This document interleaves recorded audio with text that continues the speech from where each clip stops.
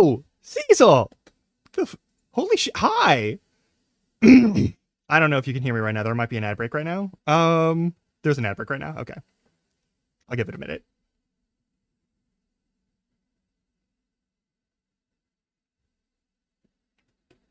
I gotta do a thing.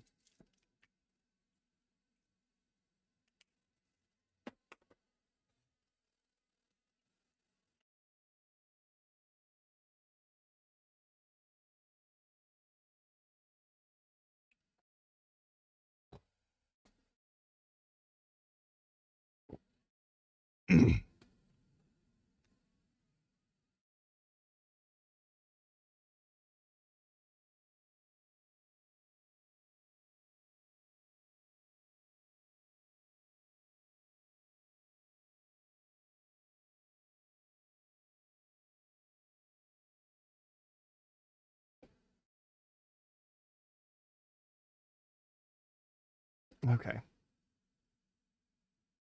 Any moment now.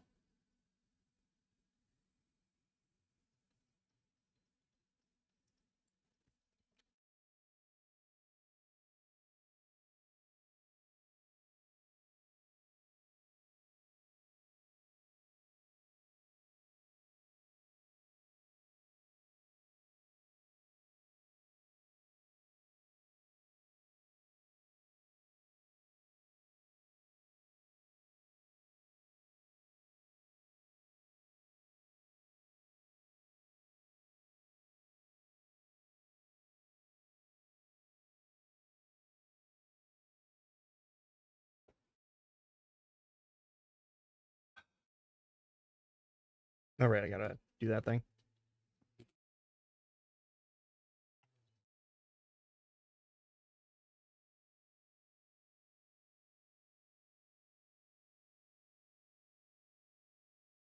All right, I think the ads are done now.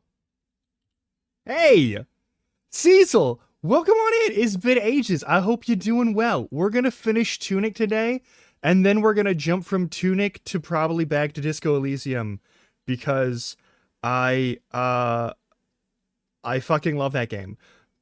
Hey, what's up? We've got shit to do. We've got so much stuff. But it's been well, don't thank me yet. I did some of the fairy hunting as a ghost in Tunic off stream because I actually had to look them up and I was like there's no way I'm figuring this out on my own. I there's just it's not happening. But hey, um also how the fuck you let me shout you out.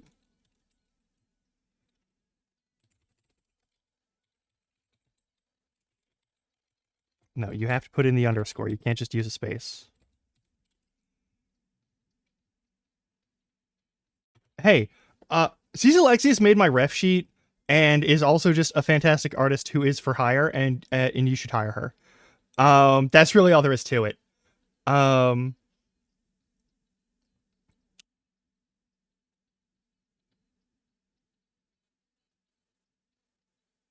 it's good. It's good. Just go do it. Go do it. Um are your commissions open? Also, it's important.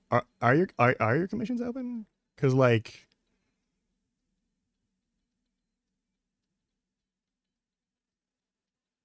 there's people who are looking. I know there's some people who are looking for stuff, and it's like you and Yuki are the reason I have like a 2D model, and like 99% of the reason I have like any art of my character, and it's great, and I really appreciate you. Oh god, it's Thursday. I feel like garbage. Which means it's very fitting that we're gonna go to Disco Elysium and play just absolutely manhandled by the cosmic forces of drugs detective. That's going to be a thing. It's going to be real weird. But we got to finish Tunic, and I did not realize how close we were to finishing Tunic. Even if I had not completed the, I think there were 4 fairies that I had to pick up. And there's some treasures to go collect. That's a thing. But like it's not going to take that long to do all of that. I also don't know if that's a required portion of this. So we're going to go deal with the finisher point, and then we're going to go and do other stuff to clean up, and then we're going to go again to do that. So that might be a thing. We'll find out. But yeah. Let's just get to it. Let's just get to it. I'm not super coherent right now because I'm not all the way awake right now. I'm just going to level with you. I didn't sleep good at all. I feel like a zombie. Let me just turn on Tunic. Everything will be better once we turn on Tunic. Adorable Adventurer Fox is good.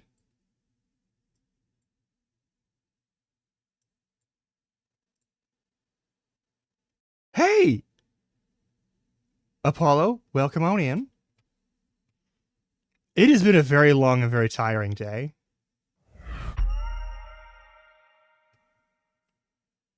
I don't think there's any situation in which I have to click the stick, so I think we're okay even if I don't push any buttons on this. So, hey. Gonna make sure that's muted, make sure that's muted. Alright, everything's good. Excuse me.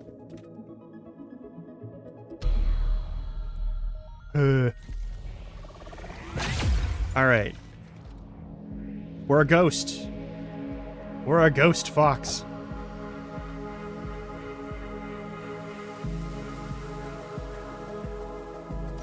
I mean...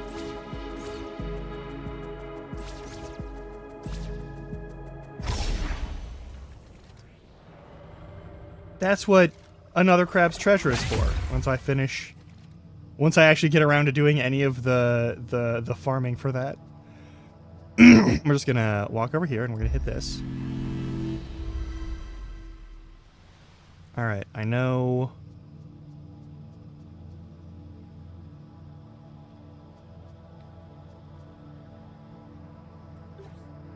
I need all of the bombs that I can get my hands on. There we go. Actually, there should be a Y button. We're going to put this on here. Yeah, that'll be good.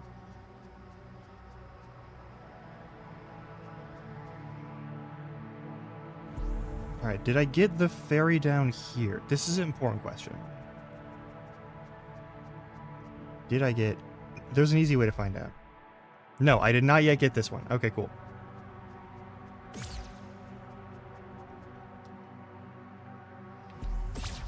Alright, let's just fucking go over here. Alright. My notes are correct. My notes are correct. Alright. Alright.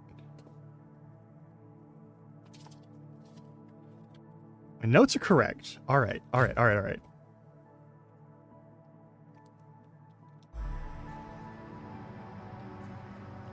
Down, right, down, left, up, down, left, up, right, right, up, left, up, right, down, left, down, right, up. My notes are not correct. Okay. Oh.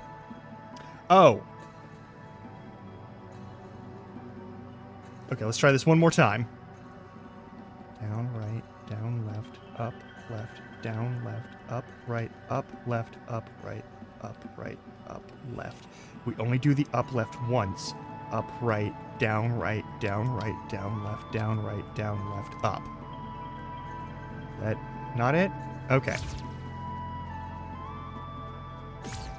Do I need to use the time slow attack again?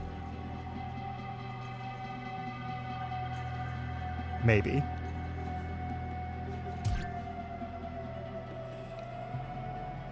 I didn't get all of that, apparently, because there's parts that I'm missing. Alright.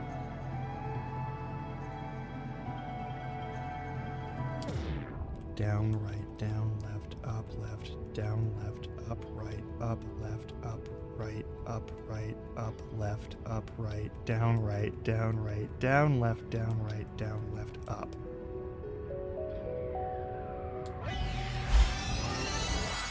There we fucking go. Okay. It's just that these are so long that it kind of, like, forgets what I've been doing, maybe? I don't know.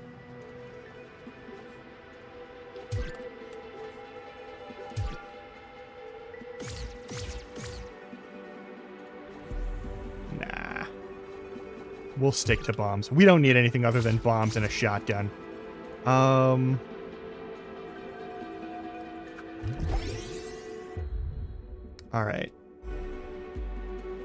Actually, let's change this to...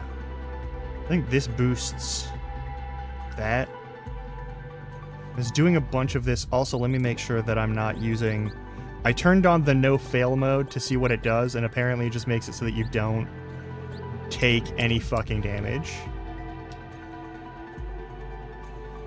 I was hoping it would help with fairy puzzles because they kept taking too long.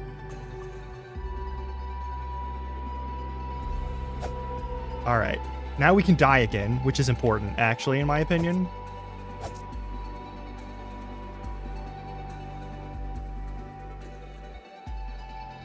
Okay, we've got one last thing to do over here. Oh, God!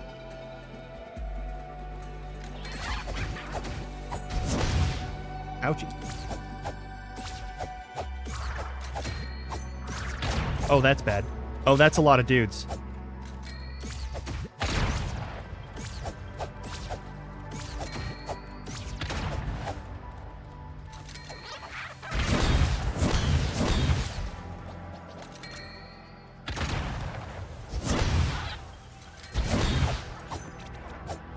He's dead.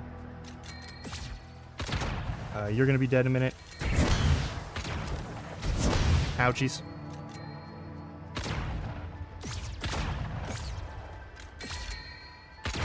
Ow.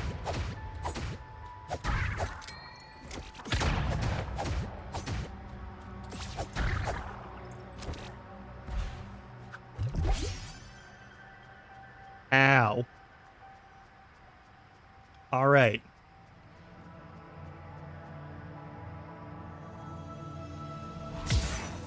We got the last boost.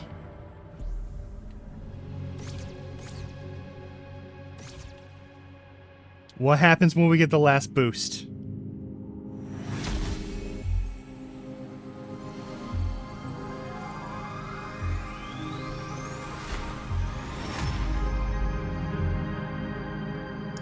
I have pages.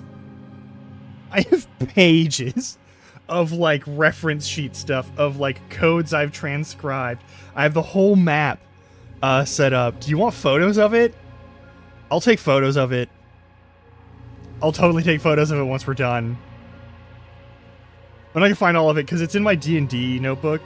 And so it's in and amongst other... Oh, a reference! Yeah, I do!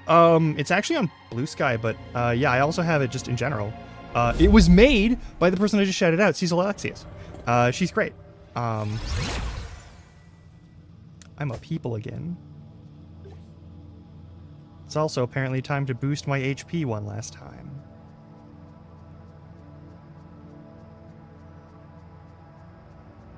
We've got our safety gas mask on. I don't think we needed any. Actually, no, we absolutely still need it. I don't know what I'm saying. There's a bunch of goopy death stuff everywhere still. There's no way that problem is fixed just because I have a body again. Yeah, see, it's still there.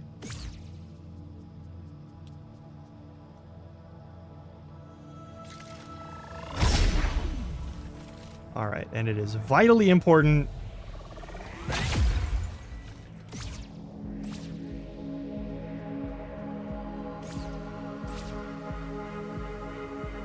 Is it...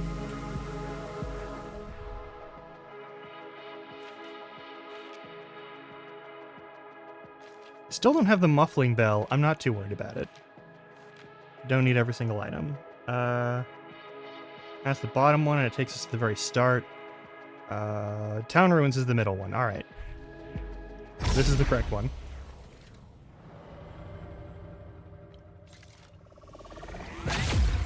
On Blue Sky, let me grab a link for that actually real quick.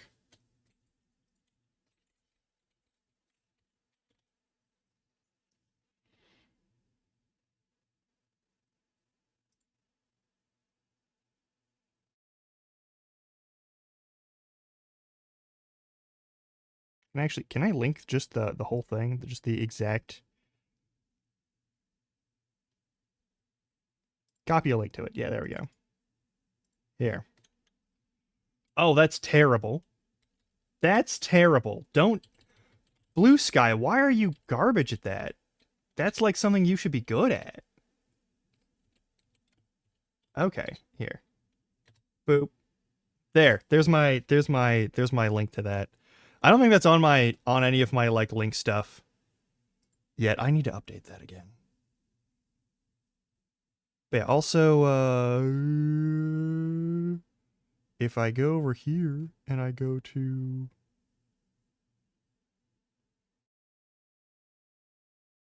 not you, not you, not you. There we go. Let's change that out to the ref sheet. Can also do this real quick. Where'd you go? Where'd you go? Where'd you go? Where'd you go? Where'd you go? Where'd you go? There it is.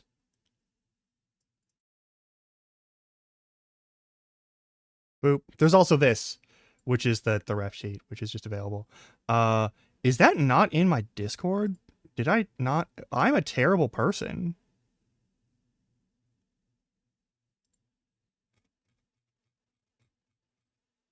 It is not. I've made terrible choices in my life, and they are especially prevalent here today. Let me just I goobed once again. Let me turn on my let me upload a file.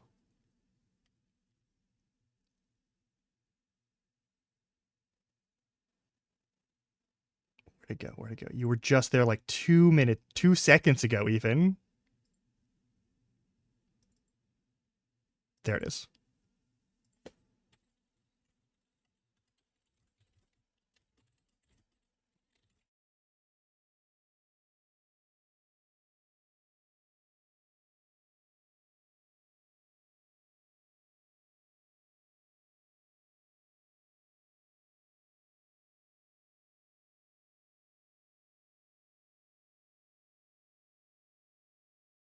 And then let me link the lady who made it. Ugh.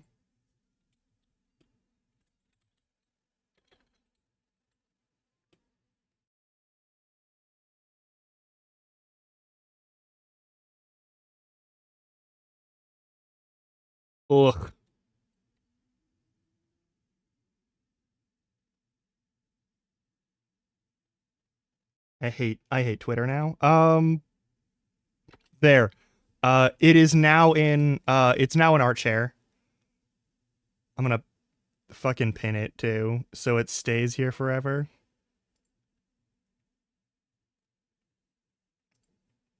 Cool. No, she's great. Anywho,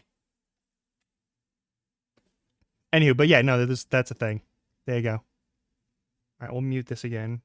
It's the writing music from Breath of the Wild and Tears of the Kingdom, which I've been playing off stream and probably won't be playing. I could play it on stream. I could do this again. Hey, DNC, welcome on in. We're finishing up Tunic. I hope you like foxes in horrible situations.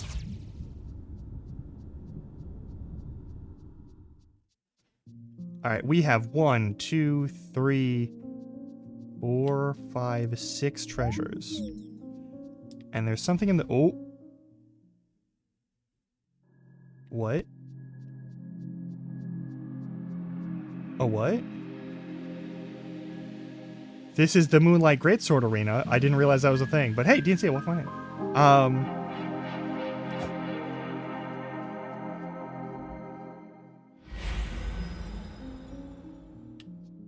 Okay.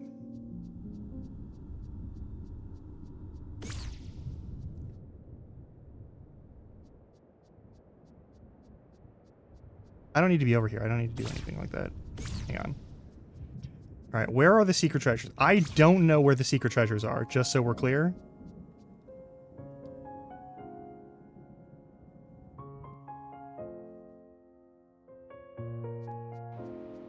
Is it morning now?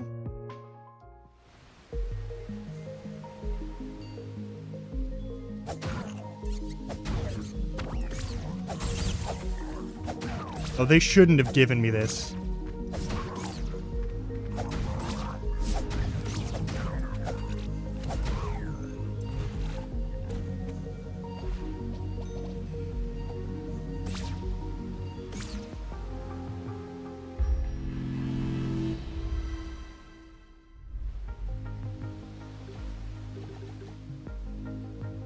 As much health as we can. We're gonna need it.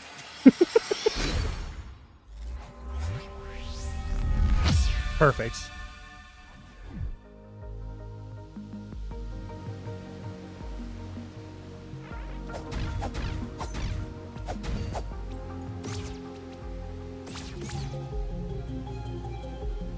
Okay, what's... Yeah, we rested, so that's why these are back.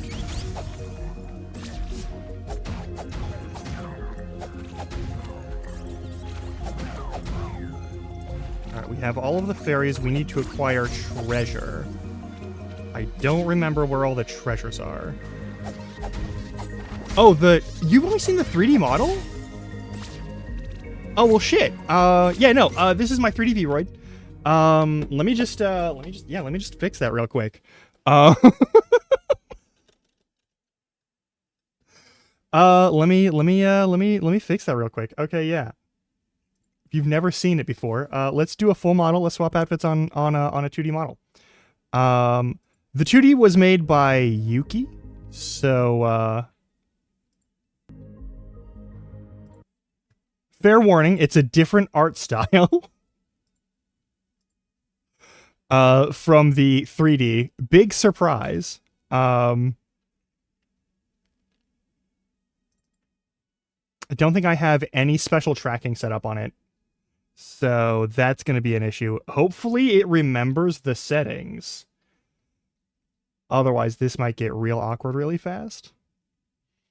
But yeah, let me just set this up real quick. Yeah. I know. Let's...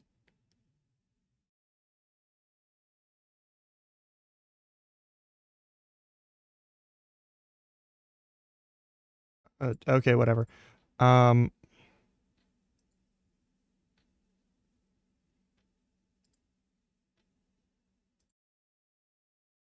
Does it remember me? I think it remembers me. Yeah, it does. Hey, do you remember the settings for the camera?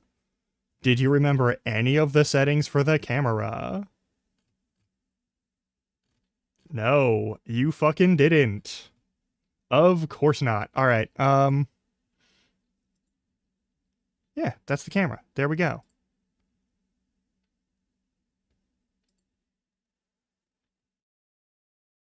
Are you not gonna... this is what okay, I'm gonna be honest. This is why I stopped using this, is that something happened with VTube Studio and I haven't had the chance to troubleshoot it yet. And it doesn't want to recognize... Oh, that's also why. Well, I have my capture card plugged in. I can't have my webcam plugged in.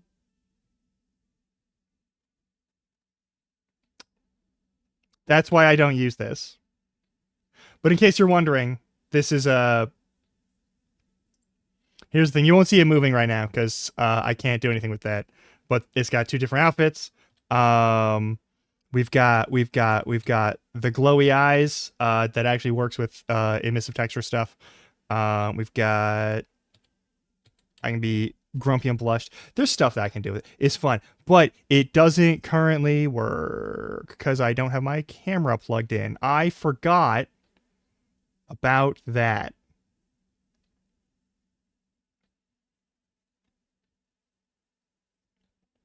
But yeah.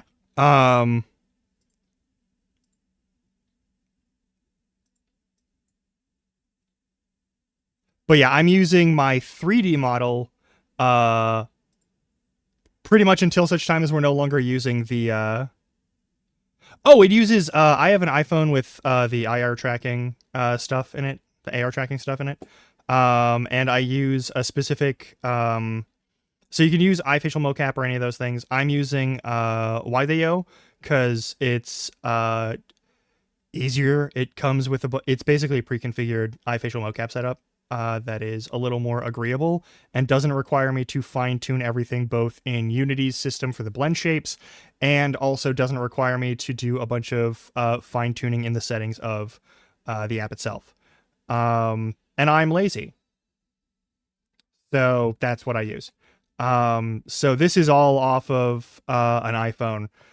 It is literally an iPhone that Spouse Larkin was using and then swapped off of because she was getting an upgrade.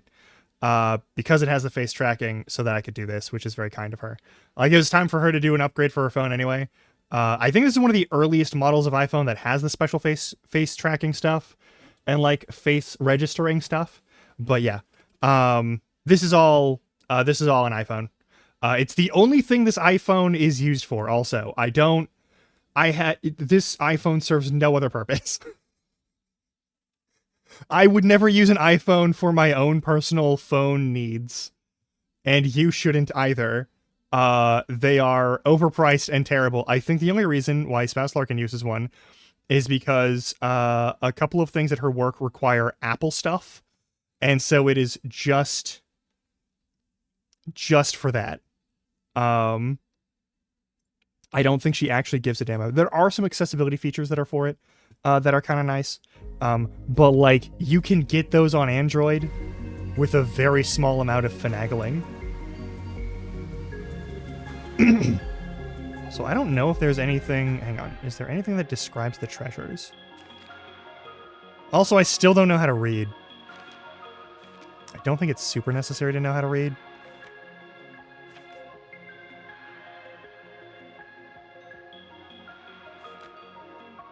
Yeah, like, you have...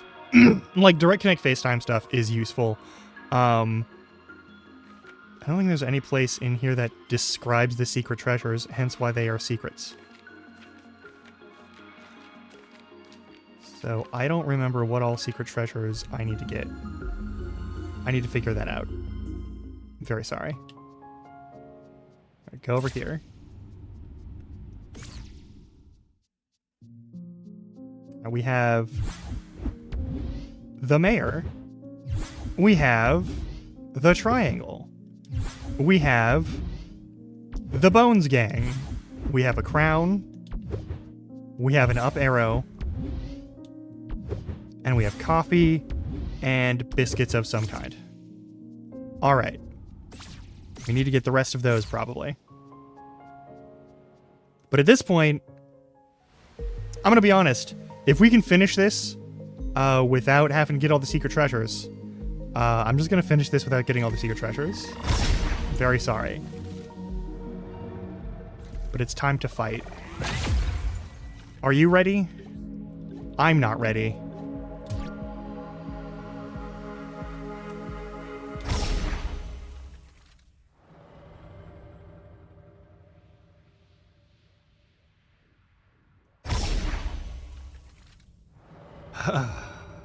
Here we go.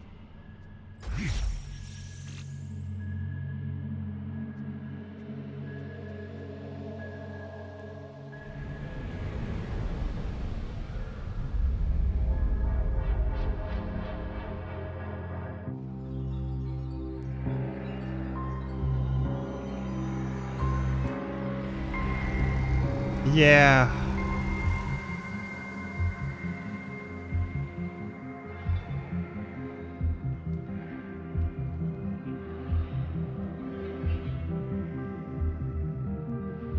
Oh, hey.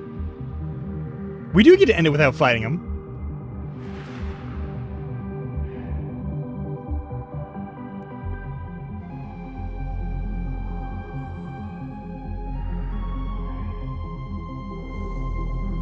Or are you gonna fight me anyway?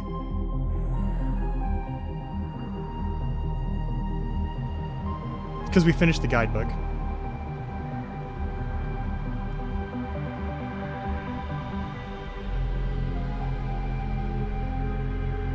Dark Moon Greatsword. Yeah. Dark Moon Greatsword.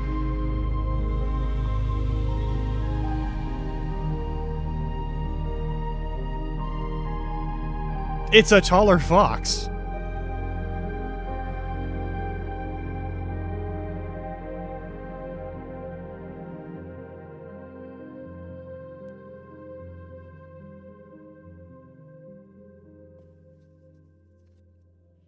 Will I ever learn to read? Probably not.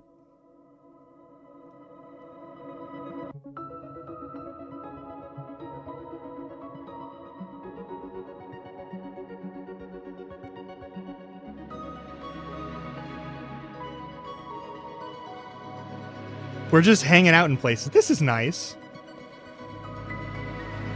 I'll just be an illiterate little fox. It's fine.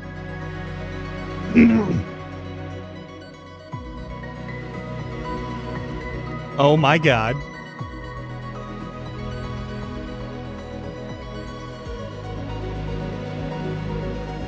This is wonderful.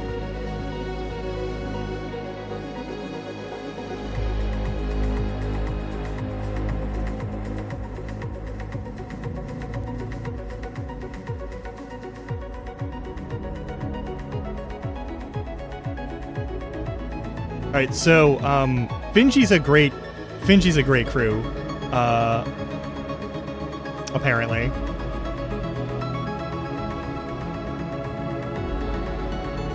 I thought we were still gonna have to fight them first.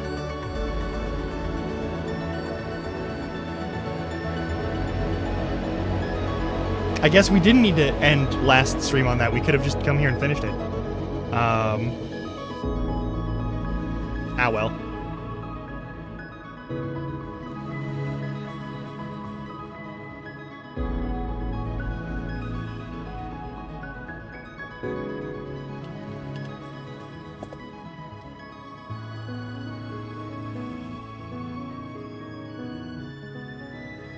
This is an adorable game with wonderful puzzles, and you should try it. I'm just gonna say that. You should give this game a solid shot. It's very fun. I had a great time with it. I had a great time the first time I played it, too. I didn't play it all the way through, though, so...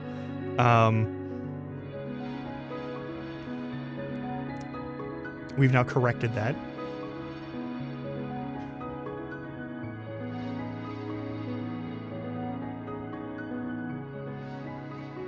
I think we can still wander around and do stuff.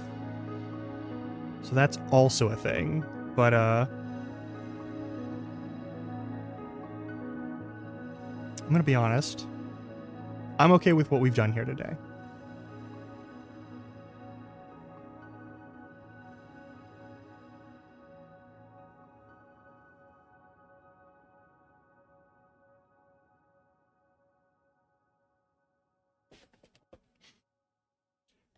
Oh, there's a... I can just make this go faster. Thank you for playing. Oh, that's kind of them. All right.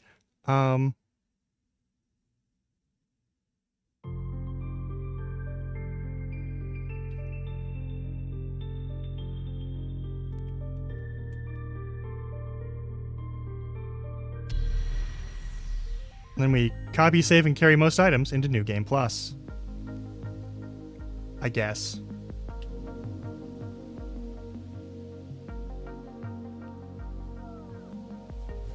We have all of our things still. That's silly. Alright. That's very silly. We have completed one game. We have completed one game today, and I feel okay with that. However, we also have another game that we need to play, and another game that we gotta do.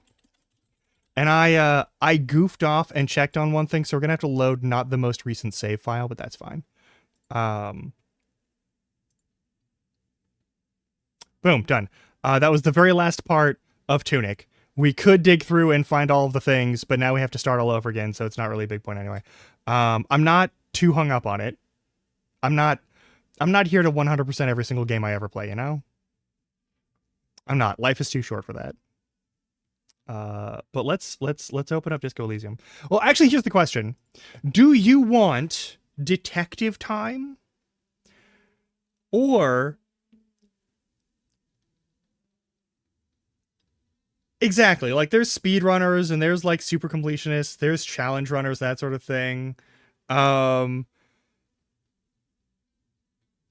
We could continue with Disco Elysium. I'm enjoying this game a lot.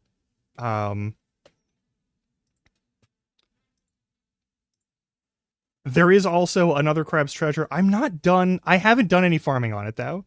So like I feel like in that game I am either underleveled or underprogressed through the game and I don't know which it is. And it's kind of bugging the shit out of me. My automatic is to continue with Disco.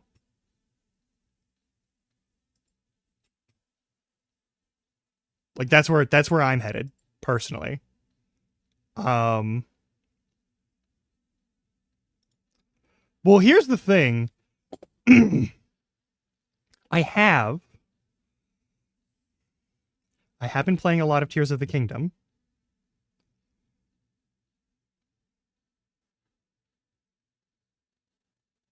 And I don't know why, but I've been trying to complete as much of Tears of the Kingdom as I can with only one with only the bird sage.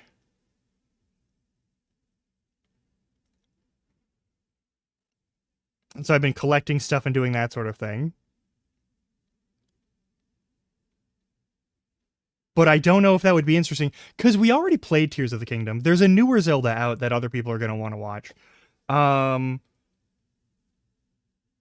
Like, it's fine, but I don't know. Fuck it. I'll do Disco. I'll play Disco. I want to get. I've never actually finished Disco Elysium. I want to actually finish Disco Elysium. Let me make sure that I get this correct though.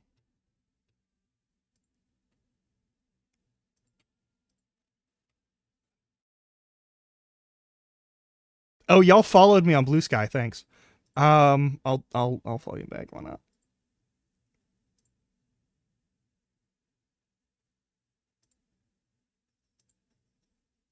All right.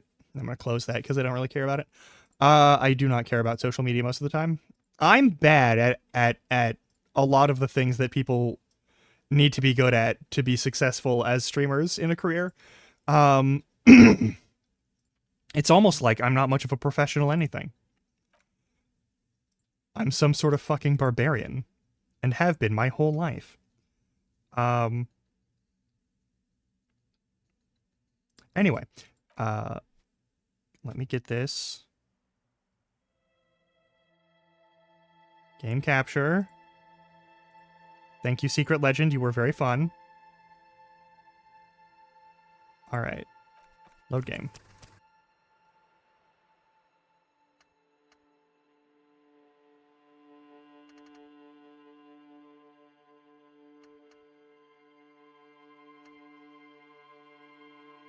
Is this it? Or is this it? Let me... It says 4:48. That's about when we left off, right? We talked to the guy. Oh, we're not going to see that. Oh, what do you got? All right. Yeah, I think this is about right. I know I had... We need to boost this because I don't want to run at normal speed.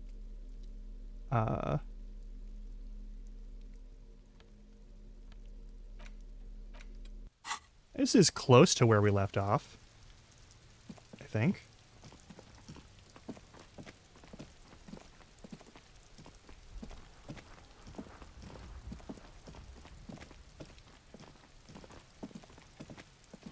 All right, what's in my journal right now? What's our Smoking on the Valley? Ask around for his apartment number. Something you want to tell you for Joyce's influential lynching. Field autopsy. We need to do that. We need to do the field autopsy. It's very important.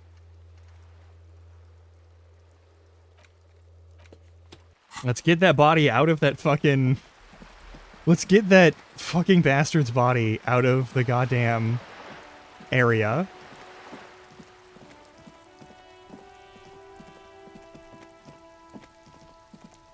Why can't I see you there? And why can I... Alright, whatever.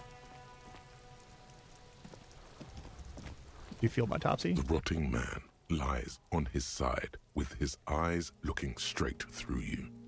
The belt is still around his neck. His body is supine and open to intrusion by autopsy. Okay. The lieutenant adjusts his glasses and takes a deep breath. Tell me something, dead Shoot, man. Looney Rooney. Which was it that killed you then, love or communism? Huh? You said love killed you, but when you fell down, you said it was communism. You're misquoting me, Rooney. I said communism killed me. Love did me in. Fair enough. Come back later, Corpo. Amuse yourself. Yeah. Come on, officer. You know what a field autopsy is. You've done 100 of them. Have another pair of gloves? Unfortunately, no. I have gardening gloves. Are They there are enough? better than nothing. Tell you what, I perform the anatomical side of things while you will take notes. I will just fill this in, right? Yeah. That's right. Cool. I'll open your ledger with The the field dead autopsy man form. stares in silence as you crack open the ledger. We're getting gross The bright right away red after being a paper cute is fox. covered in boxes and I'm lists very sorry. describing the condition of his skin and organs in 3 parts. We went right into really gross stuff immediately. Above those, an 11-field info form needs filling out first. It begins with Assistant. That's you. Yep. the corpse lies there, indifferent. We're being to we're trickery getting in and some media. guts today. The next box I says, don't mean that in a sexy way. Coroner's case number. KK57-0803.0815. All right. Next, Name. NA. Next, NA. Yep. Roughly 50. An older fellow. Dry 40. The damage is so extensive, it's better to err on the young side. I'm gonna write roughly 42. He nods. Mondial. All right. The pudgy mess of curdled meat is neither mondial nor anything other. Yeah, that's fair. Sex. Fucky! Yeah. Male. Pigs can have sex?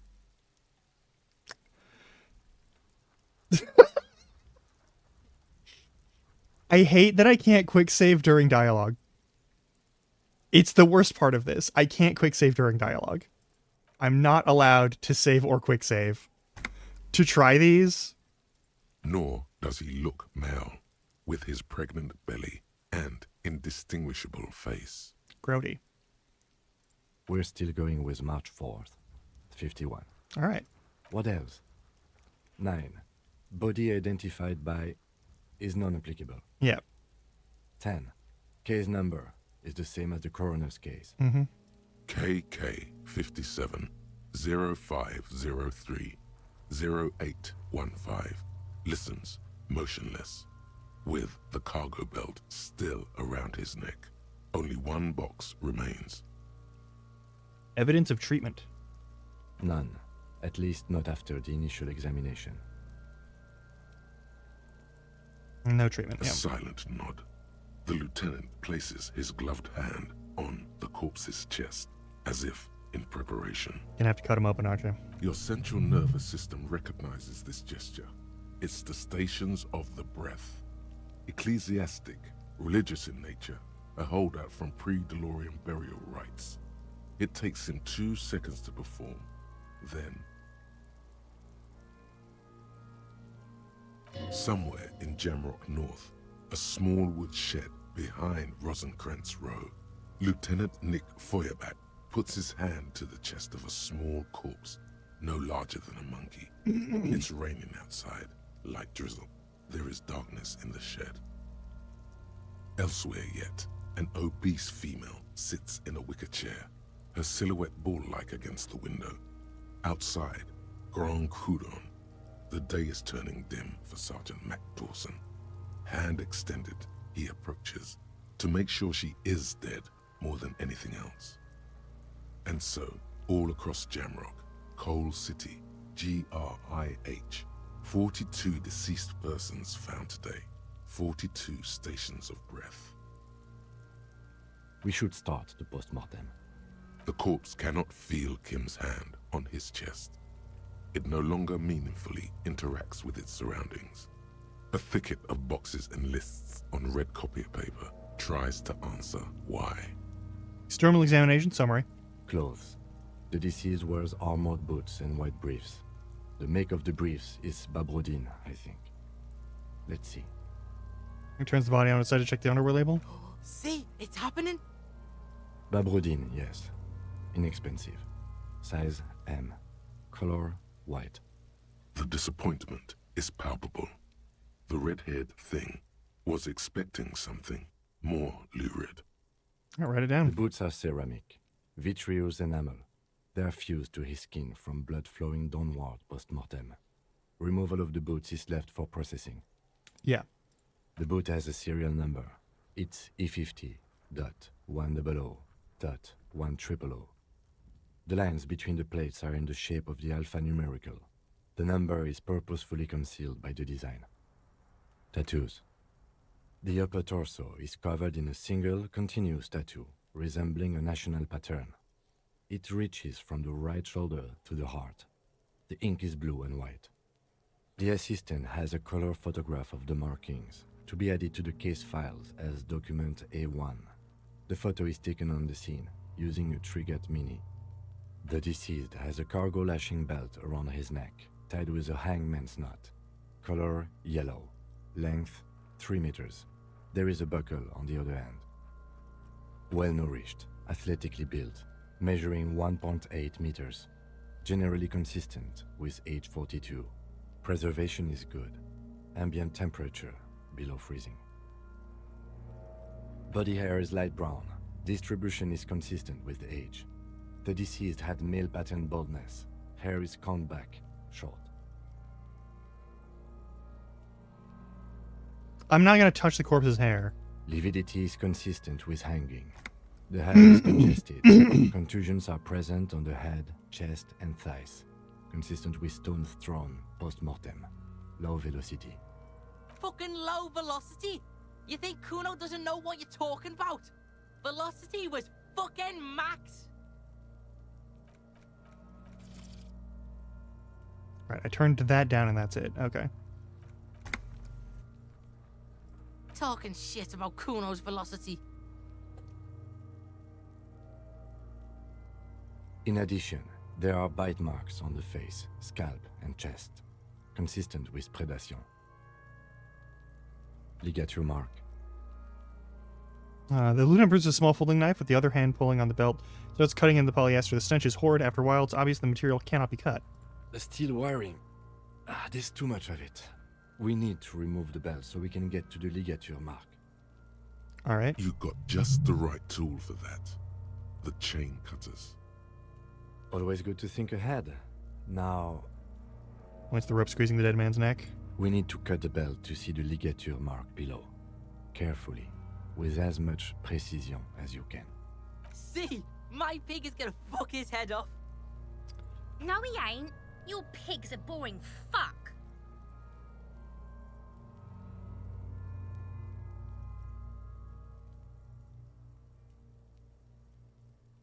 The belt is equally tight around the whole circumference of his neck, swelling over the edges like white bread rising from the east. The knot is the weak spot. The chain cutters fit in there, steady now, like a flower arranger. 2 cuts and it should come loose. All right. Are we going to fail this very easy check? After No. some deliberation, you sink the cutters into the knot tying the belt together. You squeeze the rubber handles together, sweat forming on your brow. Snap! The knot is slashed. Another cut and the belt falls apart like a flower bouquet, revealing the dead man's neck and the dark red ligature mark around it. The rope rises to a point, leaving a gap in the ligature mark. The suspension point is in the back of the neck. Lieutenant is kneeled closer, running his finger along the dark red groove until there's a gap. As it ought to. This is Hemorrhaging is observed is on the gentle skin, pulling up, yeah. above and below the ligature mark. The mark is well pronounced, consistent with a drop from Finger 1 twitched, I'm or sorry. 1.5 meters.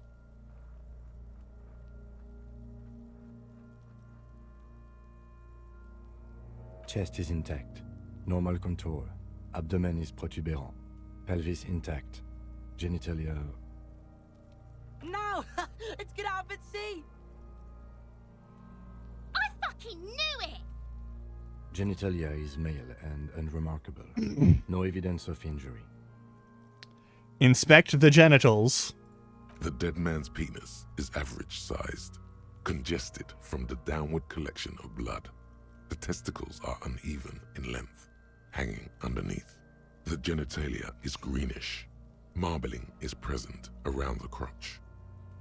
Back is symmetrical and intact. Upper and lower extremities are intact, but asymmetrical. There are combat injuries on the right hand, thigh, and hip. In addition, I see smaller, residual scars, too numerous to count, covering about 30%. Shrapnel, of his probably.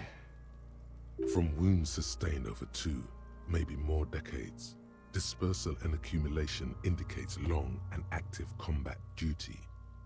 Scarring is way more than a law officials. Mm-hmm. We have a real museum here. Of battles, wars. Write it down. Last item. Hands. He takes the man's right hand into his, inspects it, then moves on to the other hand. The lieutenant Hands work. are clean. No sign of a recent struggle. Are we expecting any? I was. Maybe I'm just not seeing them.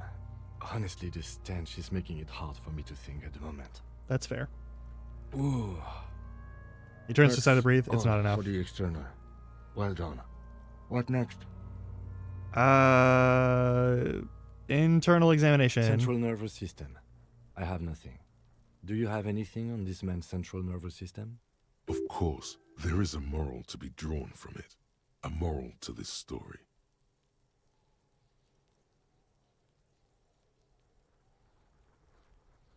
Yeah, let's be What weird. would that be? The dead man looks, too, with barely contained excitement to hear the moral of his story. The brain is very vulnerable to compromises in its blood I supply. think that may well be the moral of every story, officer. Yeah, alright, NA. Good. Musculoskeletal. Purge fluid is coming from the mouth. Not It is almost a Friday. Friday. Eyes and tongue protuberant. Hyoid bone. Let's see. With his eyes almost closed, the lieutenant puts his hand on the dead man's throat and begins to massage it gently. A rotting Oh. smell erupts from the mouth. Purge Oh. fluid runs down his lips, black and viscous. Okay, let's talk about some real quick. So I worked in an old folks. I don't work in an old folks home now. I worked in an old folks home, and I had to see a few dead people. And I also grew up with a whole bunch of old folks in my family who were dying over time because they were old. And that's what happens when you're old is you get sick and you die. So I've seen a lot of dead folks, but I've never seen like a rotting corpse. Right? I've seen dead people, never seen a rotting corpse. Don't want to see a rotting corpse. Don't want to smell a rotting, not a rotting human corpse. I've seen rotting like animals on the sides of trails and like on roads and that sort of thing, but I've never seen like a rotting human corpse.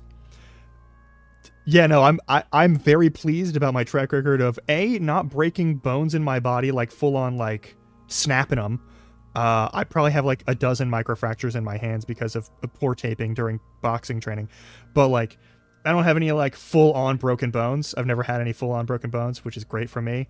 But never had to deal with that, never had to kill nobody, and never had to find nobody who was dead. Also, never had to see anyone get killed in person. The early corners of the internet were pretty fucked up, but like, I've never had to see it in person, you know? Real pleased about all those things, right? This is very vivid. You hear cracks as the lieutenant moves his sharp fingers inside the flesh, like the creaking of an old house at night.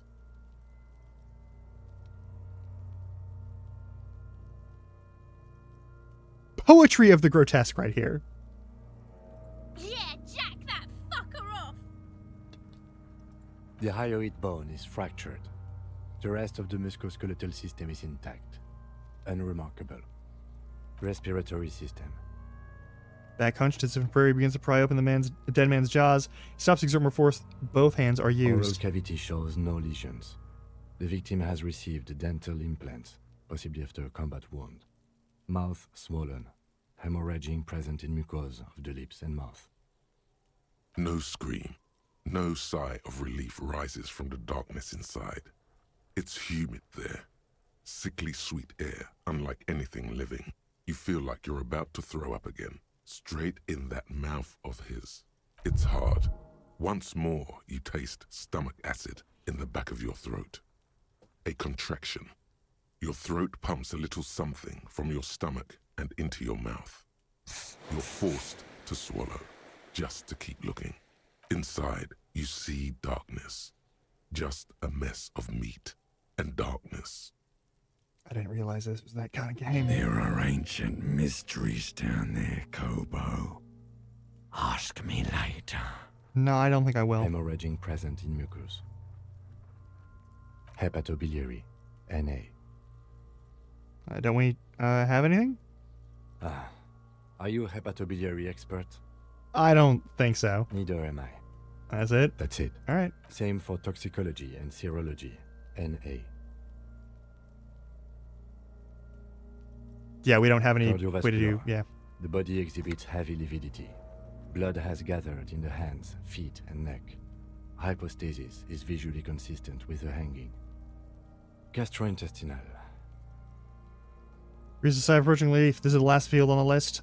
He looks around to the ground of the pool of feces there. Digested semi-solid food in stomach. Voila. He touches the corpse's bloated lower abdomen briefly. Write it down. Omit the voila. What's next on the list?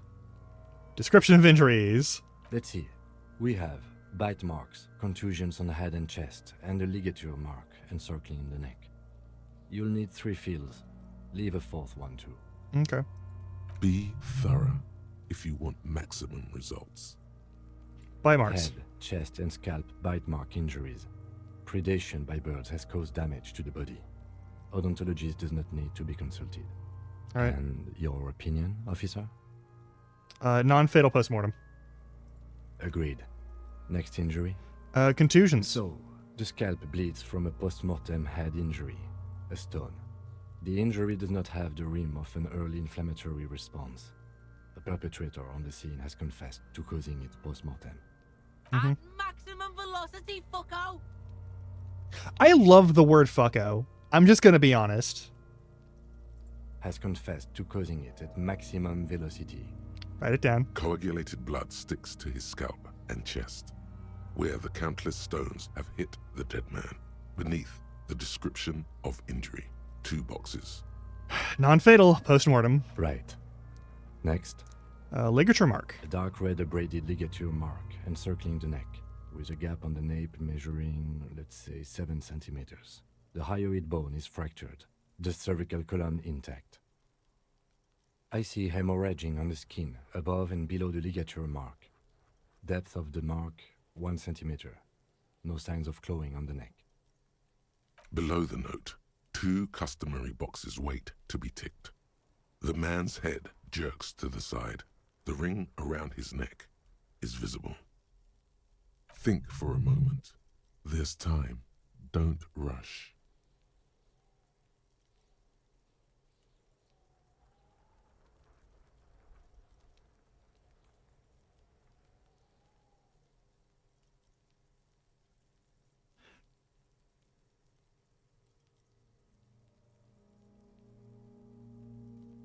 His hands weren't necessarily tied.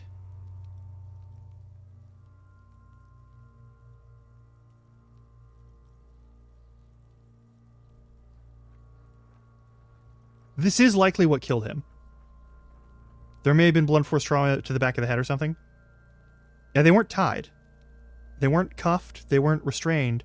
But he wasn't reaching up to try and stop this. And the people who decided to hang this man did not bother tying his hands. Here's my problem. I don't think this man was hanged to death. I think this man was dead, and they strung him up as a fucking, like, thing.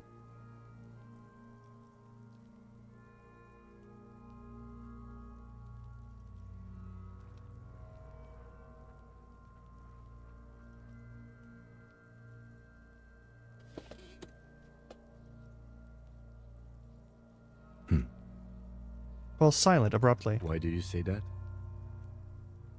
I'm serious. I don't think this was the injury that killed him. Okay. Why don't you think it was fatal? Why weren't his hands tied? Honestly, I'm not sure there weren't marks on his wrist. That part got blurry for me. The stench. But you're right, I was ready to call this. Now I think we should leave it empty, at least for the time being. Let's wrap this up. I pronounce this field autopsy over. Alright, first, how did it go? It was an irregular field autopsy. We did not establish cause of death, which is supposed to be the goal of an autopsy. But, personally, I do not see this as a parameter for success. What else? We were thorough with the list of injuries, too. We described them all in detail. What is there to say? Given the circumstances, it was a professional field autopsy. Alright. Oh yeah, well done, Master Detective. Maybe a drink is in order? Fuck off, electrochemistry. I need a copy of that autopsy form. Then I will drive him to Faubourg Okay. for processing. Look at the dead man one more time, then the silver red paper in his hand, then at the corpse again. You tilt your head, also looking at the corpse. I'm sure we didn't get everything. There's always something.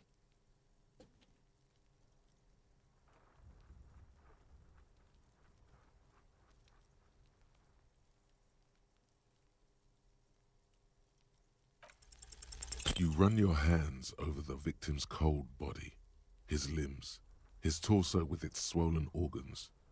Maybe you should be more thorough. His fingernails have turned dark. They're chipped and quite long. There is dirt under them. That's all. Do you think we missed something? You can't shake the feeling that there are more secrets concealed in the flesh before you. That's something we're not Okay, seeing. well, we are in livor mortis here. He is disintegrating. We need to refrigerate the body if we want to conduct another examination, and we need to do it fast. It would have to be industrial in size. Let's start by asking Gart. Fuck are you looking at, Beano man? You want a piece of the Kuno? Wanna get fucked?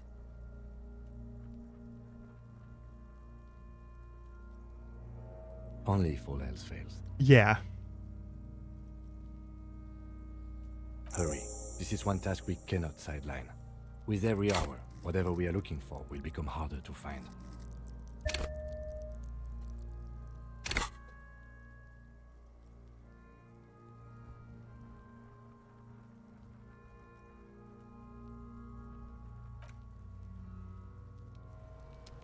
Okay.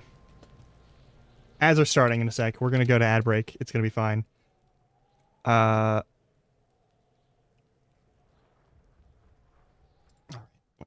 I'll see you in a sec. Stretch your legs, get some water, do what you gotta do.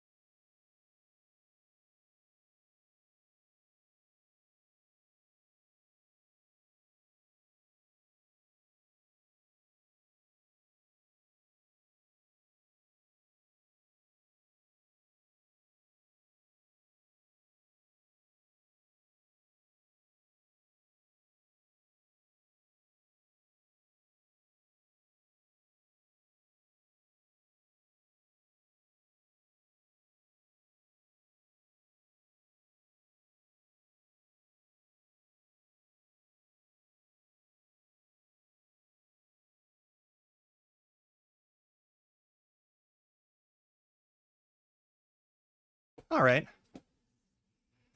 All right. All right.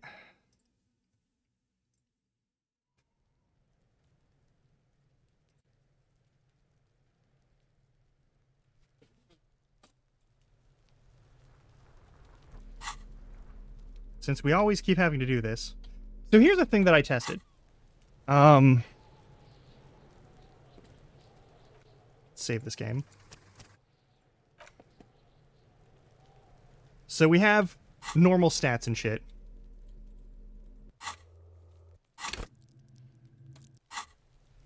And that's all well and good. But I am failing pretty much anything that has less than a perfect 50-50. I'm very concerned about Chubbs' cat. Right there. Is that little guy okay up there?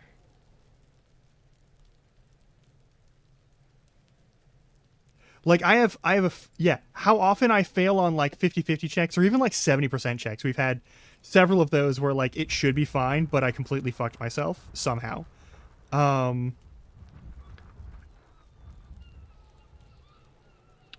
So one thing I did is I made a separate save where I hot-rodded my stats and shit, to try and do as much of this shit as possible. And so there is that file, and if it gets to the point where we just keep failing no matter The man what... is decomposing visibly now. The lieutenant adjusts his glasses. If you think so, officer. No. Load. Just auto-clicked a thing for some fucking thing. The man is the lieutenant adjusts his glasses and takes a deep breath. 2. Your arms reach out and your eyes close, as if by their own volition. It's dark all around. You feel cold, There we slippery go. flesh, first with your fingertips, then under the palm of your hand. Like, our track record with 50-50s is, I think, 1 success and 6 failures. My count might be off on that. For, like, anything that's under 70% of a success rate. What is this?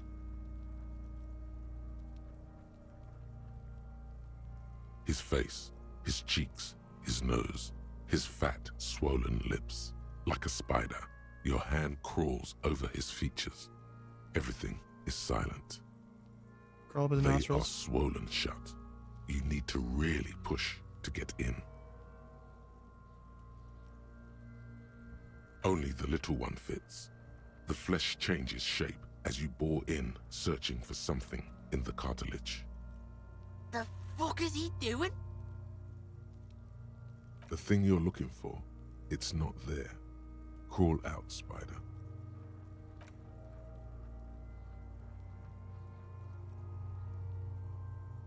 The oral cavity is cold and moist. A ball-like tongue attaches itself to the base of the mouth, lolling around like a scallop. You're on the right track. The tongue moves freely in the cavity. The mucus of the mouth is slippery, delicate to touch. From the soft meat, teeth are budding. Hard pearls of bone in the gums and in the back of the mouth. Can you feel it? You're so close. Rip his jaws open now. Look in. A vision of black and dark red death, pried open by your naked hands and studded with teeth. Looks like he's laughing. Death fumes rising from the throat, and there, in the back of his mouth, above the bell of the uvula, right in the soft palate, you see a hole, barely visible to the human eye. It is swollen shut, almost vanished. No larger than 0.4 centimeters in radius, the edges appear darkened. An abrasion collar. This is what we're after. Abrasion collar. The pen in his hand, his notebook is open at the copy paper. Kuno is silent. Touch A it. black trickle of liquid runs into his throat from the wound. Your index fits right in there. A tight tunnel of flesh opens up. Tissue damage. Wide enough for 2 fingers. As you push both in, You reach through his mouth, right into his brainstem. The fuck is happening? Ah, shit, see? Yes, that's what this part is called. You've seen the drawings. You've studied them. The basal ganglia feels clumpy. What entered here has torn apart his reptilian complex. This man will never sleep again, never wake. Your fingers slide into the remains of his limbic system. There is no resistance. It's gelatinous. The slug-like structures are damaged too. The tearing extends deep into both hemispheres. Cavity cut right between the The hemispheres. lieutenant answers with a sound. Fucking cavity, see? Your fingers are all the way in now, reaching toward the inside of his skull. The cavity goes further, but the entry wound isn't wide enough for the rest of your hand to follow. We're not gonna weaken to Bernie's. This guy, he's been rotting for a while. All the muscles in your body harden. Time to enter him. Please say that differently, physical instrument. Hey, physical instrument. Please phrase that a different way. Your fingers reach toward his skull. His cerebral cortex feels like jelly. Cold jelly. Strange fluid streams down your wrist as you push deep Oh god, this is until you feel fucked. it on the tip. Oh. Sharp, serrated material. The edges cut right into your skin. Can you get to it? There's a tiny crack, a protrusion in the cranium, right in the back of his head. Your finger must be pointing straight at it, from the inside. The object that is in there stops just short of the skull, in the encephalus, knocking this tiny fracture into the cranium. We have the makings of a very small exit wound here. Forget about the fucking exit wound, Beano. The pig is wearing him like a fuck puppet.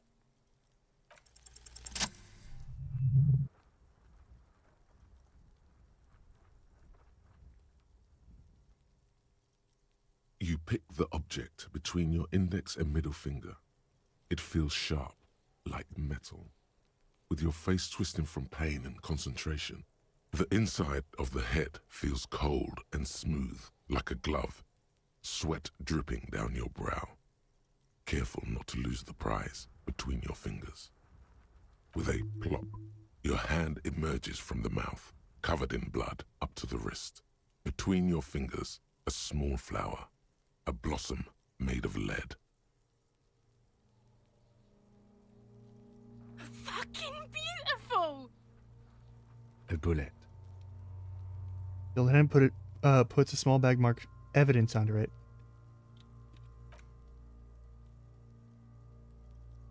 The bullet falls in the bag, leaving a smattering of blood on the plastic. He raises the bag under his eyes and says, A non-calibre. Rifle. Some kind of brittle alloy. Fractured on impact. I don't want to say the second one. Really don't want to say the first one.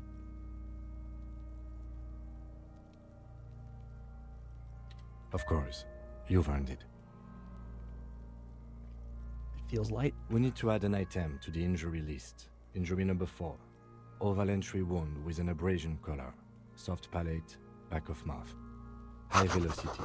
Temporary cavity in brain tissue. Small exit wound on the occiput. How does that sound? Sounds about right. Opinion, fatal injury. Agreed. And one last thing. We can now fill in injury number 3. Ligament mark. Opinion, non-fatal. Post-mortem. Treatment. he's proposing the bullet was the real cause of death, and the hanging an attempt to conceal this fact. Treatment, officer, is an attempt to manipulate the body after death, to hide Yeah. this injury here. Yes, and the belt around his neck, the hanging, even dragging him to the yard. All of it was done after this man was already dead.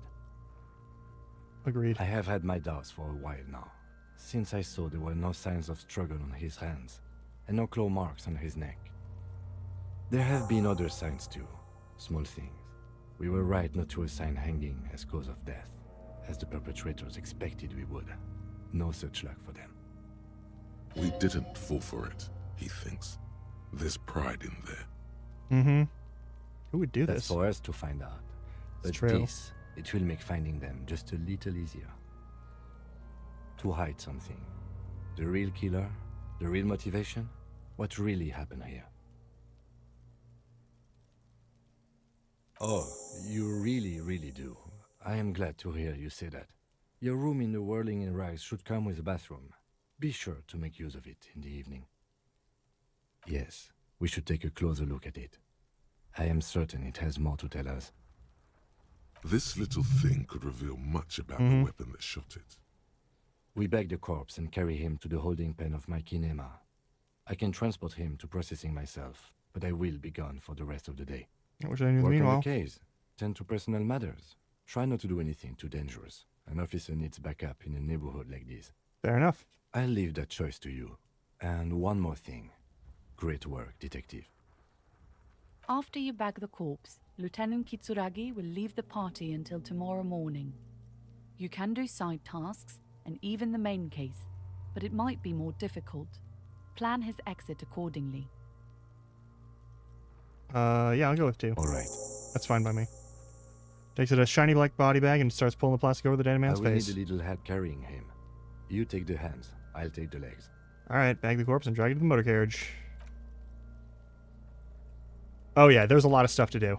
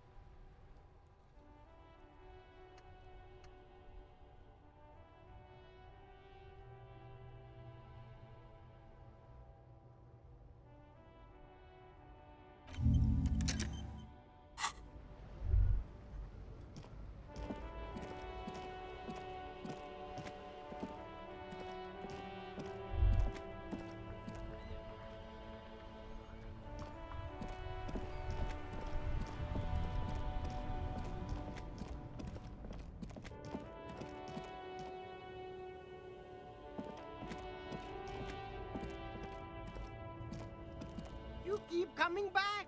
That's good, officer. Keep browsing those clothes. Keep saving that economy. No. No, I don't want those itchy pants. The itchy pants look terrible.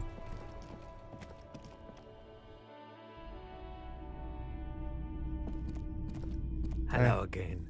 How can I help you? Feeling warm and enthralled by the movement of light, while the mind continues to race forward.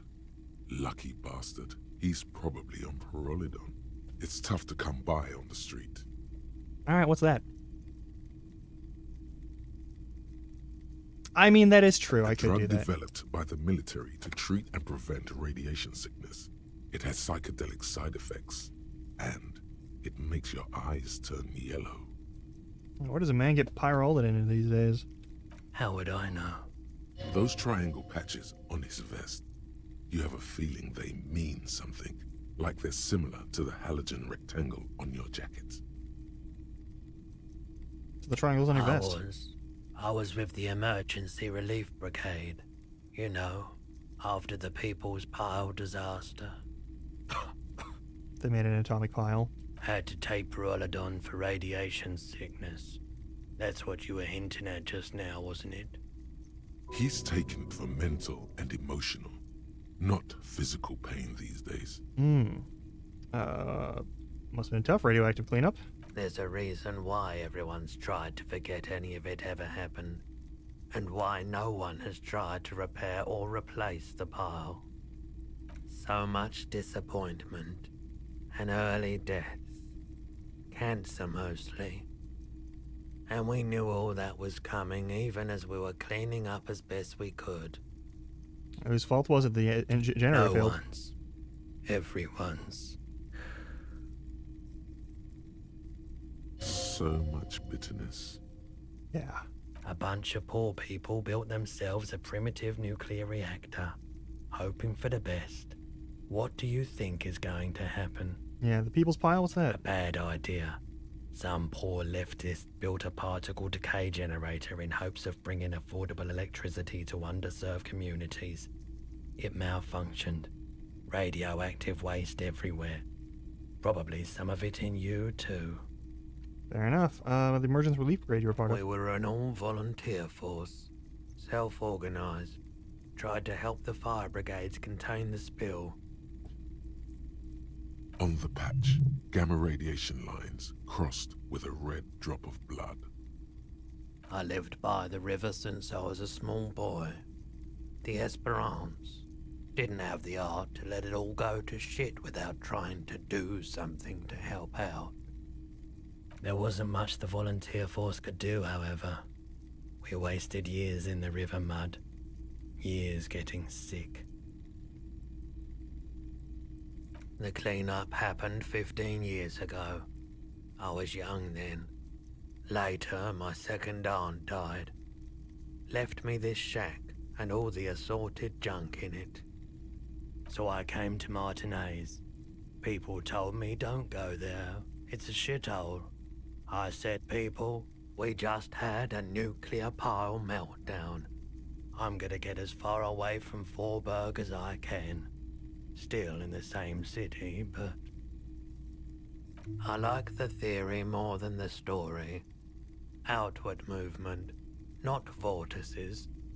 Yeah, you gotta get in on those vortices, my man. You know anything about the traffic minutes on the list? Sure, let me have a look. Fasting a photo of a corpse here. Oh, no. I don't like those kinds of objects. No sale. That's not what I'm... No, do you know what the tattoos mean? Photic paths, counter-radiance networks, anti-magnetism. It's darkness. That's all I know. Sell me something lighter. Alright, fair enough. Another time, perhaps. Do you know anything about the traffic? Yeah, that was number 3, not number 2. Traffic? I'm sorry, officer, but I don't drive. Did you hear when the traffic minutes drove over your roof? Now that I think about it, I do remember hearing a thunderous noise the other night. Some kind of powerful electric vortex hitting the shop, and then moving on. Does that mean you don't have any idea who the driver was? He shakes his head, slowly. I want to ask about my missing gun again. Sure thing. Was the buyer a policeman too? She didn't seem like a policeman, although she kept referring to herself as a pig, which was odd. I found her interest in the gun a bit obsessive, That's fair enough. but I was just happy to get rid of it, and of her. Truth be told, she was terrifying. What do you blame suspicion on me? You gotta help me find her, man. I wish I could help with that, officer, but I don't know where she was from or where she was going. Fair enough. So you have no idea where I can find this buyer?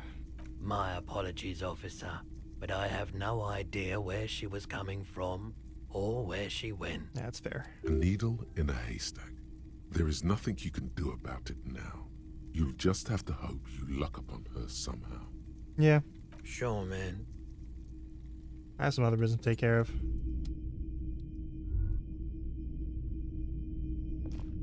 You see rows of toy soldiers guarding the rest of the trinkets displayed on the table. Some on horseback, others in rags, others yet in bright blue uniforms. All are stern and unyielding in their duty. Alright, check the knights. Big men on big horses, clad in lamella armor and carrying flintlocks, the kind that would mow down a line of enemy soldiers in the blink of an eye. What are these? A classic set. The figurines represent the 5th century Franco-Nigerian cavalry. And the blue They're uniforms? not all blue. These figurines also wear gold coats and caps, complemented by orange trousers. They are variously posed. wielding swords and rifles with bayonets. This looks Renee, the only guy who's playing Patak. That they do. The uniforms are precisely the same. Some even have the same shaped medals pinned to their chests. Well, what exactly are these? Which ones? Ah, royalist soldiers from the time of the Revolution. The uniforms are painted a bit too brightly, I suppose. It's neither here nor there. This set of soldiers isn't meant to look impressive. A few have rifles, but most of them carry pistols. Some even shovels and tall sticks. These even soldiers? You're probably talking about the revolutionaries, yes? Yes, they are soldiers, revolutionary soldiers. I think their poverty has been exaggerated for effect.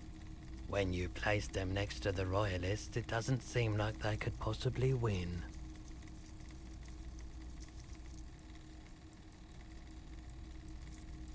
Maybe.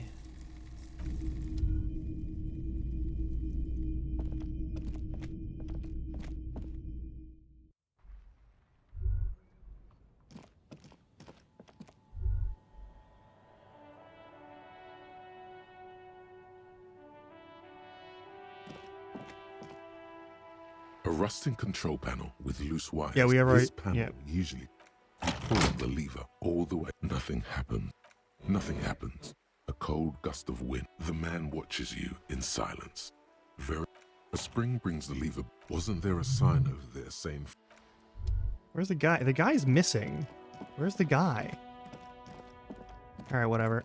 What is that? Hang on. Now, I'll fuck with that once Kim's back. Is there any, like, really vital stuff for me to do here? He did go walkies with his sausage. There's something down there.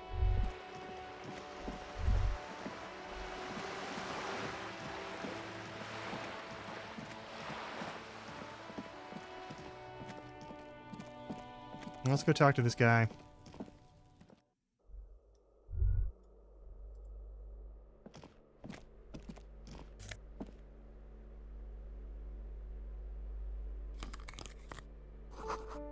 Cleaning chemicals smells of laundry detergent. Alright, that's fine.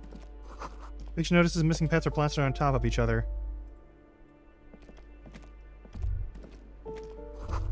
Old shoe rack, boots, sneakers, and old slippers. These shoes come in 3 different sizes.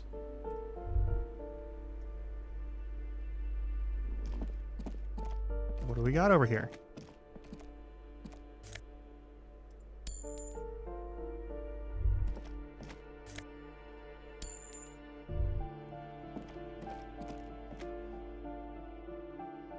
I don't know. Alright, so let's just go through and check. Guess that's what we're doing. Hang on, there was something else over here. I see that. This goes to the balcony. This goes back outside. We're gonna fuck with doors here first. Just like a public bath.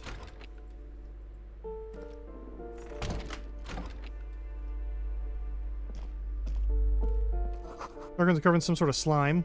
That'll happen. Moss crawls on the bathroom tiles. Actual moss. Cometer red and some magnesium. Take that. We are not drinking that alcohol anytime soon. This man needs to clean his shit up. 5-pointed star on the wall.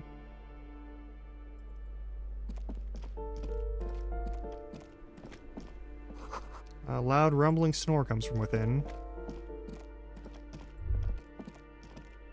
This door has been closed with a padlock. A chalk-drawn number on the board says number 11. Same It's with a the padlock. solid lump of metal, but the shackle is deeply corroded. A solid pair of chain cutters would make short work of it. Done. Better whip out those cutters. You won't get very far otherwise. No reply. The shackle snaps like a twig, and the lock falls to the floor with a little thud. It should be possible to enter now.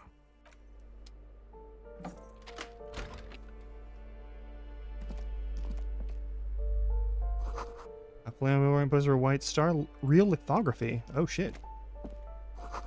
So illusionaries posing with guns. You have critical theory on monstrosity of capital and such. Nice.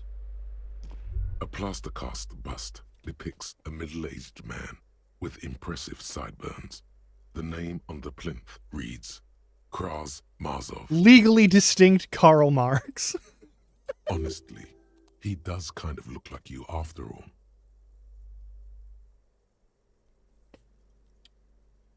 A warm feeling fills you as you look into Marzov's marble eyes. The hallway behind the door is empty. No one else heard your courageous salute. A poor communard, from the looks of it. The room is barely bigger than a closet. The bust doesn't reply.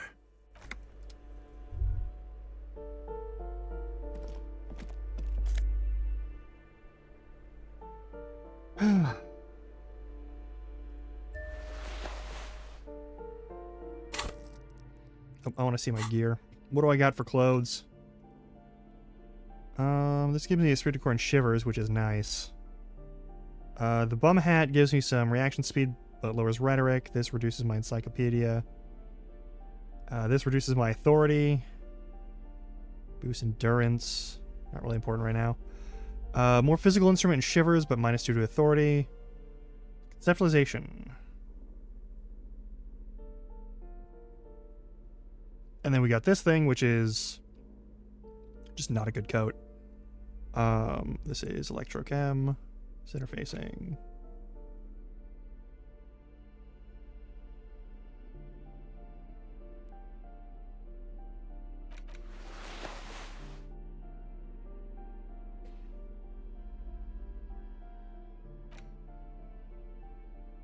I do not want to consume this. Like at all.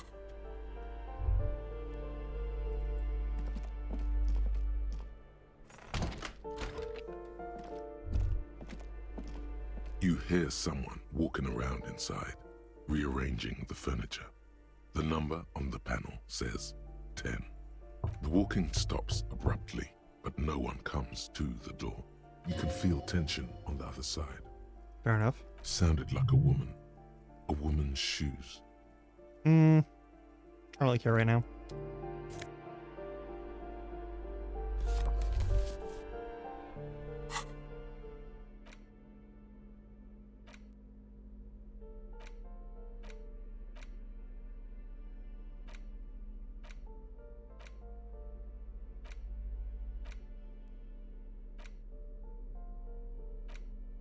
The bullet is safely sealed away in a plastic bag bearing the RCM stamp. Kim has filled out the label on the bag with the item number, case number, and date and location the bullet was found. Beside his orderly handwriting, the bullet looks especially sad, like a tiny, shriveled head of cauliflower. The squished little thing has no idea. I know. You should find the gun that shot this bullet. That sounds like something a police detective would do. First, you should learn all you can about this little guy. Then find the gun that shot it and the person that gun belongs to. He used it to kill your victim, Nito. That voice saying Nito is great, actually. The squashed bullet Oh my has some God. sharp edges where the jacket has split open. It feels cold, even through the bag. The jacket of the bullet is made of a yellowish metal. It has blossomed out to reveal a dark grey core. You can just about make out a few striations near the base of the bullet. Little hairlines, linear. It feels standard. In the core? It's quite destroyed. Some of the fragments are still lodged in the wound. Yeah, that's fair. What's interesting about the bullet thus far? It's a jacketed bullet close to 5 millimeters in diameter. A jacketed bullet, which would have been shot from a military-grade breech-loading rifle, not from a muzzle loader like those typically found on the streets of Martinez. Very interesting. You have an unusual military-grade bullet in your hand. Now all you need is to find a gun that could fire it.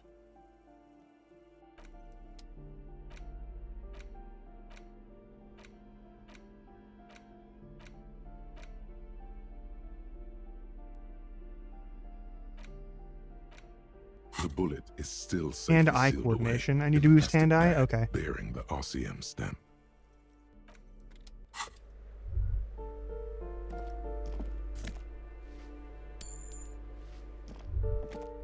Hello, old lady. Give me a moment. Elderly woman is leaning on her broom, her knuckles white as bone. She seems to be having difficulty The breathing. cold never does any good for my bronchitis. Are you alright? Should I call a doctor? I'm fine. Fine. Don't you worry about me. Now, what do you want from me, policeman? She's the cleaning lady. She knows the floor plan and the residence. I'm looking for Martin Martinez. Now, who are you? I'm no one. Just an old woman who cleans these hallways. Do you live here? If you can call it living. I have a little room upstairs right next to the coal room. Oh, nice. It's barely bigger than a closet. But I don't complain, no. I have my bed and my aching bones to keep me company. And that's all I need from this world.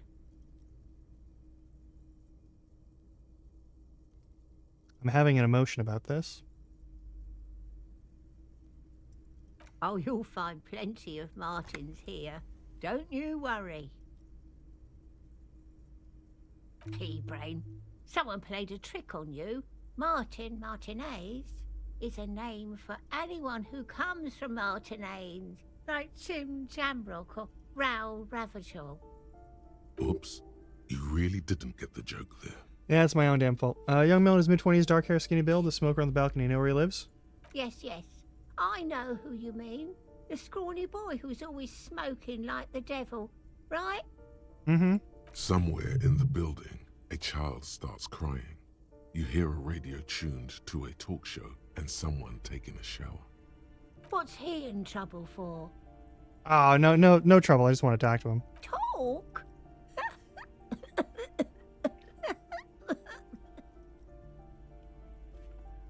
He lives upstairs in room 28. Go to the balcony. It's one of those doors there. He's usually home in the evening. Oh, thanks. I'm off.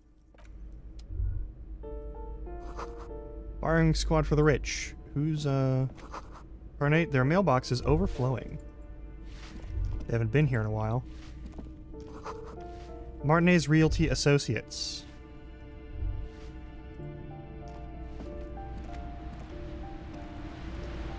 Someone has torn down the wall.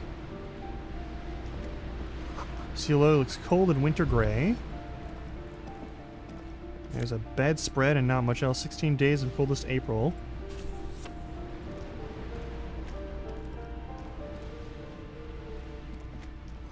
Old grocery list on the table and checks.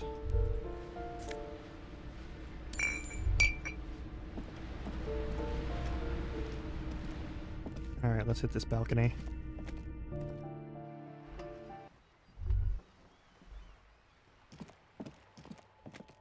Just gonna steal from these people immediately. Towers off the wind, forgotten hammers and nails rust. Door's locked, you can't get in. Chair's new, someone lives back here. Hey, who are you? You that one lady? Yeah. Whoa, the piggies have learned how to saunter up staircases. I didn't think you could do that with hooves. But here you are. That's right, we've evolved. Yeah, I can see that. Cool mutations. That smell coming from her paint bucket. It's not paint. It's heavy fuel oil. Is that heavy fuel oil? What did you think I was using? Aquarels? This shit is pumped out of government vehicles. The fumes are bad for you. Something to think about next time you're driving around in your pretty little piggy carriage. Okay, take care, Cindy.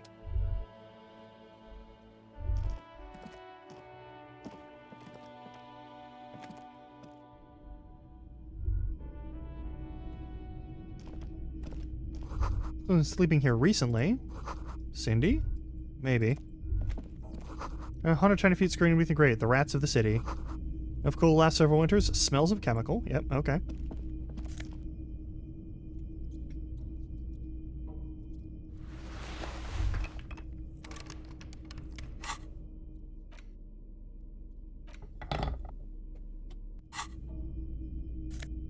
Get some more money. I know, free pants, right? It's good shit. What do these give me? -1 reaction speed. But they boost electrochemistry.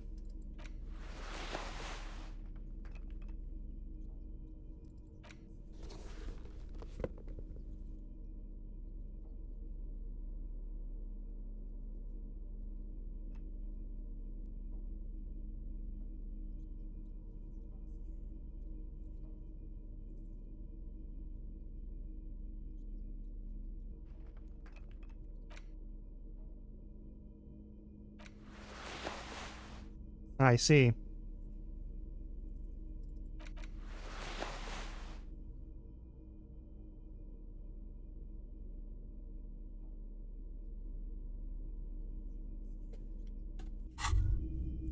The pockets of these new jeans are perfect for sticking your hand into. Makes you look cool, calm, and collected. As your hand enters the pocket, your fingers brush against something, soft yet crinkly. Hey, it's a chewing gum wrapper. It reminds you of the fruity juice of apricots. You should inspect it closer if you have time. Something about the wrapper's texture is familiar.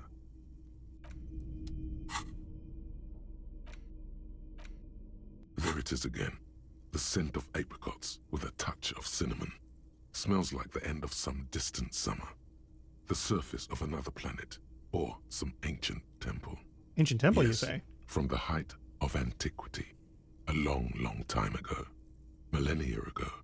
On an island of time you can never return to. End of summer. The sun sets into the sea, but the water does not boil. Instead, it turns to liquid gold. For a moment, the world's store of precious metals seems to increase dramatically, and you are rich. There is a movement next to you, the shuffle of a small coat, warm like the evening. But when you turn toward it, there's nothing there. Where'd it go? Why are you talking to a gum wrapper? Bitter, citrus, sweet. It seems to grow stronger, like a glow, with every breath you take. Until a blossom of skin and flower petals erupts behind your closed eyes. Made of toffee, cream, and distance. You just had to take a dive. Feels so familiar. In your hands, you hold 16 Days of Coldest April by Yekatina Dahl.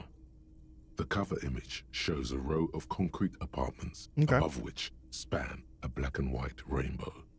Indeed, the book is unusually heavy in your hands, as though the cover were lined with lead. It would do that in Grad. How long is this book anyway? You flip through the book. The pages are thinner than you realized, and the type quite small and tightly set. It's nearly 600 pages long. Real art is dense and difficult. If it didn't feel like you had to wrestle a suicidal bear to get through it, you weren't really reading. The back cover is dominated by a black and white photograph of the author. What's she look like? She can't be much older than her mid-30s in this photograph. And yet, from this cover, the eyes of a sad old woman stare back at you. In cold, detached prose, the author describes a scene from one of the Yugograd riots in the 20s. Youths overturned motor carriages and set trash cans ablaze, while heavily armored guardsmen dash in and disperse them in a flurry of baton blows. As ethnic tensions run wild, a pair of young lovers meet each other on the street. Somehow, in the middle of all the chaos, they manage to lock arms and look into each other's eyes. It would physically hurt you to keep reading, are you sure? They go through a brief and somewhat awkward love affair, and in the end, they betray each other and succumb to the absurdity of Gradian life. The man becomes a lens grinder, completely abandoning his former existence. He toils through the daily drudgery at the Lenka Polyfabricate. Happiness and fulfillment have eluded him his whole life. And in the end, he has nothing to do but dedicate himself to the craft. Her? She spends the next several decades standing at a conveyor in a Sosnovo fish processing plant. The smell of fish guts slowly seeps into her hair and skin, as every single one of her dreams dies, one by one. I've taken damage. The memory of their short time spent together tortures the former lovers ceaselessly until the end of their days. Years pass in solitude, their bodies growing ever more decrepit. As life leaves their remains between the soil sheets, their final thoughts are filled with regret. What the actual fuck? Alright, well.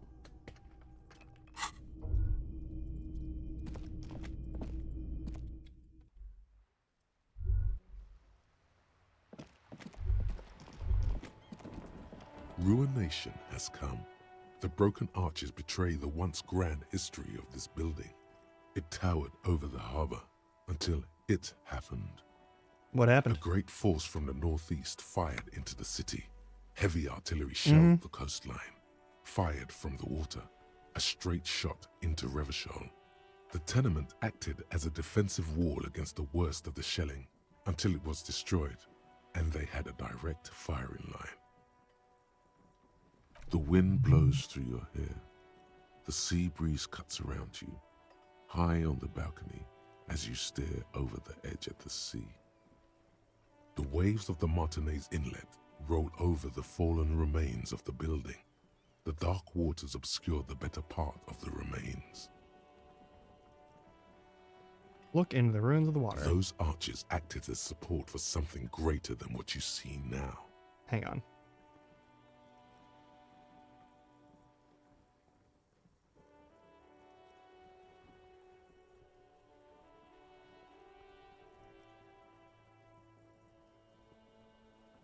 There we go.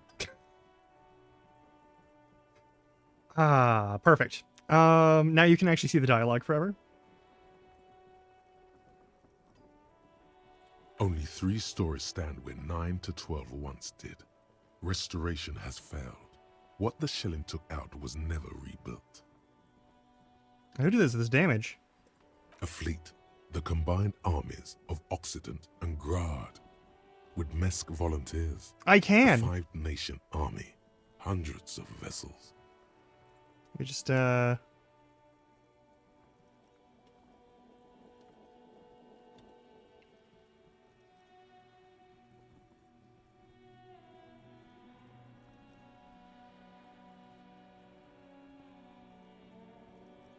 Okay, that's weird. That's too weird.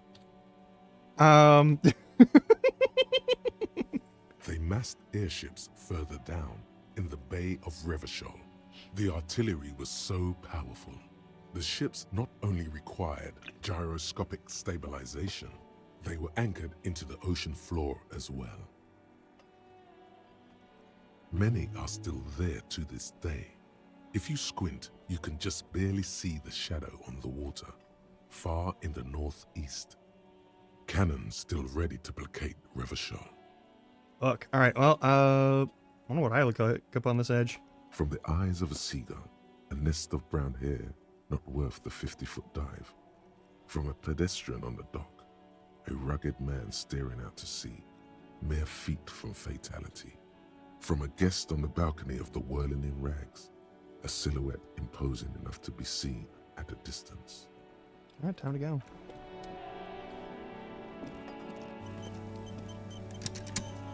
I need to get my hands on. Oh, thanks to the hydrate and the stretch. Let's take care of that now. Oh.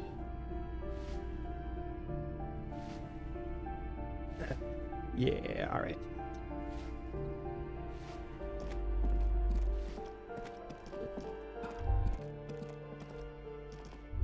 That isn't just a 5-pointed star. It's an inverted white pentagram cradled in a wreath of antlers, the iconography of communism, in other words. Inspect the symbol closer. The star and antlers was developed in the 6th decade of the last century and quickly adopted by Mezhov and the communards during the revolution.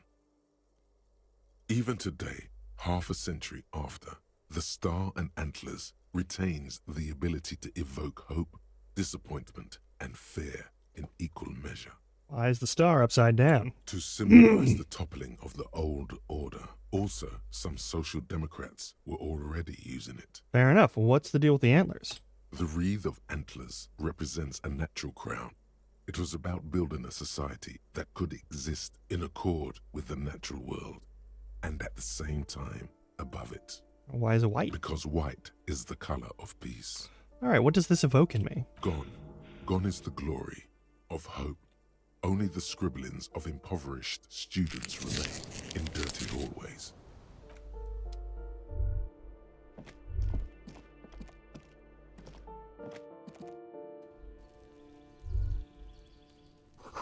There's cigarette butts and electrical wires. Curtains shift just a little. Someone's watching from within.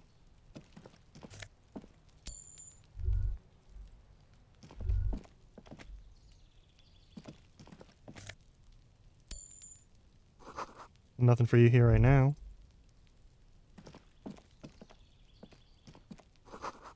Rosemary thyme and a cactus. So it's not the right climate for a cactus. 29. Constance, whoever lives there isn't home. Apartment 30. They're missing along to some buoyant dance track. This door is made of metal and appears to be reinforced. Someone here really values their security. Bet they do. Number 28. This is where the cleaning lady said the smoker on the balcony lives. Knock no on it. one answers. Looks like he isn't home. You should come back tomorrow evening, after 2100. Okay. I'll work with that.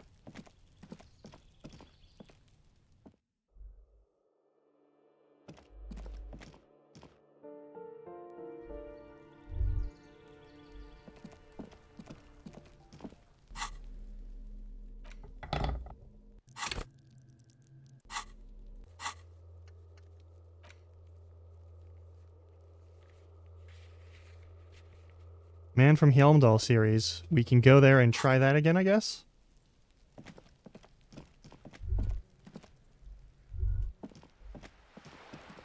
Let's also check that. Yeah, Billy's boat sounds like it was recently painted. Nice.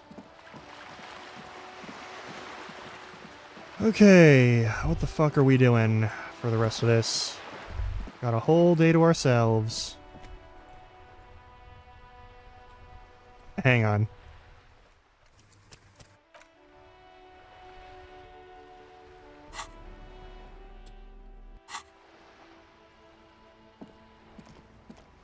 Officer, the mere sight of police.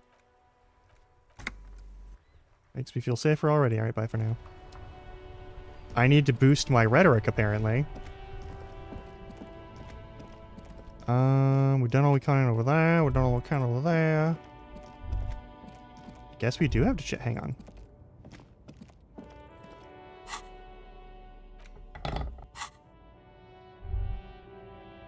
We can't go into the sewers. It is not permitted.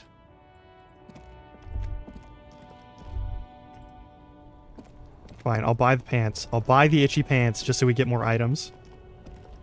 You keep coming. You won't regret it, officer. And more composure for this.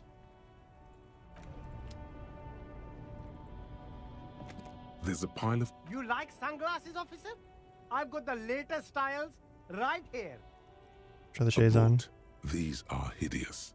What's more, Damn, it's going to be very difficult for anyone to take you seriously with these things on your face. These are all first-rate sunglasses.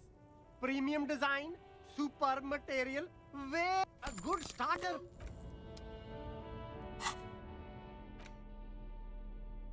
They look terrible. Alright, cool. These are half-light pants. No.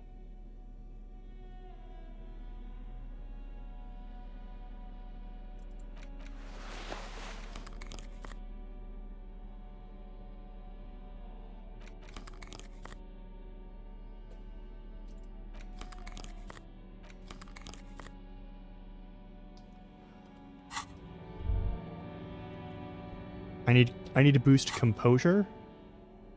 Do I have anything to boost composure? Don't think I do. Those do. These reduce composure.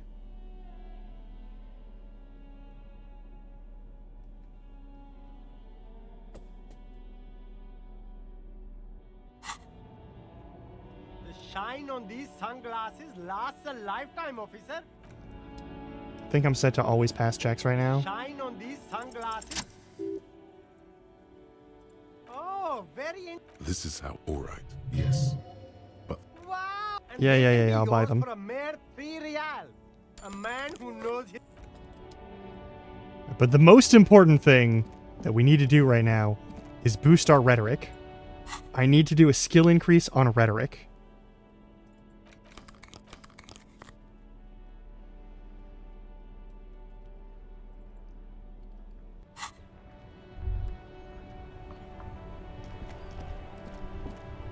you sit on the wind-worn wooden planks of the bench.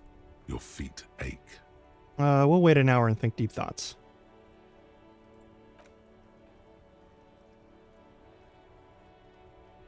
You finally stop picking your nose. Time passes. The sun does its best to... The twiddling barely keeps your hands warm against the frigid wind blowing. Yeah. Done enough nonsense there. We've talked to you once before. I don't think there's anything special to get out of this. Still here. Stuck in this damn jam, my man.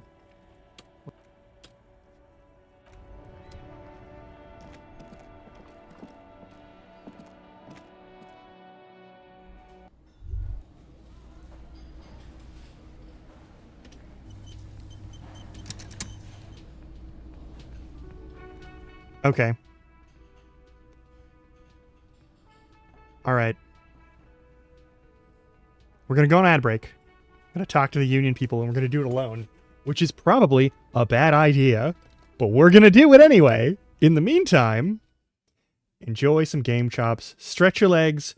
Do what you gotta do. I'll be back in 3-ish minutes.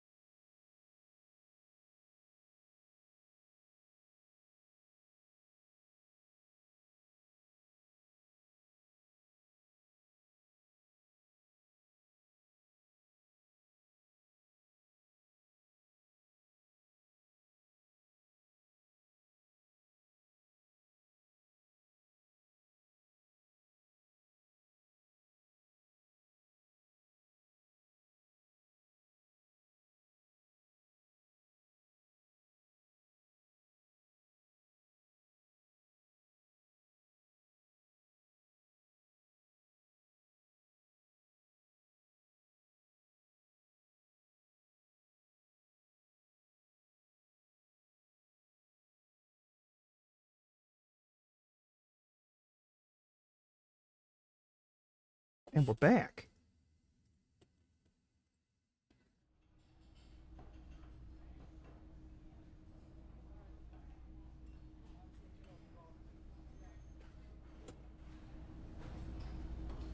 Let's go have a chat with these motherfuckers. Eh? Alright.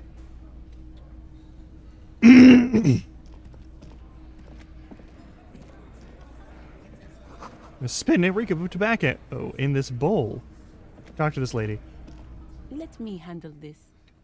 A woman says the crowd in the mess hall is turning before turning to you. Detective disorientated. Are you still wondering where you are? This is Martinez, in case you've forgotten. I advise you not to overstay your welcome. Ah, you're the gardener. No, I just wanted more place before I check it out. That's normal. Yes, extremely normal. I'm not a gardener, by the way. I'm a legal counselor for the Dock Workers Union. I mean, if your hobby is gardening, you can still be a gardener and also a legal counselor. Like, you're allowed to do So both. let's get to it. You're looking for Titus Hardy? You think he has information that will help you? Maybe he does. That's Titus. Talk to him. But know this. I'll be keeping an eye on you. No strong arming. Nothing official. The District of Martinez does not recognize your authority to make arrests. Could this be the Miss Buford that Easy Leo mentioned? The one Mr. Everard sent to law school?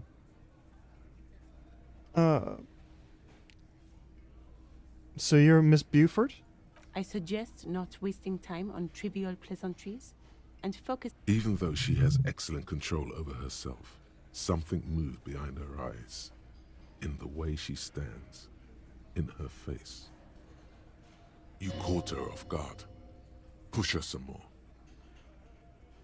He'll tell me about me. He likes to talk a lot. You are not here to chat up the legal counsel. You are here to question these men. You set the pace and the topic of these conversations here. Establish that.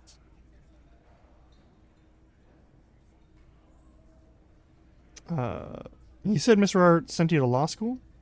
I represent the union and these men here. Don't make this personal. A very minor victory. What's your role in all this? Like I already told you, I'm a legal counselor. Do you have hearing problems? What if I want to talk to you and not Titus? What you want is of no significance, officer. Don't test your authority. In Martinez, you are no one. What are you gonna do to me? What are we going to do to you? The union isn't going to do anything to you. It is not a crime syndicate.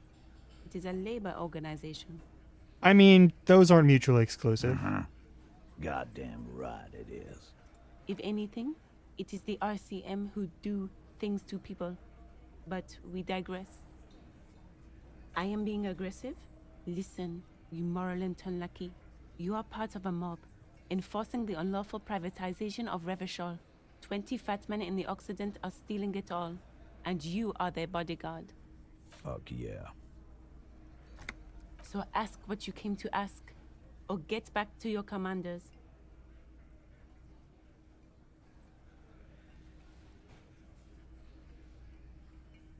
I like that. Good start. Let's take it a step further. Armed uprising. What are the union's plans? The president level. No, it's not. World needs a financial buffer zone. I need to get emotional. I don't really like that one. I don't know where your hair that, but it's wrong. No, fuck that. Look, a comedian. Do your job. Strange. It's as if people don't believe a cop could be a socialist revolutionary. Let's talk to Titus then.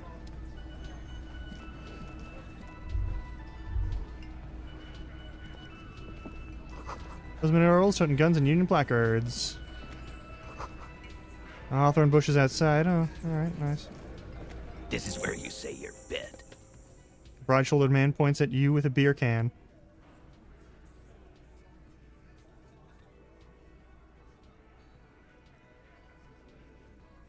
Hey, dipshit. You hard of hearing or something? The boss man's talking to you. What, is he fucking kidding? Hey, asshole, up here. We're talking to you. We talk about the hangman out back. Oh, this is about him. A real looker, that one. Okay. You sure took your time, huh? Waited for him to get real ripe and pretty for you. Oh, he was a real pretty boy. Hanging up there, letting out that pretty boy smell. You need a different microphone, Glenn, voice actor. I can't for the life of me understand why you did it. I mean, I would have just left him up there. You must really like cleaning up other people's shit. You might want to start asking your questions now. It's not going to get better than this. No. I's here. You got business with my boys. You got business with me. He understood what you were doing, taking inventory of them. Yeah! You fuck with the Hardy boys, you fuck with Titus Hardy. Relax, Dennis. No one is fucking you yet. 40-something man from the corner with a plectrum hanging around his neck. Yeah, Dennis, calm down. No one's fucking you, you stupid fuck. Shanky's real name is Dennis. Let Dennis enjoy his fucking, man. We don't mind.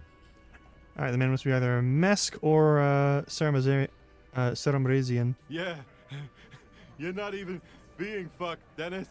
Easy, fellas. We got company. Let's see what brings the cop around. Too late. You already scanned the room. You got a pretty good picture. Yep. Picture of Of what? the actor's hair. You could take another look at the tracks in the mud on the crime scene. Compare it to these guys. Alright, man hanging in the backyard. Did you do it? Pretty boy. You really love talking about him. Mm-hmm. Evidence. Show them you have it. It doesn't have to be conclusive. Why is there a container belt around the dead man's neck? Container belt? Like we use in the harbor? Yeah, why? Because we took it from the harbor where we worked. Then we went out back and used it to hang him. We did this together. All of us. Until he was dead. Cool. That's why there's a container belt around his neck. So you just confessed to a murder. Goddamn right. Who are you protecting? No. These 7 honest men have equally come forth. They told you what happened so that you don't waste any more of your time. Oh. You murdered him just like that? No remorse? How many people have you sent to the Shays? Ever felt remorse for them? Or send them to Reunion to rot. For 20 years. For life. Honestly, I drink so much I can't really remember anyone I've sent behind bars. Doesn't remember them. He just forgets. Are you hearing this, Titus? Ain't no use keeping a stiff catalog in your head. That's for sure. Yeah, who called the shots that night? Are you deaf? There will be no singling anyone out. You can't arrest a Hardy boy without arresting all Hardy boys. Do you think you could do that? Do you think you could arrest them all?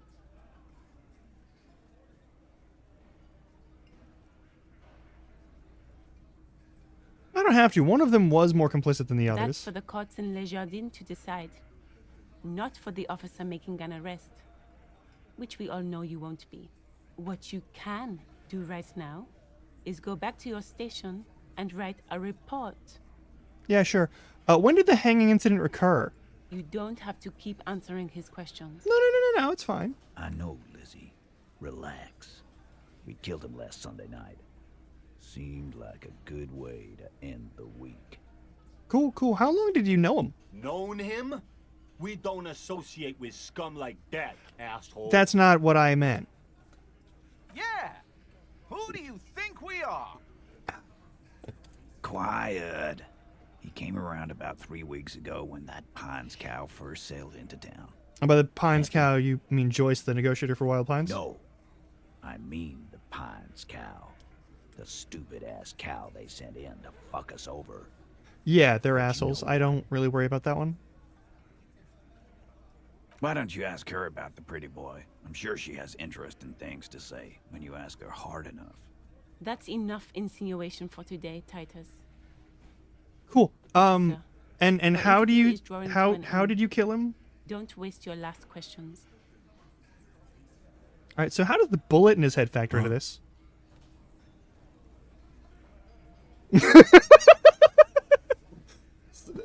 How the fuck do I know? Anyone could have shot him. Nah, buddy. Practice, maybe. This line of questioning is over. You got the cause of death already? Hanging. If there's any post-mortem trauma, it's your problem. All right, how did you say you killed him? We hanged him up by his neck until he got real still. Wasn't that obvious, Copper? No. Didn't they teach you anything at the cop school, idiot? Autopsy revealed the victim's hands were not tied. No sign of struggle. How do you explain that? Look, I'm not gonna play 20 questions with you, Capo. Uh-huh. I'll say it again. We killed him. Uh-huh. Yeah, I knocked him out. Came up behind him and clapped him in the back of the head. He went down like a sack of sand. Did That's he? right, lawman. And then we hanged the fuck. Is it a club? What did you use to knock him out? My fucking elbow, Copper. Samurai boxing style. Ah, cool, cool, cool. And where did all this action Right take place? fucking here. The fucker started coming to our bar, asking for it. I don't want to fail this check.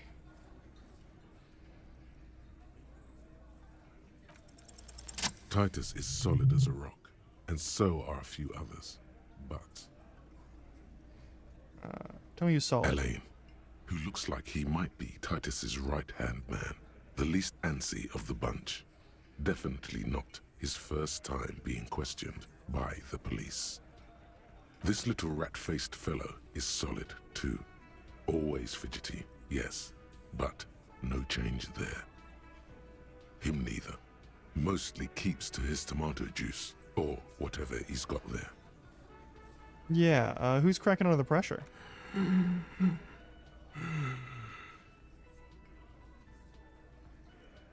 This one, he's sweating profusely and... You having trouble breathing over there? No. A few coiled locks are peeking out from under his warm woolen Of head. course he's having trouble breathing. Just look at how fucking fat he is. Fuck you, man. That's your Fuck friend. off, Shanky. Angus is a powerful guy. All muscle. Keep your eye on this powerful guy. Sooner or later, he's going to break like a piece of twig. Yeah, there's something you're not And telling me. fuck you, too, Copper. Picking on Angus like this. We're done with this schoolyard shit. And just so you know, he doesn't have trouble breathing. Dude, I have asthma. There's no shame in it. This one is a stone wall. You Have won't- other questions? Like what, Copper? Why did you kill him? Why? 'Cause he was worthless mercenary scum. And he stepped out alive in my town. He's a mercenary, that's it? And he stepped out of line. Okay, what kind of mercenary? The kind that shows up when you start a strike. The experienced kind, too. Had Kohoy and Semenine written all over him. Ex-Oranese Special Forces. A live grenade. Right here in our bar. I can't prove it, but I know he was sent by the Wild Pines. They hire merc shit like that. Story of every strike from here to Samara. How do you even know he was in special forces? Cause one night he walked straight up to the mic and said, "I'm RNE's goddamn special forces, and I'm gonna fuck you all." Cool. Yeah, really. Had a gin and tonic up there, sang some RNE's paratrooper song, and said he's gonna fuck everyone. We couldn't believe it either. But he fucking did. Right there. Like some kind of animal. He fucked you all on the stage? This is a serious violation of the karaoke code. Okay, besides crimes against karaoke, what did he actually do wrong? He harassed women, raped one, harassed workers, threatened to kill some as a warning. That's pretty trashy behavior, yeah. There's a slight unease in him suddenly. He regrets mentioning the rape. Okay. To kill us all, if we don't open the gates, if we don't let the scabs in, if we don't bend over. That was before he started coming here. Yeah, he said it was his favorite joint now. Started coming here every night. Drinking, grabbing girls. Grabbed one of ours mid-karaoke, right there on the stage. Grabbed someone? Yeah. This girl's on the mic. A beautiful girl, young. Gets into the second verse of Lover Lake. The fucker grabs her legs, starts screaming. Show me your cunt! Why don't you show me your cunt? Then, he gets knocked on the head with a wine bottle. Doesn't even fall down. It's the same girl who is sexually... yeah. Aren't you fucking listening? My man is talking to you. He took care of it. They got the girl out before anything else could happen. Yeah, me and Eugene got her out. Aren't you fucking listening? Who'd you rate that? This is a serious allegation. Like... No. You're not getting the name. That's a Martinez matter. And I'm not discussing it with you clowns. Yeah, fair. There's nothing you can do for now. He's stonewalling you.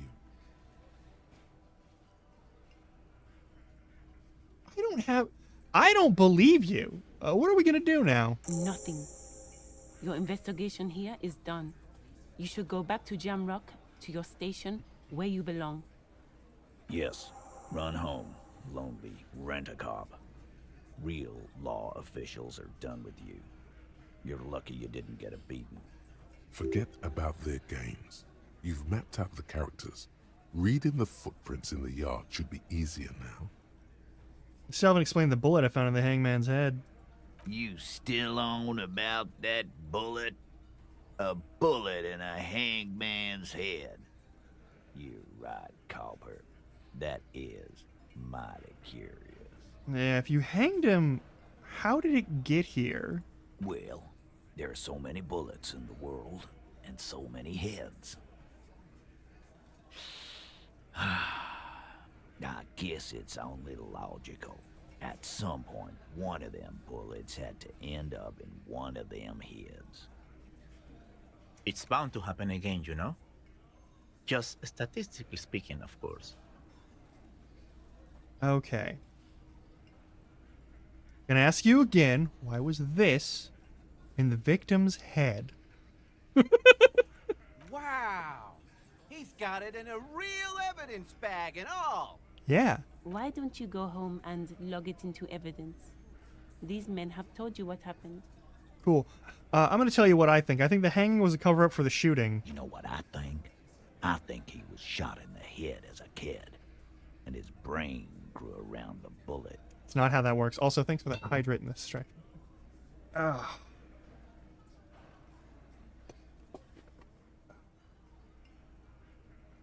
Around the bullet, man. That's a good one.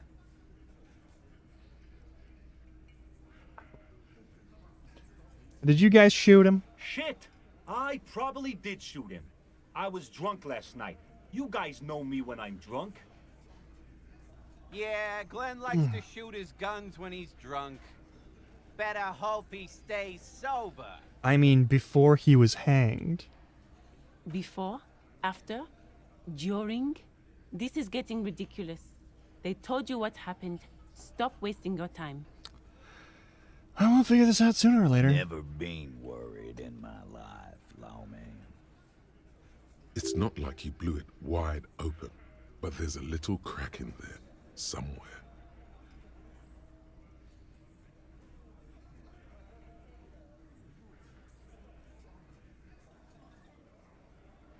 I have no why would I establish authority?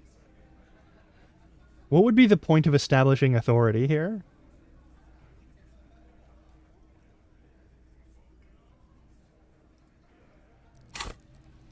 Gonna boost rhetoric real quick. We gotta get that sandwich, it's important. I'm gonna take off now.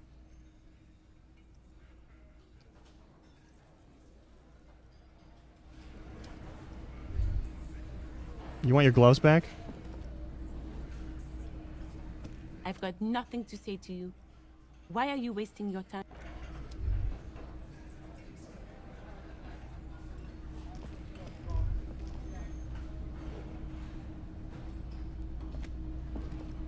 You were told to keep a low profile. Yeah, it's all about money, you know.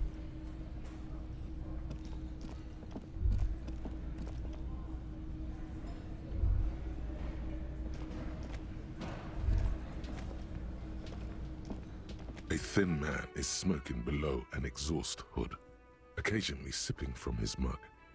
This must be the Whirling's cook. All right.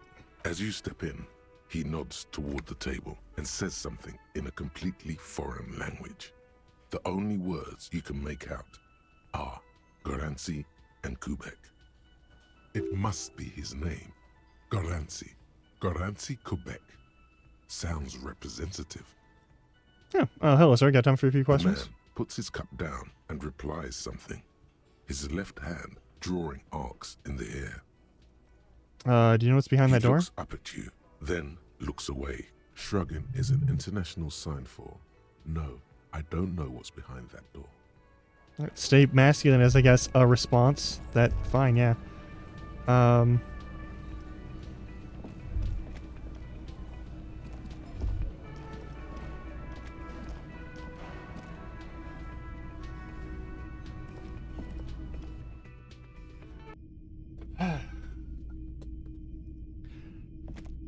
All right. Can I take a fucking shower? This is not the cleanest bathtub in the world, but it's cleaner than you are right now. Ah, that soap scum smell. It smells like life, at least compared to you. Yeah, let's run out. The bathtub slowly fills with water. The water beckons. The water is only lukewarm, but still comforting, like amniotic fluid. A few beer cans are bobbing up and down along your flanks, like sad duckies. Uh-huh. You feel nice and lonely, and so tired.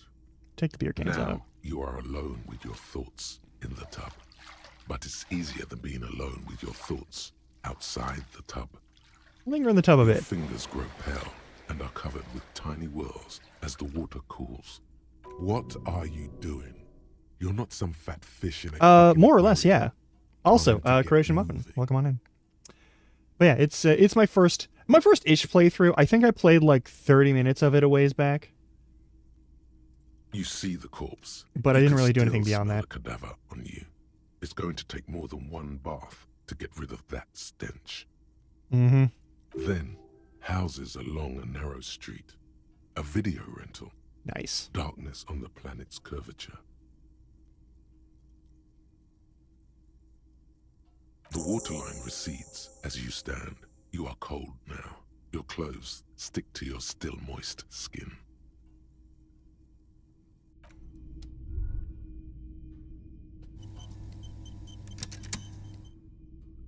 All right.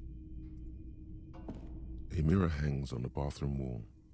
It's barely covered in steam anymore. It's your face in the mirror, adorned with the expression.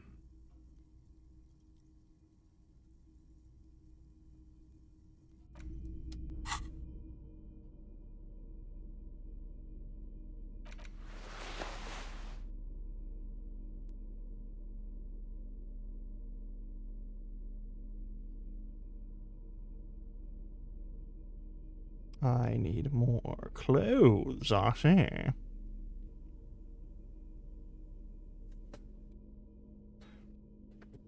A mirror hangs I love on that the that's an bathroom option. I also hate that that's an wall. Barely option. covered in steam anymore. This game is so It's fucking your good. face in the mirror, I don't, adorned yeah. with the expression. I need to boost this. But I also need to increase electrochemistry. Here we have 20%, and it needs to be encyclopedia. Okay.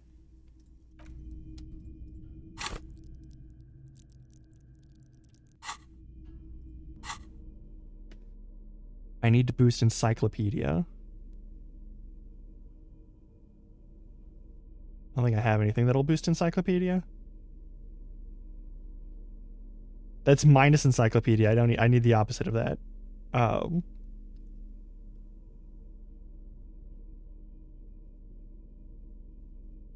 Guess I don't have anything for it. Yeah. It seems to help. I don't want to drink that. That sounds like a bad idea. A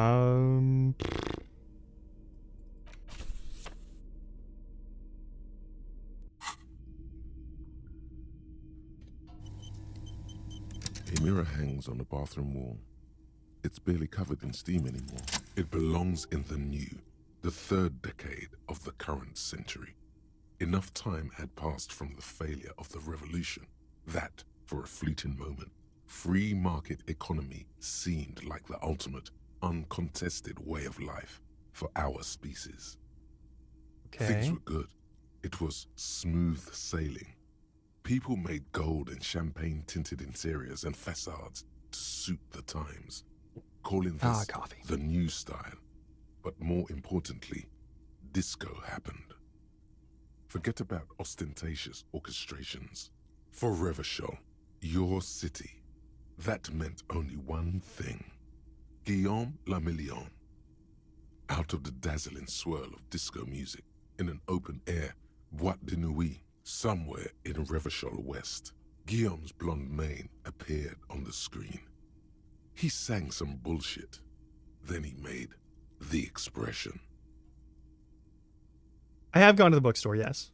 I adopted it. Why? Everyone loved it. Maybe you thought some of the stardust would rub off on you. Maybe it did. Either way, it's all gone now. Only the grimace remains. I feel like I need to add a clicking sound when I make it, like... The click is used to spur on a horse. It okay. also features Sounds like heavily in Guillaume Lamillion's regional mega hit, Don't Worry, Your Pretty Little Head.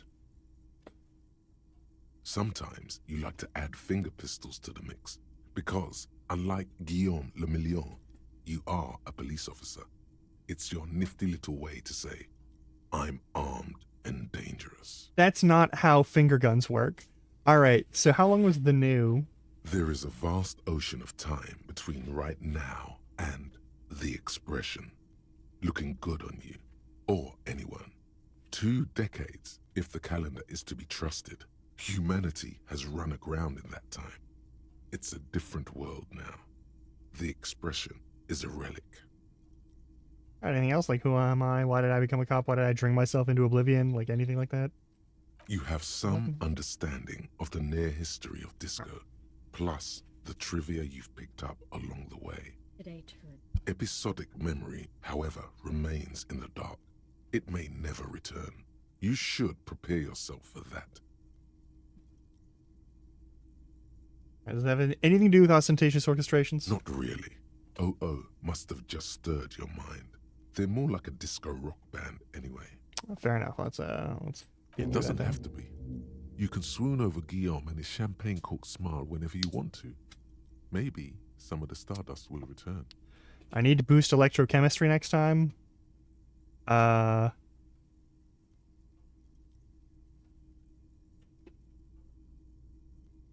it doesn't appear to be locked. Let the mirror be for now.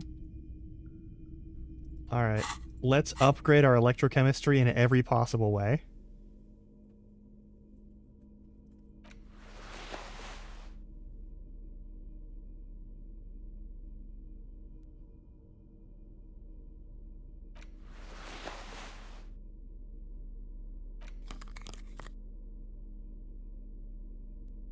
Okay, let's make sure we're not fucking anything up. Alright.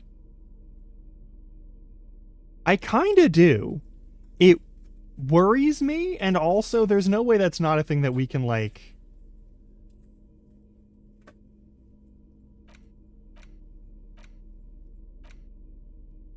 I don't know. But yeah, the board games are good. Large letters on the front form a title. Wirral. The colorful box is... I think I already messed with this last time. Words. Okay.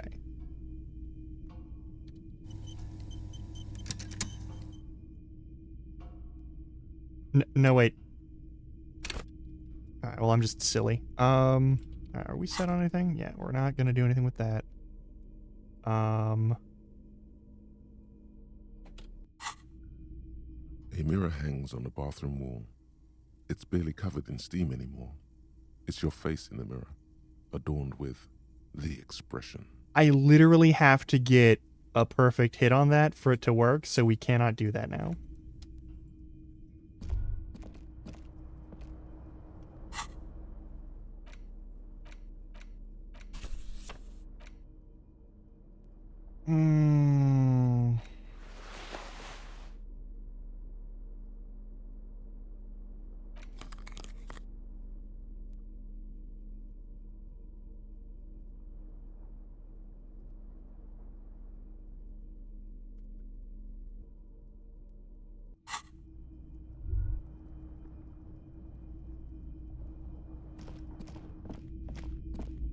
An access point for the balcony? The door is closed.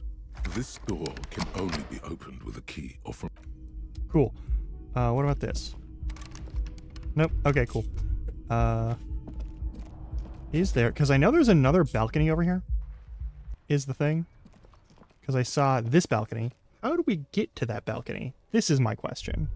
Looks like there's a door there, so there's got to be like an access point to the uppermost of the upstairs.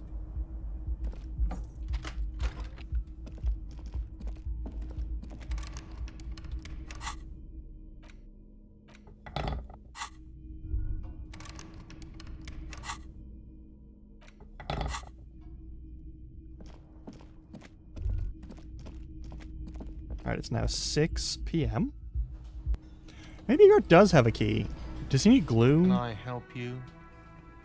It's another thing at the Whirling. Another thing. Great. I love those. Alright, so the phone line is dead. Yes, and the phone company is taking its sweet time sending someone to fix it.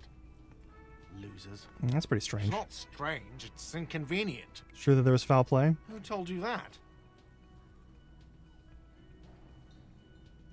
It doesn't matter, I just want to know who you suspect. Fine, yeah. It looked like someone had messed with the wiring. It was shortly after the hanging, but I don't know if it's at all related. Plenty of assholes around here who aren't murderers. Oh, Kim went to deliver the body back to town. If you do find out who cut the line, though, let me know, so I can forward them the repair bill. Sounds good. There's a mysterious blue steel door in the back of the kitchen. Oh, yes, that door, sure. There's nothing mysterious about it. It's just a door. Do you know what's behind it? Do you have, No, I don't have a key. I don't know how to get there. And I don't care either. It's not like I've been wondering about it for 10 years.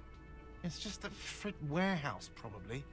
He's 100% wondering what's been behind there for the last 10 years. Some boring storage space with a bunch of old junk and dust. Junk and dust. He's attempting to maintain an air of indifference. It's absolutely not convincing. I think you'd like to know what's back there. Fine, okay, a little.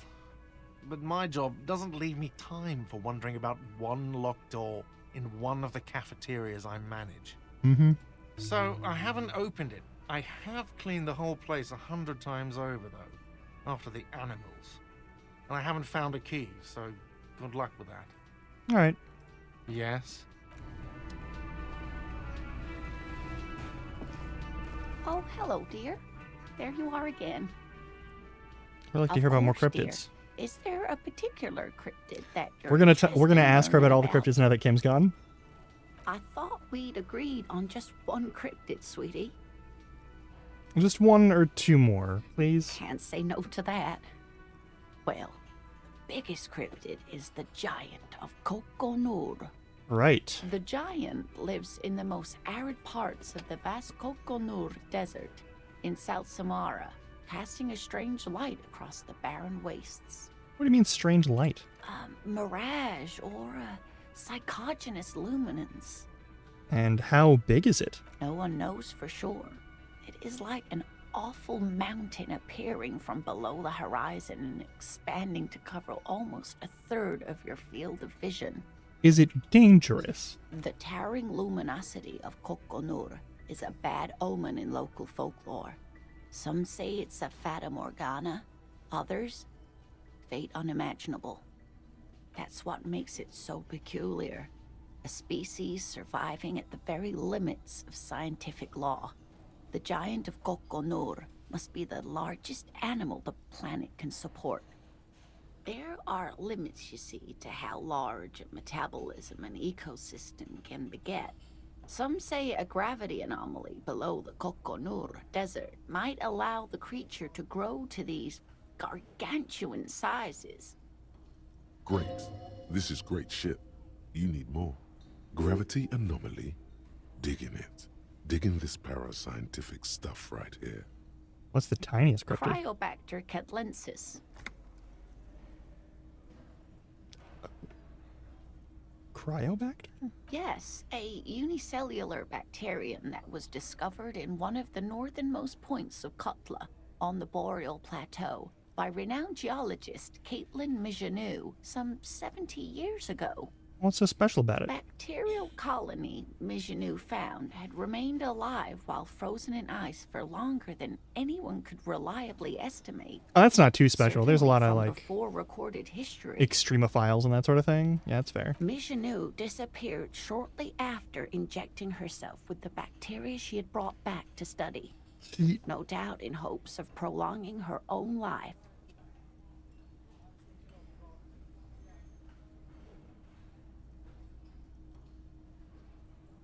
Mortal bacteria, mortal nose? That's too wild. Wild, yes. Impossible? No. Although, everything has a price, sweetie.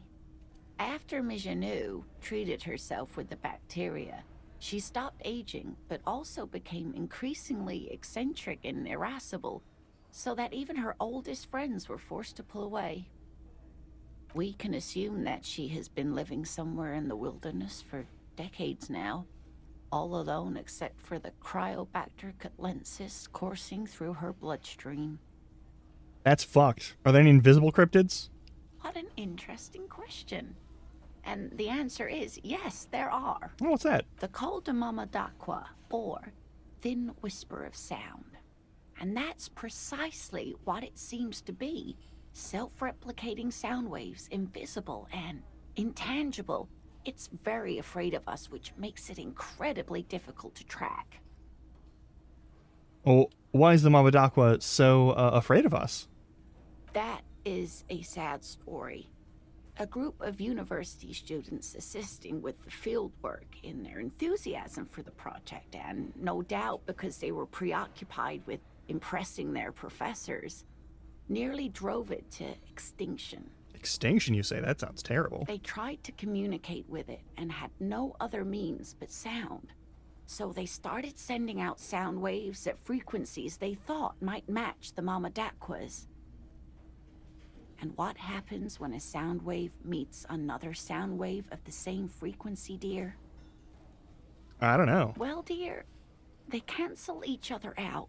And these tests were performed so recklessly that when they happened upon the right frequency, well, they wiped out most of the population. After that, the corpuscle appears to have migrated elsewhere. There have been recordings of anomalies similar to those spotted in Ea, but they've been few and far between. It's impossible to confirm the presence of any stable Koldamamadakwa population anywhere.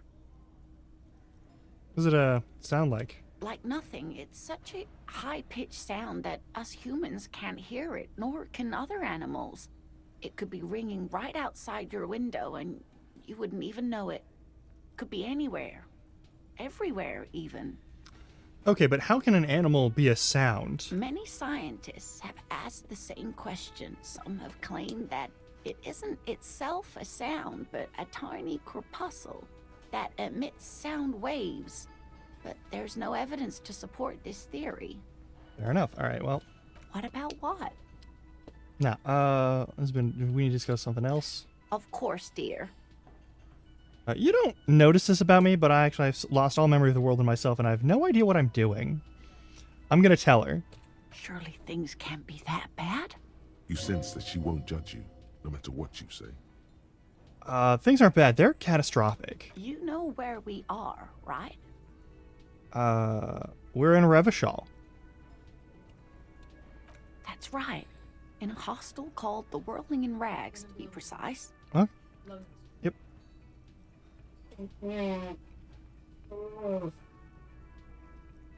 Alright.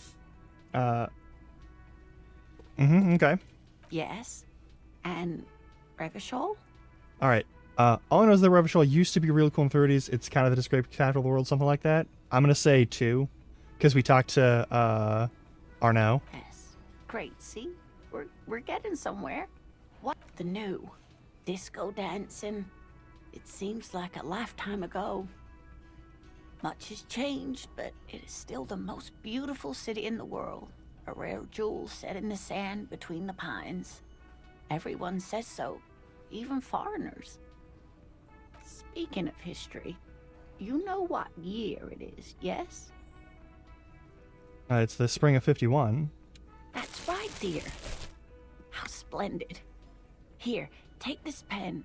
Knowledge should always be rewarded. Her relief is palpable. She was getting pretty worried about you there, but now she relaxes her shoulders. I can tell that this is taxing for you, so I'll just ask one more question. What regime are we living under? What mode of government?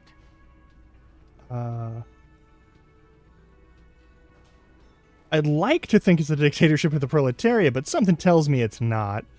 Some kind of democracy, maybe? 1 or 2 are both good answers, and I like them both. I'm gonna go with the second one, because that's... Okay, which is funnier to say. Like, some kind of democracy, maybe, is a great one, but I know that's the wrong answer. I feel like 2 is the closer answer, right? Right? Oh, sweetie. It's really not. There used to be people who thought that way, other people who wanted those things, but they all went extinct. Revachol is a zone of control led by an alliance of foreign powers called the Coalition. We have almost no government of our own, and certainly no dictatorship of the proletariat. But they still have cops. Okay, if there's no government, how come there are cops? Oh dear. And you were doing so well. There aren't really any cops in Revachol, not in the traditional sense. The status of law enforcement has been a complicated matter since the revolution. But we should stop for today, sweetie. You look like you need a break.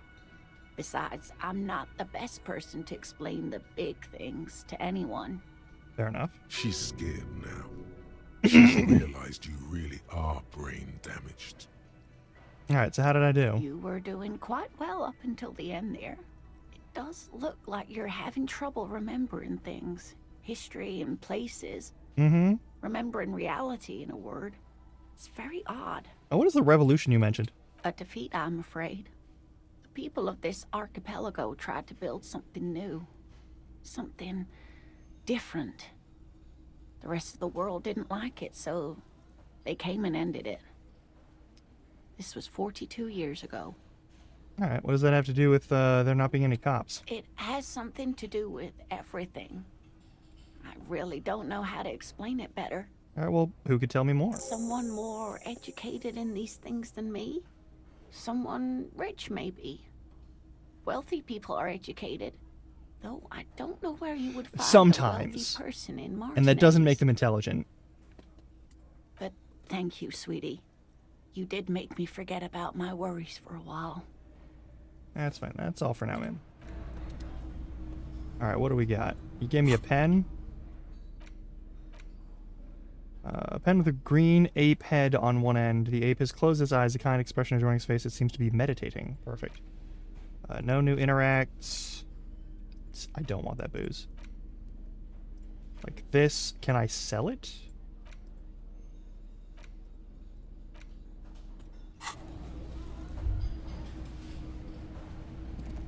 Also, we got thoughts.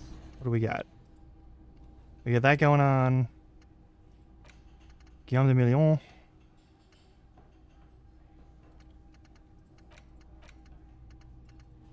I need so many fucking... Alright, let's do this. Gotta keep looking around. Was that? Could it be? The Koldamama Dakwa? No, it's probably just your imagination ringing in your ear. Is there a ringing? There seems to be. An extremely high-pitched ring. Ultrasonic. Lena said it was very high-pitched, right? It's like something tickles your ear. Honestly, your ear isn't hearing a whole lot. The distant hum of the industrial harbor, the traffic.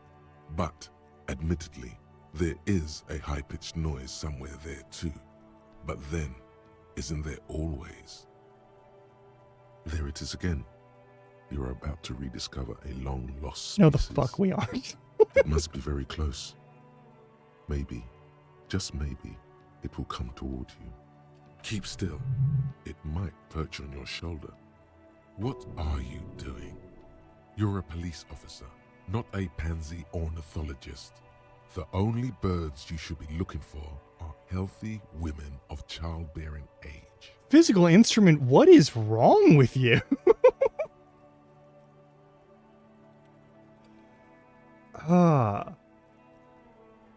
Alright. Listen closely first.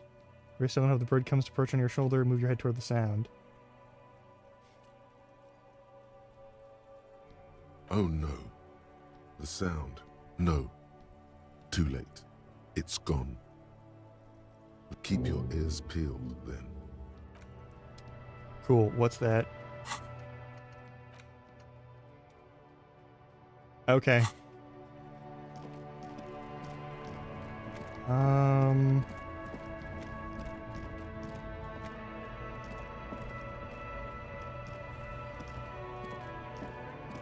Hang on, I'm pretty sure there's someone over here to talk to. Did we already talk to her? I don't know if we did on this save timeline. Just hit the button. No. Come on, you can look at it. You can look at it. Humanox. There we go. Did we already talk to you? The woman is still hunched over the railing, her head swaying to the music, her eyes looking at nothing in particular. I'm actually good right now. I don't think there's anything in there that gives me experience points, so...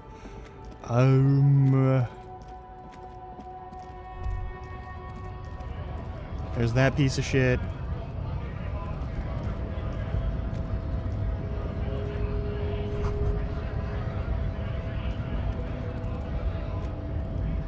Alright.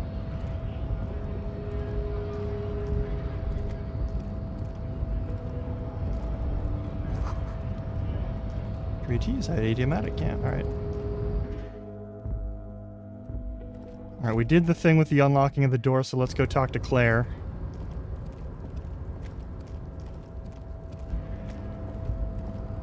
Evrard.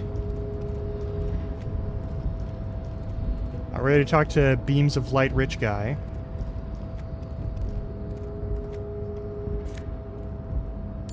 Taking the money. Alright. Always need more money.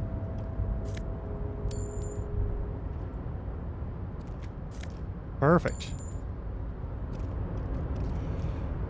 God, there's I kind of like how bitchy Guard is. I also appreciated the fact that Evrard Claire is just an absolute fucking dirtbag. Mr. Dubois, a pleasure as always. You don't have to sit down this time, since you've already sat on that chair. I'm gonna be honest, there's a lot to like in this. Just the art portraits are all fantastic. For all of the sort of like psychopomp sort of like entities that you have in your brain. All the characters look fantastic. Yeah, the chair was fucked up. I did enjoy the chair. I also enjoyed the fact that we had like a horrible panic attack in the middle of it. I know. So the very first time I played this game, I kind of stopped after I died in the chair. Don't worry about it. But alright, can we discuss the murder now? Also, I'm told the union is involved in the local drug trade. I met Joyce. Talk about Joyce. Oh, that's very nice. I haven't gotten around to her yet. I'm very, very busy, you see. There's so I hope there's you're so getting much along. good shit in this game. I still want to bite of that one guy's sandwich. That's fantastic. I'm already 90% certain that we are the reason that the bridge is out in that one section. I just don't know how we got back is the thing. Oh, thanks for hydrating the stretch. I'll take care of that now. Also, Cobble, how you doing? It is like the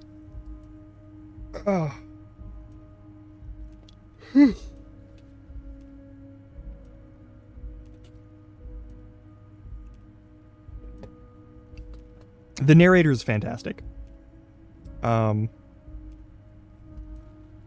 One thing I want to make very clear, Harry, is that this is not some kind of union versus corporation situation. Everyone is just pals here. There's so much good in this game. It's so nice. Yes, we're all trying to do what's best for Martinez. Don't feel like you shouldn't work with her just because you and I are such good friends. I'm not a jealous guy. All right. Told Joyce that I met you. It's perfectly okay. Even if you've told her everything we've talked about, it's absolutely fine. What happened to the previous negotiator, Mr. Gamal? What do you mean, Harry? Nothing. I let him go. I made concessions of company in prison negotiation. Why'd you let a like that He's an go? old man, Harry. I wanted him to spend more time with his family. God knows how long he's got left. Yeah. Harry, I have little people in my organization. I would never call someone a midget. What is this? Honestly, I'm beginning to think you're a midget, Harry. I'm only kidding, Harry. You're not a midget. No one is. We're pals. Sure. Joyce, the previous union leader vanished under suspicious circumstances. Vanished? Harry, the woman left her casserole in the oven and couldn't make it here in time for the voting. Uh-huh. Oh, did I leave my casserole on? Better go home and check. The election can wait. When she got back, the whole thing was over. Wait, there was no mention of a casserole from Joyce. Joyce didn't mention any casserole. Harry, Harry, Harry. Do not fixate on this little matter. Maybe it was a rabbit stew, or a hairdryer, or an iron. The point is, her heart wasn't in it. Mine was. All right. Joyce seems to think the union is lowballing her. Yes, yes. Low balling, of course. This isn't a casino, Harry. Real people, real livelihoods are at stake here.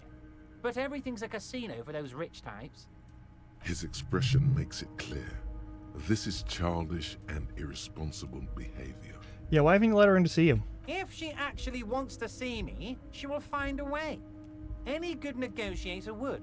And I just don't have anything to discuss with a bad negotiator. He doesn't want to see her. It's as simple as that. Yeah. Of course, Harry. Let me just assure you one more time. It's perfectly okay to share anything we discuss here with this Joyce. This is a completely transparent organization. Sure it is. I have no interest in what she is doing, but I myself have nothing to hide. Your business is your business, and I respect your privacy. Just remember, none of this is secret. Mm-hmm. Tell her about all of it. My brother's picture, my singing swordfish clock. Tell her how overweight I am and how I'm helping you find your lost gun. Tell her about everything. Everett doesn't mind. It is rather interesting to tell people things about each other, isn't it? It was nice telling him about her right now. Sure. I'm told the union is involved in the local drug trade. What? Harry, how could you say that to me? You know I appreciate a joke as much as any Johnny Fat Guy, but I can't take slander. Are you actually investigating this? I am. You've hurt me, Harry. Me, a friend. But you know what? I trust you, like I trust all my friends. And I know you'll never talk to me about this again, because you don't want to wound me. So do what you want, and let's change the subject. Okay. He's hiding his real reaction beneath courtesy. I opened the door you asked me. Can we discuss the murder now? I'm very glad to hear that, Harry. One question. You didn't actually happen to stumble in and see what's inside the apartment, did you? I may have gone inside and seen a collection of racist mugs. Just as I thought. Culturally antiquated mug collection. What a weasel. Pissing on Everart's Rainbow Coalition. Mm-hmm. Now let's get down to brass tacks. It's time for men like me and you to figure out who's killed who and why. Real police work is gonna start happening now. I promise you, Yeah, Harry, so this is gonna be good. this will be even weirder. The mug collection I mentioned, it was in the apartment, and I found a similar one in the trash with the dead guy's clothes. Racist mugs in the trash and in the apartment? You guys are just light years ahead of me. We haven't been able to. The water, the water gate, the gate and the bridge are still out until tomorrow, apparently. I have so much confidence in the ability of your organization. I'm relieved you're doing this and leaving me to do what I do best, helping people. Yeah, do you? The power of politics. Sure, politics is very helpful for people. It's. All right, do you think this weasel has something to do with my case? Oh, no. I don't cross paths like that. All I want is for you to succeed in your investigation. Because you want me out of your town as fast as possible. But this weasel might have cleaned up after the killers. Believe me, Harry, he's a nobody. Just your basement variety nobody. Can't imagine him being connected to a high-caliber case like this. Right. But he does live nearby. Maybe it's a pedantic weasel. Fascists are known to be neat freaks. I feel like a real detective right now, Harry. Am I getting this right? I'm not saying shit to you. Of course, Harry. Stoic silence. I like that. Very befitting a police officer. I'm not a real detective. All right. You are. I've heard about a connection between the lynching and the strike. I'd like to hear what you know about it. By now, I'm sure you've figured out who the dead man was working for. The bad guys. Wild Pines. Sent to scare us. Another violent measure of the top hats against us flatcaps. All right. Harry, this strike is the culmination of many, many mistakes made by the Wild Pines group. They tried to shut the strike down by sending in armed mercenaries. Like our victim? A security contractor. Can you imagine that? Workers standing in peaceful protest, united in the spirit of fellowship, and they send hired killers to mow us down with machine gun fire? Yeah. He performs a motion as if spraying bullets from a machine gun. I'm talking beasts, hardened killers from proxy wars in Yisut, Semenine, Saramaritsa, you name it, they've done it. Raping, killing, burning villages, killing little children for the Senorita Pineapple Company, Harry. The Chiquita Banana Company as well, actually, in real life. That's a real life historical thing. Everything they did there, they brought over here. They want to turn Revachol into a third world slum. Honestly, the only thing they didn't do is kill the village elephant. Ah, do you have a village elephant? No, Harry, the elephant is metaphorical, and so is the village. But the mercs and their brutality are very real. All right, go on. Now, I haven't personally witnessed the brutalities out there.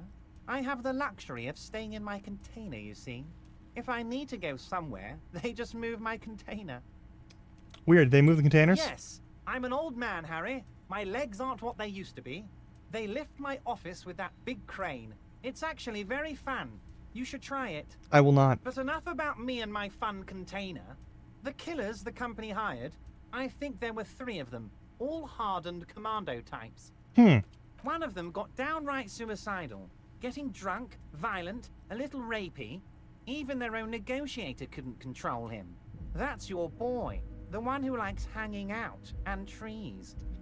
How did he end up hanging from that tree? Harry, what you need to realize is, we dock workers are not pushovers. We got grit, Harry. This whole neighborhood does. Push us hard enough and we push back. And when we do, we push to kill. Yeah, so who exactly did the pushing? There's a militant wing inside the Union. A group of people whose duties don't involve manual labor, but peacekeeping in the neighborhood, making sure everything runs smoothly. They're like you. Idealistic people who want to make sure that bad things don't happen. And if they already have, well, punishment must follow. Wild. So do you think they killed the hangman? One day Titus Hardy, leader of this peacekeeping faction, comes up to me and says, "Boss, Socialist Democratic fervor drove us to take it upon ourselves. They're a to mafia. kill Like, this beast they're that was literally a burning mafia. the land." He probably worded it differently, but that was the idea. Sure sounded to me like they killed him. I gave them 2 weeks paid leave and told them to lay low to avoid retaliation. Are you not afraid of that we're going to arrest them? Oh, I'm not at all worried about that. These are not the kind of men who get arrested. They're Martinez boys, tough and gritty. I'd like to see the man who takes them in. Besides, I sent my lawyer girl to look after them. Oh, yeah. This lawyer girl, it's Buford, right? Oh, Liz is a bright one. I paid for that law degree myself, thinking it'll probably turn her all fancy. But hell, Harry, she came back a firebrand socialist. Sometimes she scares me with her zeal. And how do you know the mercenaries were hired by the shipping company? That's an important question. How do I know? Let me tell you about these people. That's their MO. It's what they do. Yeah, that makes sense. Last winter, some poor workers in Terminal E went on a little strike. The company sent in Sediment, a security contractor. The strike was over the workers' right to wear protective footwear, Harry.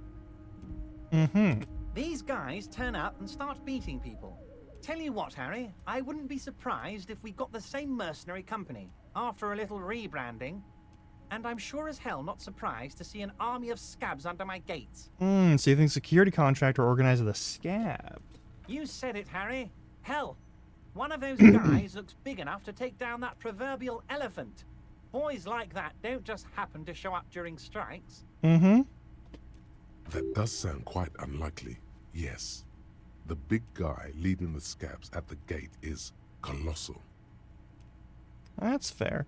I need to snooze that ad break once more. So tell me about Hardy and his crew. Oh, they are simply fine young men, all 7 of them. Exemplary union members. Always working to advance their position in the local socialist democratic movement. Core members. Old Theo used to run them, but things really kicked into gear when Titus took the reins and named the group after himself. Gotta love his initiative. Yeah, what more?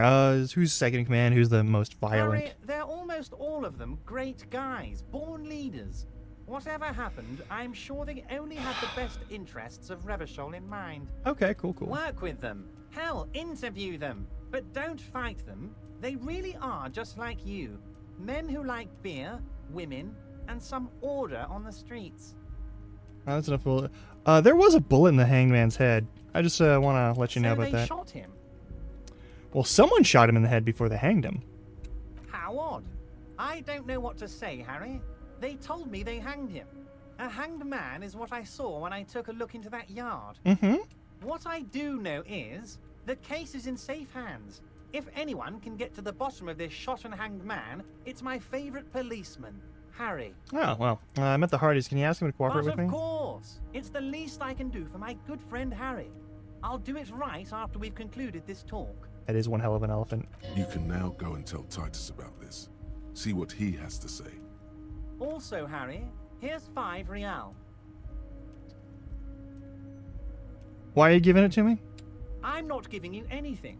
I'm just holding out 5 real. Oh, okay, I just want you to help me with the Hardy Boys. No, I wasn't offering it to you, just holding it out there. But I'm willing to share information. Was there anything else? Yeah, good talk. Let's conclude Was for it now. a good talk? I'm not sure we made much headway here. I was hoping we'd bust the case wide open. Heck, I even wanted to tell you what I really want to achieve with the strike. I don't know what happened, Harry. I wanted you to feel like Mr. Martinez. And of course, I also wanted you to find your gun. But it's like I can't completely trust you. Yet. Sure, what do you mean yet? Yes, Harry. It's like I can't fully trust you if you're not a man of the left. I want to, but I just can't. A man of the left. So you have to be a social democrat. Okay.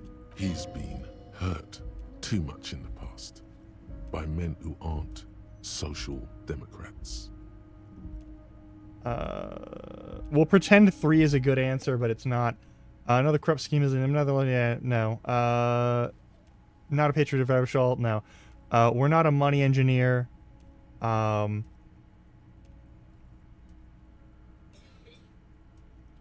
It's got to be 3 or 4, right? While we deliberate on this, we're gonna go on an ad break.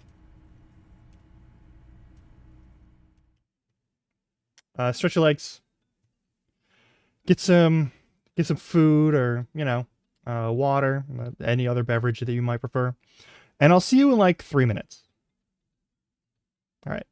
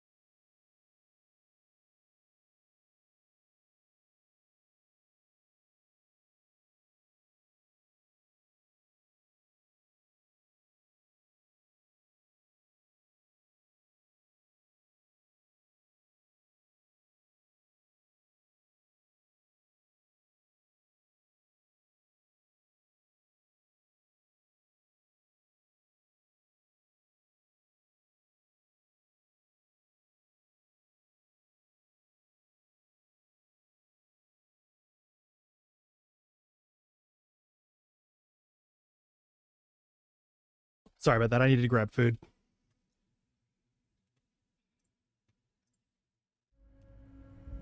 Let's keep this going. Yeah, it probably doesn't matter what we actually answer, so I'm just going to answer 3 for simplicity's sake.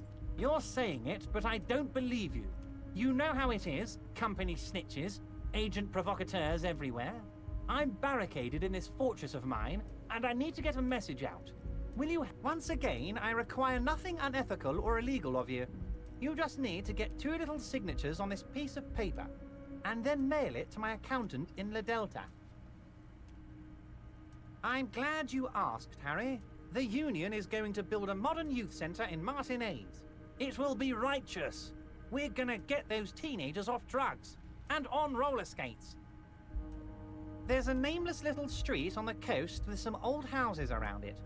Most people have already signed. I just need 2 more signatures to get this mission off the ground, Harry. On the coast, Harry, across the canal. There's a cul-de-sac there, a little village they're calling it. A gloomy place.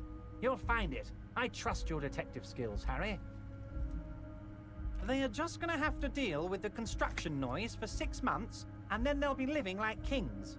Right next to a fancy new youth centre, designed by the best architects from Stella Marie. Sure, yeah. Mm-hmm. Is he absolutely sure the tenants won't be thrown out in the street? Am I?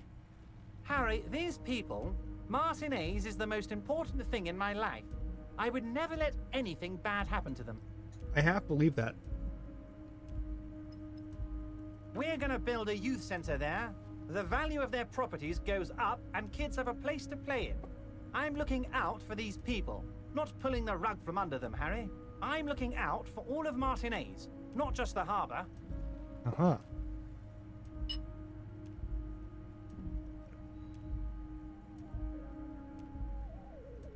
You bring joy to my heart, Harry. Such a pleasure to be working with you. Here. You need to get signatures from Isabel Sadie and Lillian Carter. The cul-de-sac is right past the pawn shop and across the canal. I hear there is some trouble what with shop? the water. Oh, okay. But they should fix it by Wednesday morning.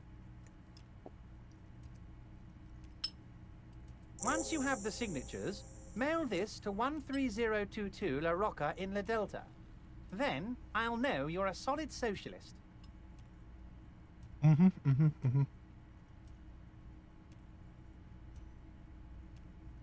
See you soon, Debardeur. Just kidding, but not too much. Uh-huh.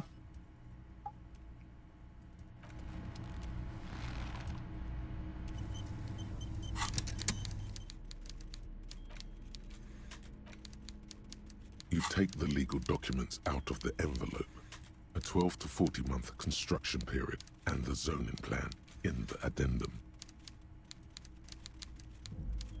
The youth center goes into the ocean like the bow of some great modern ship. Apparently, it's going to cover most, if not all, of the street and the square between the existing houses. It's 3 stories tall. It's going to be awfully close to the already existing buildings, almost wall to wall, practically integrating them into the youth center. This is either an ominous or cool architectural choice. Hard to say. My money is on cool. Looks like a cubic pyrite. Get the fuck out of here. It's 7 p.m. in game.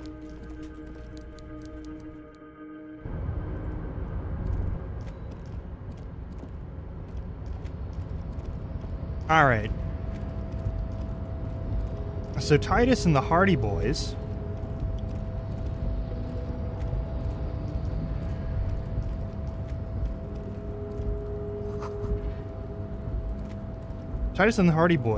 are pretending like they killed this guy.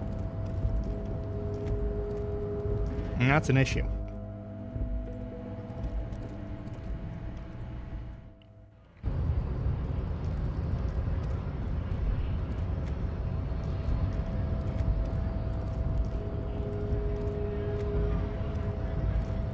Hola, Wandering Man.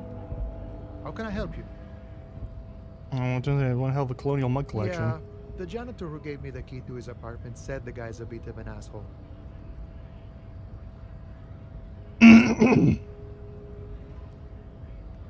Like I said before, I don't know much about this weasel, but the bossman said he's a real piece of work. Yeah. Los Ardis? They're an independent militant group. A bit too high-strung, but it comes with the responsibility. I suppose that's fair. They're sort of like you. Preserve the rule of law and all that. Except it's Everard's law. But really, they're just like you. Fair enough. Los Ardis? Oh, They're yeah, sort okay. of like you. Preserve the rule of... Alright. Where the fuck are we going? What is there to do at this point?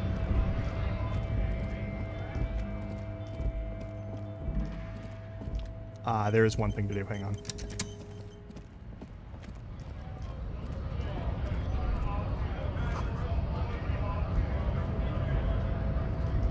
I haven't, but we'll go back in a sec. To work! Right to work! Shame on you! Things are busy enough. You're going to waste less of my time? The hulking man oozes stark skepticism. Mm-hmm. We were promised work. We'd be in there, working, if the bastards hadn't shut the gates. And you're unable to breach the entrance? Main gate's locked. Would take heavy ordnance to bust it open. Could try to get in through the secretary's office. Door's locked. The guards blocking the way to the access panel. Mm-hmm, mm-hmm, mm-hmm. And I don't mean the scrawny mess punk either. I mean head measurer. Or whatever he is. Alright. Yeah? That giant up there on the bridge you talked to. Head measurer. Won't let the workers by. The access panel is right behind him. Bad. Standing on a narrow bridge, he's got a strategically advantageous position. And he's trained. That's so. I don't know how the Union has a trained killer up there. But that one's no joke. And my men are tired and hungry. They're workers, not fighters. Mm-hmm.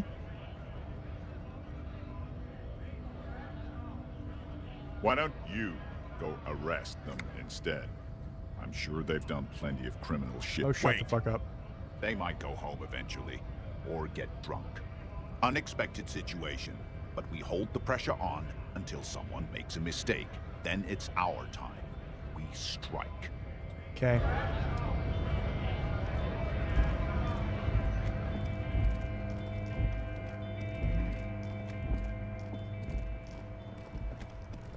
Alright, what else do we got? There's this spot, but I kind of want to wait until Kim's back to deal with that. Let's go take a look at these footprints. There are several footprints in the mud, left by work boots. Anywhere from 6 to 12 pairs have walked here. Okay. Sitting at a desk, Lieutenant Kitsuragi fiddles with a pen, then writes something on the paper in front of him. He shouldn't be doing that. He should be here discussing the footprints. Mm-hmm. I see.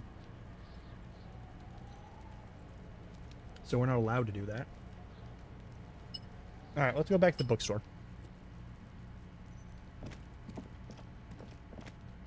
You mentioned it. Let's go there.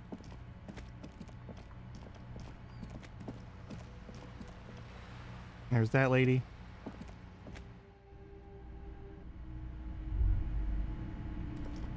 A small mountain of colorful... Nope, don't care. The display rack is brimming with worn paperbacks featuring an... Hang on.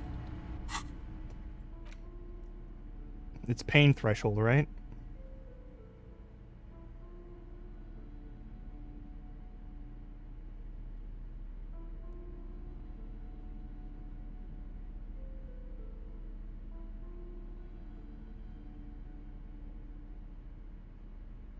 Nothing over there that's going to do anything for me.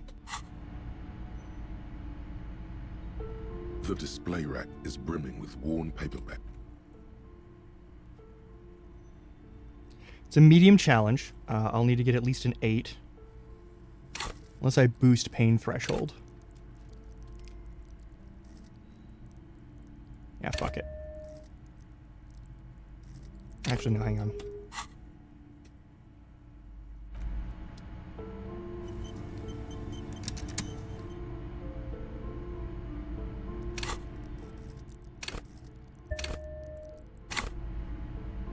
The display rack is brimming with worn paperbacks featuring an extremely muscular, sword-wielding barbarian on the cover.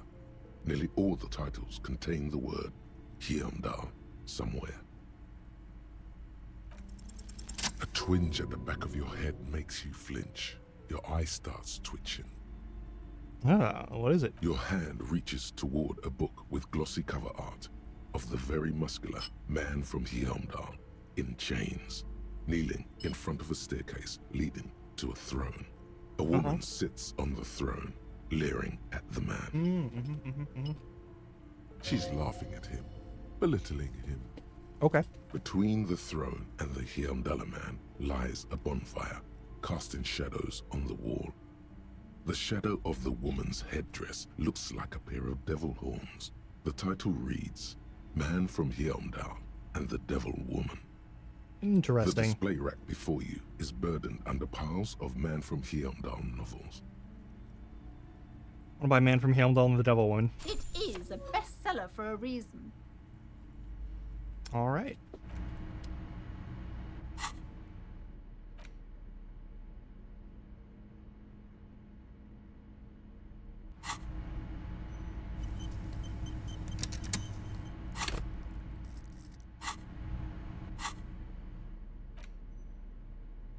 The edges of the pages are worn and smudged. A lot of people have read about the Devil Woman's altercations with the Heimdall man. The jacket copy proclaims, Man from Heimdall returns in his most exciting adventure yet. After crashing into a strange jungle, cannibalistic natives abduct his only surviving comrade, Noble Tyribald. Before Man from Heimdall can mount a rescue, he is ambushed by a tribe of female warriors and taken to the ancient citadel of Cloud City, where a mysterious and wicked queen rules supreme. Will Man from Heimdall be able to escape his dire situation and find his missing friend? Let's find out. You open the book to a random page. Man from Heimdall, wielding his 2 Zweihanders, is carving through a sea of savages, his visage fixed in grim determination. Okay. His arms, whirling like windmills, are soaked with the blood of his enemies. Mangled corpses litter the battlefield. Good God, this is some retrograde stuff. When was this shit written? You flip to the copyright page. This book was written in 38. Let's give this a chance. Berserker rage burns in his azure-hued eyes as he brings glory and honor to his long-lost Heimdall tribe. From the village of Heimdall, the ivory giant roars like an ice bear, and the winds of Gatla howl out his name. Man from Heimdall rides on a gilded griffin, his golden mane billowing in the breeze. Both Zweihanders sheathed on his back. He is off to war. Will he conquer his enemies? Will he conquer himself? The steel muscles of Man from Heimdall gleam in the humid jungle air. Yet the man does not sweat. In meditation, his soul drifts in the frigid northlands he calls home. A passage reads, The man from Heimdall looks up, his eyes blue as the mountain lakes of his homeland. He rarely speaks, but now his voice booms in the darkened throne room. Do not try to sap my masculine essence, wicked temptress. Son of Heimdall will never succumb to your seductive wiles.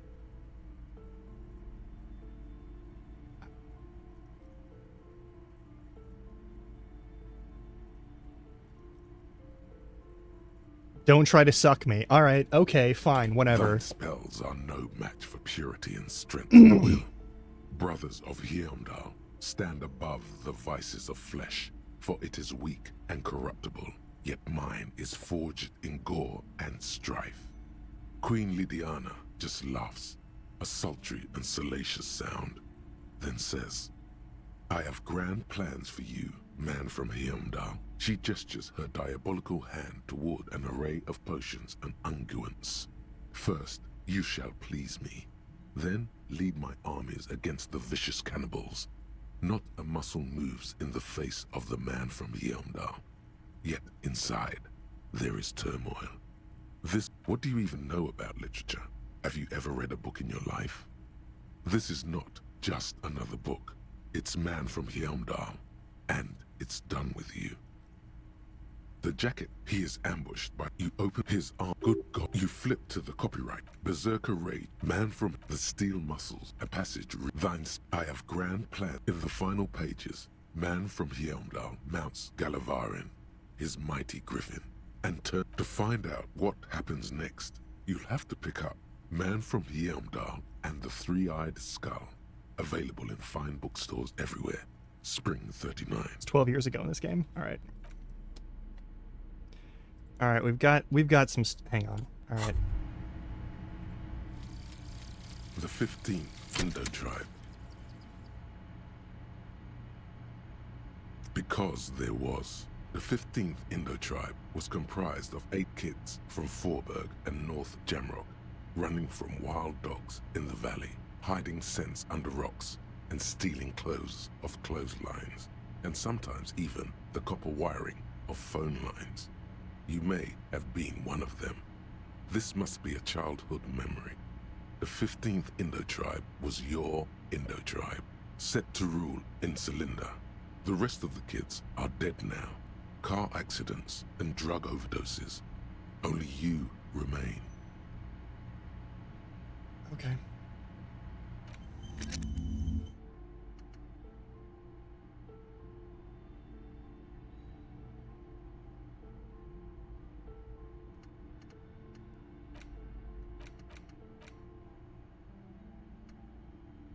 I still think it's bullshit. Try a rich person. Yeah, okay.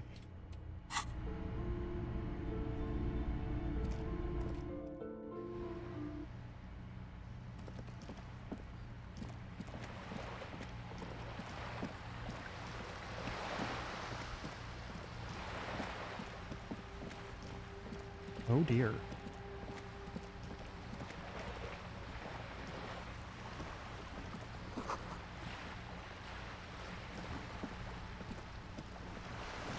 Yeah, we do know one.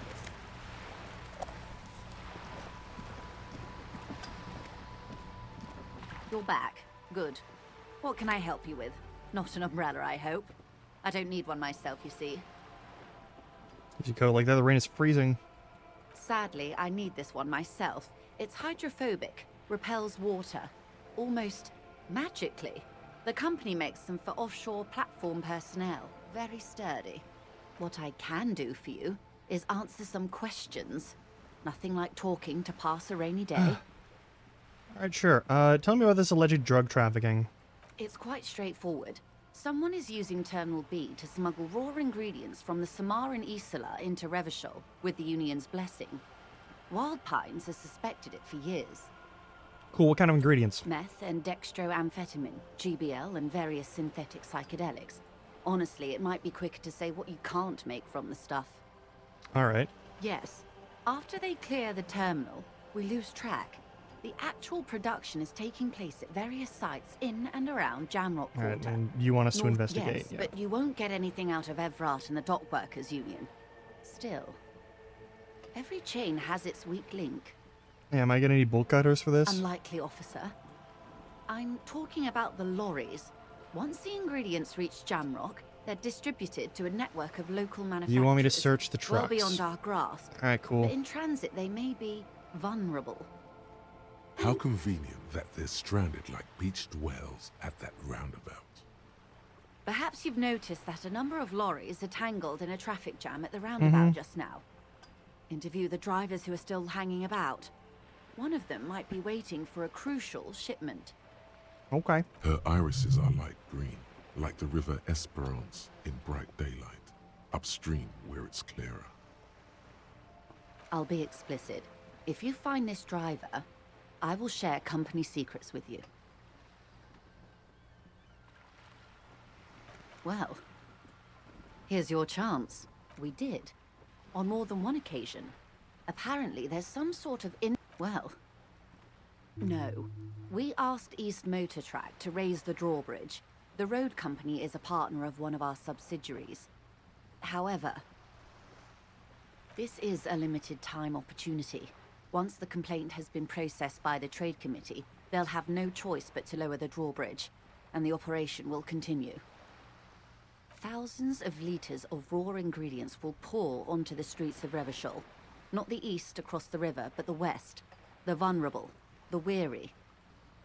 Sure, what proof do you How have? do you think they're financing this strike? There are thousands of unpaid dock workers going strong for the 4th month straight. It's true they drove a number of the local businesses to bankruptcy preparing for this venture. I've talked to a few business owners. It was quite the shakedown. But the contents of a few cash registers cannot provide for 2,000 men. Precisely. Smuggled out of that very gate at night, most likely, then loaded onto lorries and driven to Jamrock. You simply need to find one driver who will open up to you. Okay, let's discuss She something else. simply nods. You seem smart, and I need someone to give me a lowdown on this reality we're in. This reality?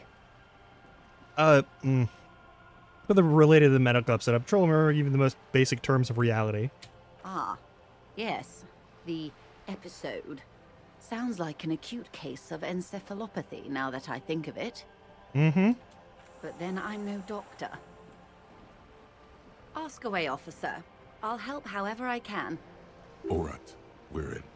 I know these all look good, but begin with the first, okay? All right, where are we? We're in Martinez, baby. A casual term of endearment popular among the 50-plus crowd. It's a disco holdover, pay it no heed. All right, I'm disco holder room myself. Aren't we all? Martinez, is yep. a district of Revachol. A very small district tucked away near the industrial harbour, north of the 881 and Jamrock. You would be excused for not knowing about it. Unimportant, they say. Forgotten, even. Shelled to smithereens during the Revolution. All right. It has its charms, just not this time of year. I'm not a good ambassador. This place used to be a province. A workers' resort before the city swallowed it and the artillery did its work. The Reeds are the real star of the show here now. The further down the coast, the wilder it gets. You mentioned a sea. It's not really a sea, it's the Bay of Revachol. And the bay feeds into the ocean. We're near the ocean. Yes. We're on an island in an ocean. The world's largest body of water. The Insulindic. Vast, lukewarm, and unknowable, flowing in and out of sight. All right. What's the name of this island? Caillou, as you already know. Imagine a pebble. A smoothed-over pebble amidst a great blue sea. Misshapen, cracked. The cracks are the River Esperance. We're in the delta of this river, on the 6th branch, the Martinez distributary. It is clear this pebble is of enormous value to her. Yeah. And to humanity at large. All right, that's Martinez. What's Revachol? Revachol? Revachol is what you call a city. What kind of city? The great kind. As if it's self-explanatory. Beyond patriotism. History detective. They built this city to resolve history. Our part in it, at least. Our centuries. Who built it? The nations of the Occident, or migrant workers from Seminine and Ile Marat, depending on your creed. Okay. And when was it built? In the DeLorean century. 380 years ago.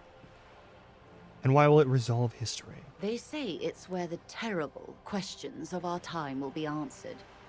The tensions are highest, the fault lines deepest. By that I mean conflicts. Ideological conflicts. The stuff of men. Why here? We are standing on a fertile, self-sufficient island able to sustain up to 200 million people in the middle of the Insulindic Ocean. The world's connective tissue. It's where the money is. So we're on an unimportant part of an important place. I think it's fair to say so. Martinez is about... A sparkle of lights on the horizon, like evening Pointing across the water where the skyscrapers rise, yeah. Of the planet. 22 kilometers from the center of the world. That soldering iron is the bank of the world building. The bottom floors are Insiacom. Coalition government, Insulindian Mission Command. Silence. She lowers her hand. The water, the light. It's as though you're seeing it for the first time. There is no recognition, only the immensity of the sea and the cold radiating from it. We are where we are. I have no truer answer to give, unfortunately. This is one thought you need to complete. Where are you? Was there something else you wanted to know? I remember something about a lowdown. Yeah, what times are these? These are unimportant times, Detective. You and I were born after the dust had settled. 1,000th of a second too late. Too late for what? For the big time. The revolution. Oh, what is the revolution I keep It's hearing about? quite easy. Every 100 years or so, our species gets together to decide what's next, who gets shot in the head, and who gets the mineral rights. It's a real kerfuffle. Oh God, would you say it was a bunch of apes duking it out? Why, of course. We're talking Duke Out Central. Full swing intraspecies warfare. I love the fact that she's the one describing this in her very posh British accent. And the apes were the evil? No, I would say the apes were neutral. Alright. On the other hand, Who got shot in the head? those would be the communists. Generally speaking, 40 million people got shot in the head during the World Revolution. But the communists, they all got shot in the head. Oh, and the anarchists too. They shot them well. So well, one forgets they even existed. The communists and the anarchists shoot back? Did they ever? Before they got shot themselves, they shot 2 million people. Truly a kerfuffle. Yes, the Insulindian deluge, they call it. Alright, anyone else get shot in the head on the opposing side? Oh, lots of people. Even the king got shot in the head, or thrown beneath a horse, or drowned. Accounts differ. It was unceremonious. Just as well, he wasn't actually the king. Just the king's nephew. Huh. The real king abdicated and lived out a long and productive life as a venture capitalist in Grad.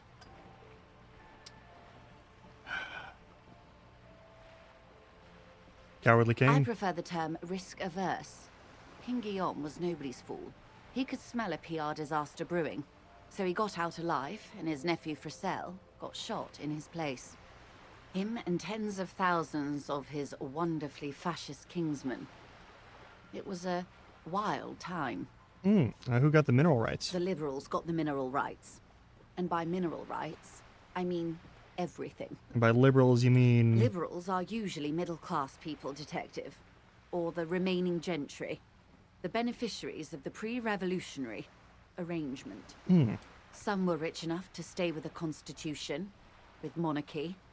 Big mistake. Others bet on the revolution. They were called the ultras, or ultra-liberals. They fared well. They didn't win so much as survive. We were the last ones standing when the war ended. Everyone else got shot in the head, remember? Fair enough. She's one of them. Of course. Alright, if everyone got shot, who was there to surrender to? To foreign intervention. The coalition. Those people really took the mineral rights. Who are the coalition? The coalition of nations. Grad, Mesk, Vesper, Messina, Oranje, and Sur-le-Clay. The armed center of the world. They landed here and ended the revolution. It was the moralist thing to do.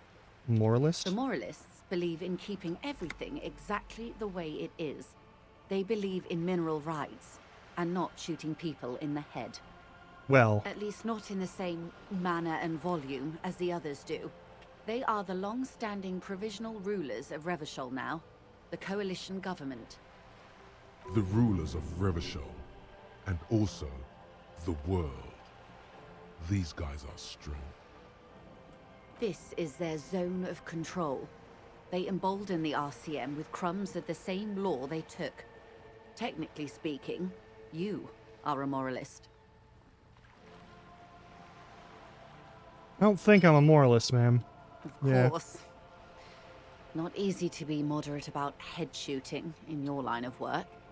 Rooty tooty, pointy shooty. Okay, we'll say That's it. the way of history. All right. When was this kerfuffle? The turn of the century revolution? Don't answer it. At the turn of the Trick century. question.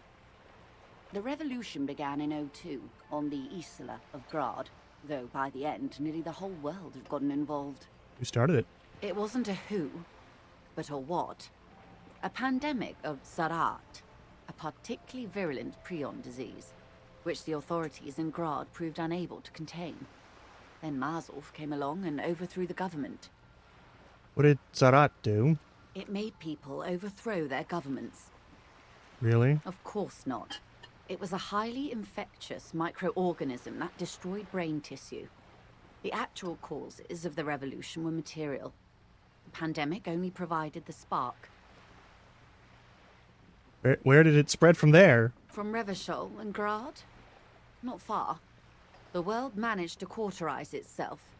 Mazov's government was overthrown in 08, and the coalition crushed the Revachol commune 2 years later. It was the end. God, can you imagine living in a world where pandemic response is functional in any way, shape, or form? God, that would be nice. The rest of it probably is shit, though, so... Why? You and I, officer. Our lives in the zone of control. Something tells you her life and yours are not that similar. Maybe it's because she has a boat and you have that necktie? A pair of pants? Yeah, our lives are very different from each other. No doubt. But we share the same time and position on the planet's crust. That counts for more than you think. What's the zone of control? A city-state divided into free market zones under the everlasting interregnum of the Coalition of Nations. And you, of course, the citizens' militia. The clatter of typewriter keys fills the main hall of the reappropriated silk mill. Precinct 41. Chad Tilbrook presses enter. Outside, Officer Elfboy Williams slams the door of an armored motor carriage. The zone of control is the third incarnation of Revachol, after the failure of the suzerain and the commune. Okay, what happened to the rest of the world? Modernity. They developed the marvels of the inter-eastlery communication, telematic milieus, radiation, colored plastics. Meanwhile, in Revachol West, the aftermath continues for the 5th decade. That's for how long? 43 years.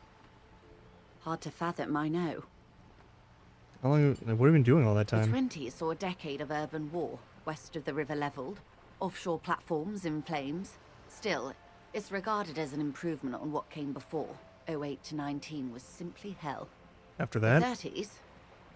Things settled down in the 30s. Revachol East transformed itself into the world's largest tax haven, with the international community's blessing. For the first time in a long time, it seemed like things were going somewhere. Oh, that's when they discovered disco. Yes. And quantitative easing. It was a market mirage, unfortunately. The 40s dispelled it. An Isla-wide hangover, you might say. So, here we are. Welcome to reality, baby. Yeah. Yeah, what would you have done differently? Good question. What would you have done differently?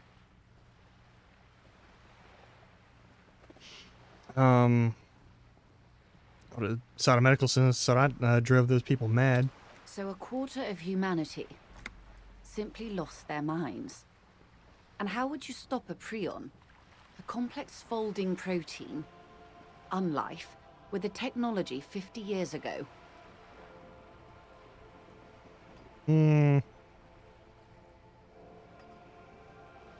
Horrifying on number 2. So maybe Tsarat is like zombification. Okay, ghoulification, if you will. Maybe that's impossible, yeah. Always. That's the can't-do attitude that truly defines late modernity. You may prove a modern man yet. Good question. And I asked you, past-less detective of the Citizens Militia, what insight has acute encephalopathy given to you? And you would have died, most likely. Not far from here. Maybe even right here, during the beachhead, defending the coast the day the Coalition took the city. Probably. No, almost certainly. The Commune would have forced you. Such was the fate of the undecided. I see. They are what they are. Who knows? An afterbloom may yet come. Anyway, enough sentiment. Not so fast. Who is she in all this? Ask her who she is. She owes you an answer. I actually want to ask about the acute encephalopathy first, Frederick. It's a neurological disorder caused by a lack of vitamin B in the brain. Symptoms include a retrograde amnesia. It's quite serious. You should get yourself checked out. What causes it? Well, it's either bariatric surgery or long-term alcohol use. It's definitely the drinking. She nods slowly. All right, I want to know what you are. She won't maneuver her way out of this one.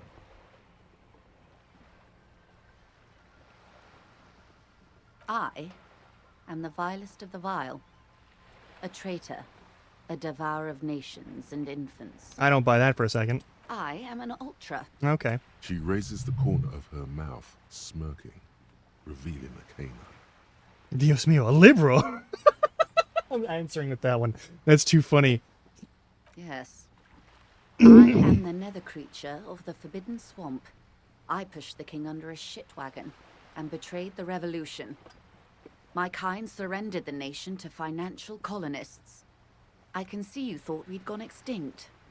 After all, no sane person identifies as an ultra-liberal anymore. Not in broad daylight. You're a centrist at heart. A real moralist, no? Tell me, now that I've uncoiled myself, do you find me frightening? Not really. In her green eyes, you see a mixture of truth and self-satire. Decades of guilt and pride. I forgive you, but only because you're charming. A devil, who being of great charm and guile, sneaketh into the homes of the godly. Beneath her waterproof raincoat and silk shirt is a body imbibed in numb 12 perfume. You are suddenly and intimately aware of it. Devil woman.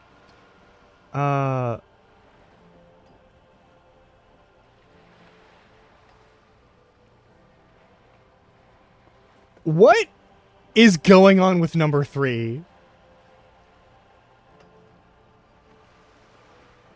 One. No fear, we hit number 3. Listen, okay, first of all, no, you don't fuck to dominate. That's not how that works. The number of times where I've been like, do you want to fuck? As like a curiosity question. In like the same way that this intonation is written hurts me a little bit right now. But we're gonna ask number 3. Steal, kill, and destroy. That they say we've been doing for over 4 decades now. Perhaps regrettably. I've had my fill for this century. That's fine. In any case, I'm glad we can remain collegial despite my scaly bulk. And my perverse need to infiltrate and betray both kingdom and revolution. That was very good. Oh, thanks for the hydrate and the stretch. We'll do that now. When the dust settled, the liberals were the only ones left to clean up the mess. By virtue of their survival, They were handed enormous power to shape the future. This was all our last generation managed. Would you have done something different? With due respect to our overlords, the eternal caretaker government that keeps Martinaise a monument to the efficacy of its artillery, I would not have relinquished sovereignty to the Coalition. Not here in Martinaise, and not in the Stella Maris or Delta Beachheads either. If not for my own sake. Yeah. She realizes her small, cold fists are clenched. She loosens them. Then for my daughters. We had an obligation to defend our sovereignty. We should have burned the whole Isola down rather than let them have it. Dark orange flames reflect in her green eyes. You have daughters? Oil fire on the ocean. You're a smart woman, or you have... I'm going to say you're a smart woman. Perhaps. My intellectual vanity will be my undoing. I think we've already seen what Harry's got going on. Yes. Whatever else I am, I'm also a mother. And a wife. Now, shall we return to reality? What is this? A bird? A sphenicid? A flightless bird of the polar regions? What is this place here? Ah. This is the pier of Rue de Saint-Ghislaine, 33A, where the tenants have been kind enough to rent me a slot. Or two. A pre-revolutionary tenement. Old buildings are called tenements, you see. And new buildings, bâtiments. After les bâtiments nouveaux.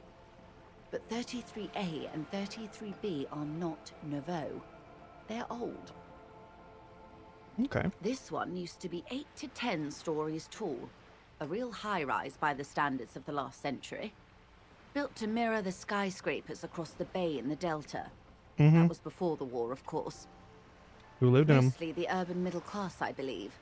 This was once primo real estate, before the cannons lopped 4 or 5 stories off. That's fair. Splat, splat. From a dilapidated balcony, Cindy the Skull gives Joyce the evil eye, her red paintbrush held to her throat. You could be wrong, but from here it appears as if she's running the brush across her throat in a soaring motion. Wonderful. Yup. What is that? The girl in the old lady rags. Yes. Looks like a sullen and rebellious member of a teen infraculture. Infraculture? Yes. You and I belong to the supraculture. We're common, the herd. The music on the radio, the food in the chain restaurant, those are all too popular for the girl in the old lady rags. She prefers a fantasy world, an infraculture with its own dress code and vernacular. It is an illusion, I'm afraid. There is no refuge from the supraculture. I understand everything. Make it more complicated somehow. I can't. That's how simple it is. One may dye their hair green and wear their grandma's coat all they want. Capital has the ability to Is that a subsume Macklemore all reference? critiques into itself. Is that a fucking Even those who Macklemore would reference? critique capital end up reinforcing it instead. Oftentimes, yeah. All right. What next? So for now. Glad to have been of assistance. The little Alright, we're gonna F5 this. I need to... You're back. Good. More lessons in Conceptualization is basic esprit de corps. Alright. Alright. Glad to have been of assistance. Conceptualization, esprit de corps. That's what we gotta boost with all our stuff. That boosts. That boosts. Do we have other pants that boost that? Not really, no. Glasses, Visual Calculus. Inland Empire, nope. No. Well, we're already wearing that. No.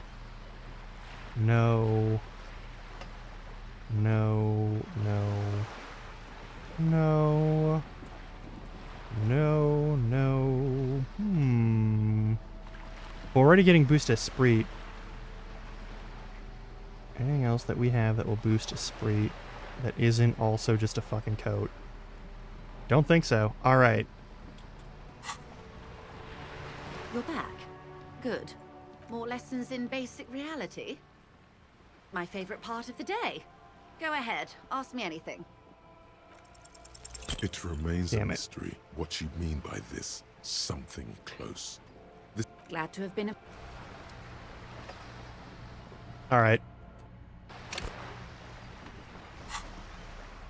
We tried to do it the honorable way. You're back. Good. More lessons in basic reality? My favorite part... 6 kilometers southwest in the Valley of Dogs, Junior Officer Chad Tilbrook takes aim at a rabid black dog licking its wounds in the grass.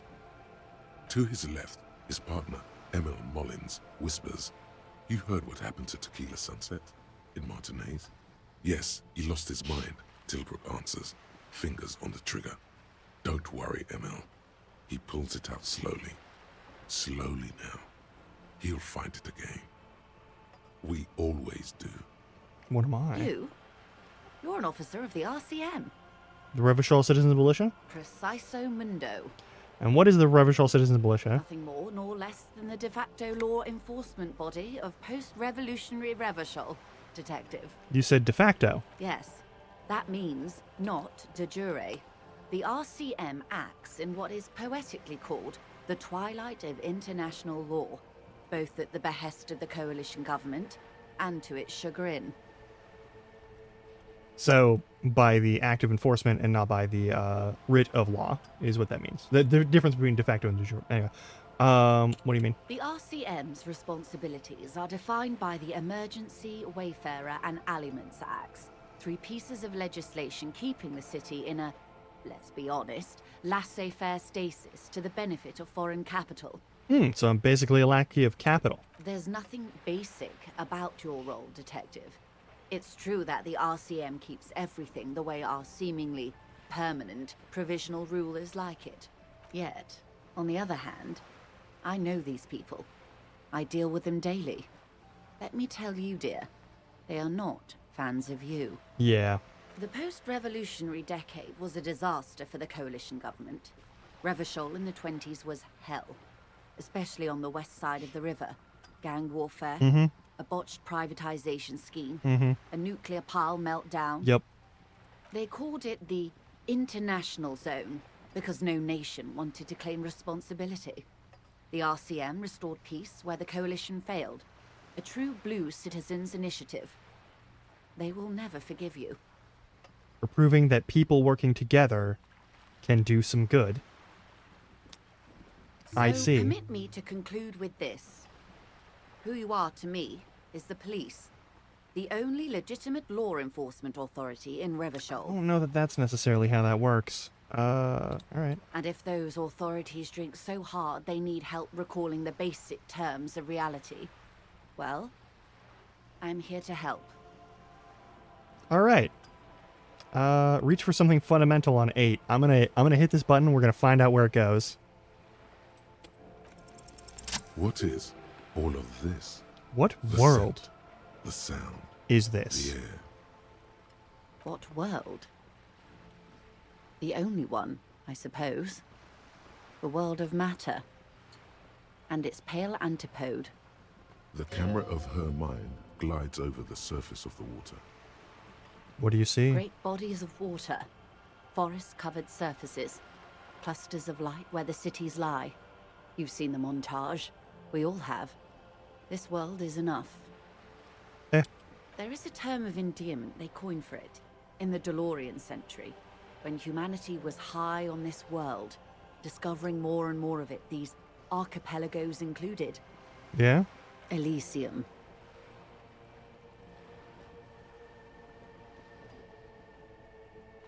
The world needs a term of endearment.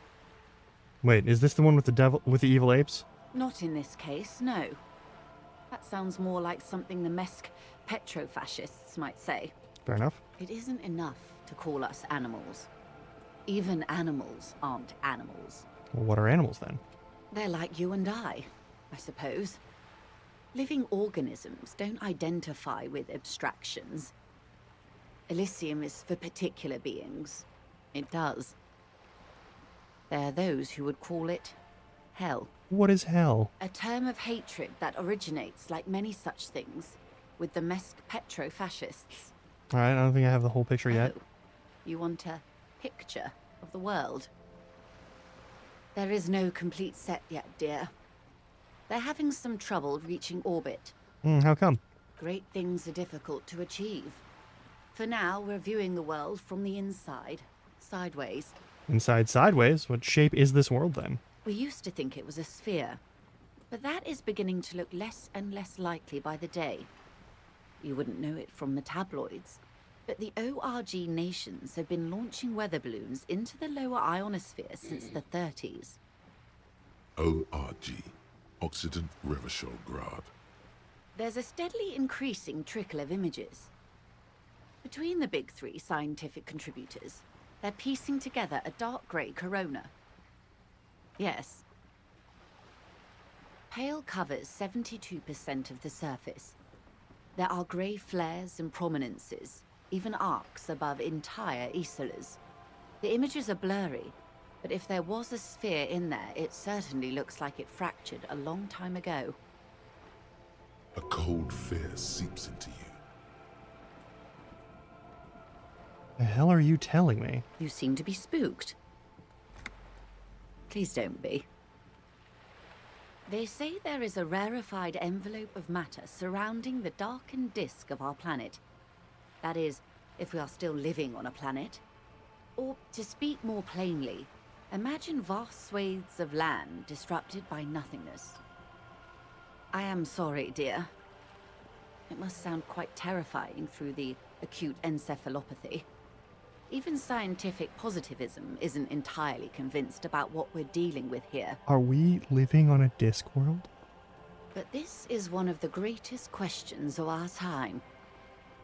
Maybe when they get the complete set together, it will jolt us out of our rut, bring us together.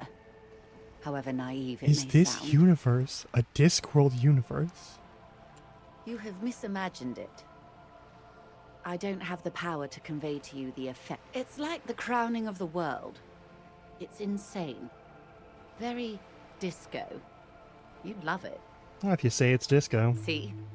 Everyone finds something worth holding on to in this world, however wasted its opportunities.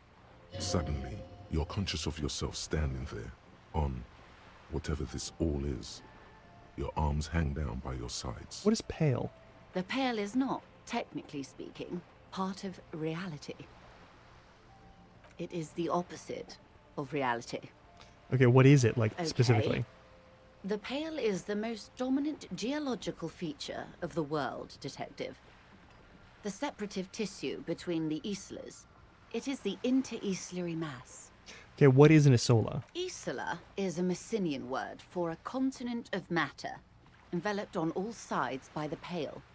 Also, isolation, or landmass. We used to believe there was only one. In the last 4 centuries, we have discovered 7. Are you fucking kidding me?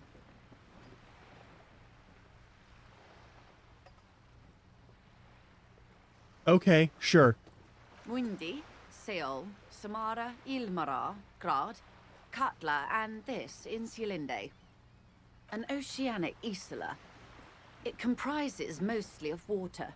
Muindi is the largest, Katla the coldest, Insulinde the bluest. What can I say?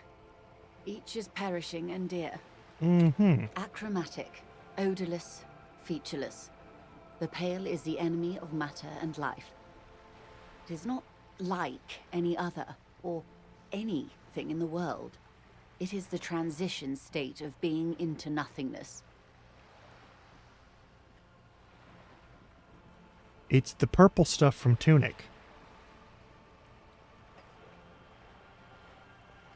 It's the purple stuff from Tunic. It's the warp from Warhammer. It's...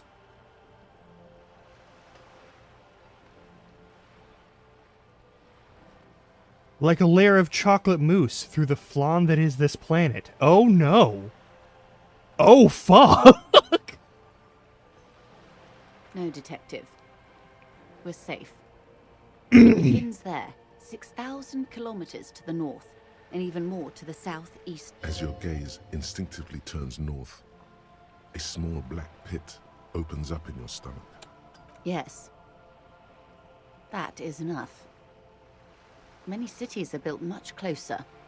An uproar of matter, darling. Rising into the pale. Rolling. Evaporating even. A great vision. The area of transition between the world and the pale is called porch collapse.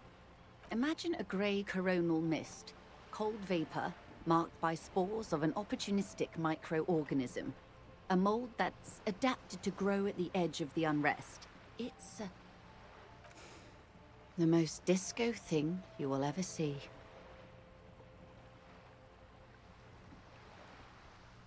It's difficult to describe, or even measure.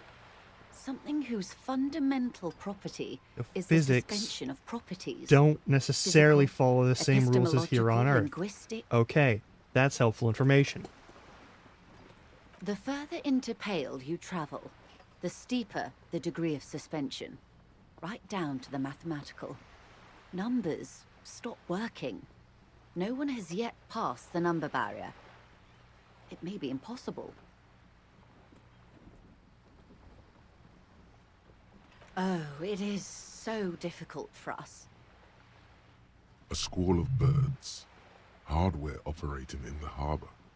Firm. Self-evident. It is possible to force dimensions on the Pale. In modern times, we can even compress its latitude, bouncing radio waves from one end to the other, shortening the path. But it is still hard for humans to navigate the Pale without getting lost, or having our minds damaged. The pale can damage the mind? Extensively. How? Some say the damage stems from extreme sensory deprivation.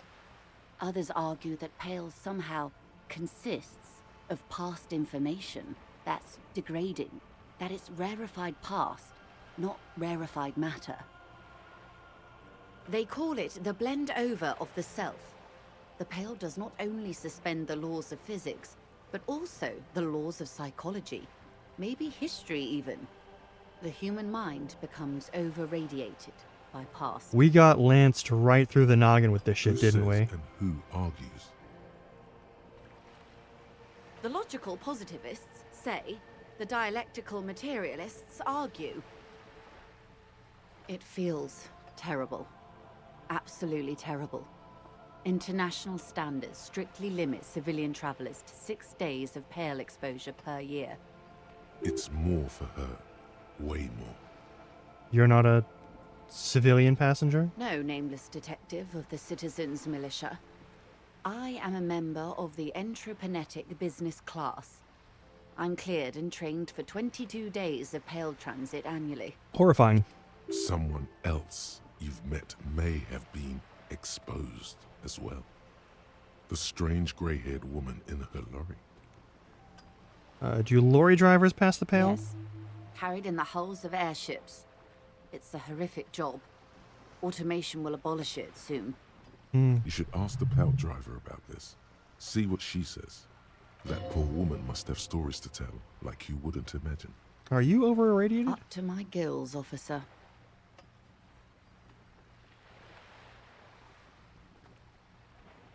What's entreprenetic? Entreprenetics is the scientific study of the Pale, or a recent iteration of it by way of Grad. The study of the Pale reaches back 6,000 years. The Pericarnassians called it the Western Plain. They had not traveled the entire circumference of the Pericarnassian Super E Solar.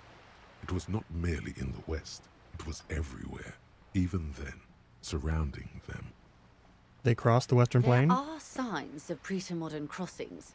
Successful navigation of the Pale relies not just on technical know-how, but intensive psychological preparation. Some of these tactics have been known for thousands of years. What does entrepreneutics Nothing. in? Yeah. We remain powerless before the Pale. The only real advance in Pale transit is the speed with which an aerostatic craft can pierce it. Less exposure leads to less effects later. Aerostatic meaning... Hybrid yeah. airships, detective. Conventional rotors or jet engines no longer add velocity after the point of reference for motion is suspended. once you've crossed from near Pale to far Pale. In essence, we throw them in and they come out the other end. If we throw them precisely. If we don't? Then they don't. Oh god! Gone, like a skipping stone beneath the surface. How much Pale is there compared to the world? The Pale outweighs reality 2 to 1. There is more Pale than there is matter, and the ratio is slipping. To our detriment, or? What do you think, Detective? There's more and more of the Pale. Precisely. One of the few measurable effects of the Pale is that it is expanding at an unknown rate. An intuitive conclusion of that development is that one day the Pale will cover everything.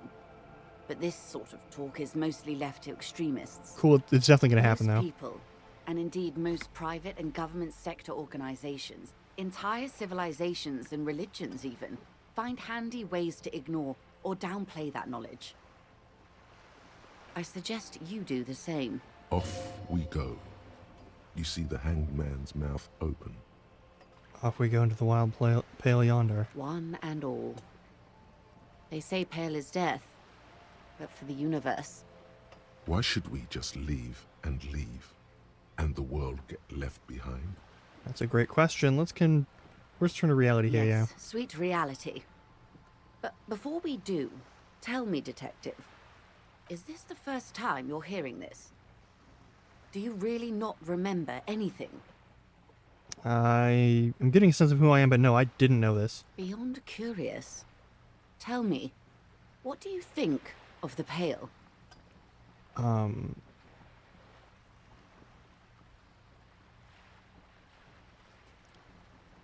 I don't know how you've all survived with it. It's a huge accomplishment to survive against. Yeah. It's terrifying. It's terrifying is my first one.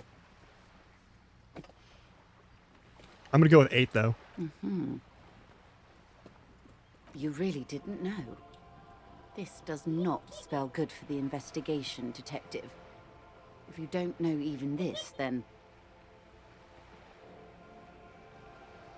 Yeah, I know. I'm in serious trouble here. That's, yeah. Your colleague, Lieutenant Kisaragi, is competent. I checked up on him. And you have me. I will try to assist you in any way I can. Some of that assurance is meant for herself, as much as it's meant for you. She must have a lot on the line here. Even if we have to do it one basic term at a time.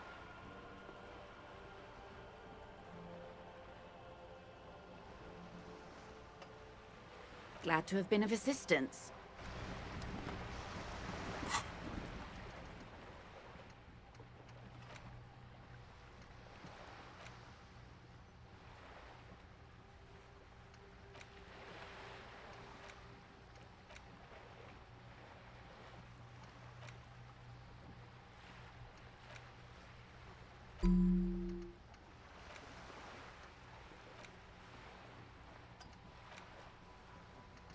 Head in the clouds, or do I want rigorous self-critique? Jamais vu.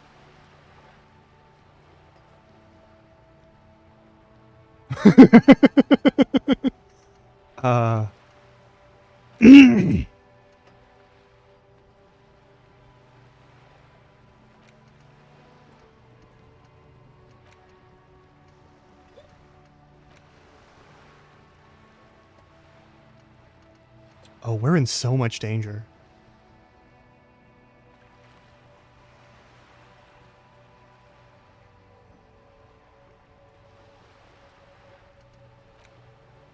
I'm gonna do Jamais vu.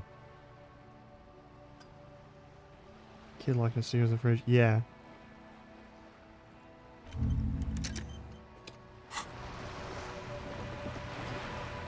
What the fuck? Okay, we're about to hit...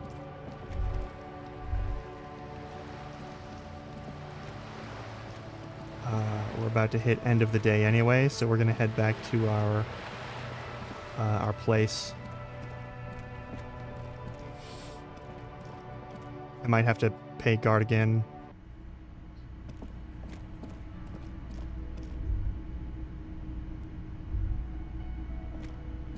help you? I'm gonna go for the night. You're already set for the night. Cool. Your door.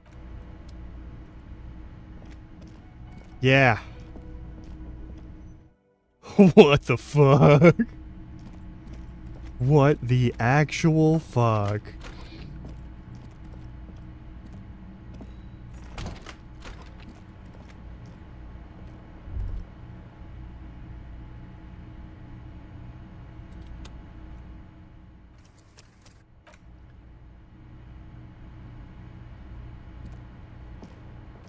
The fan stands still. The switch must be broken, because nothing happens.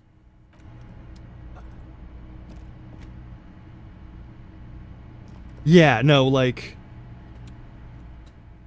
Holy shit.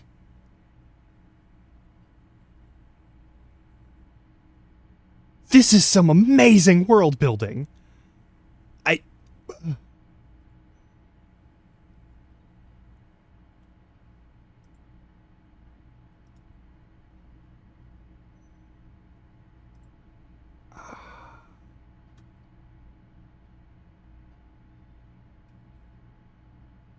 I really hope they get to pull a Dark Souls situation where they don't get to keep the name, but they get to keep everything else, basically, from their previous iteration. I hope that's a thing, because, fuck, man, this is so good.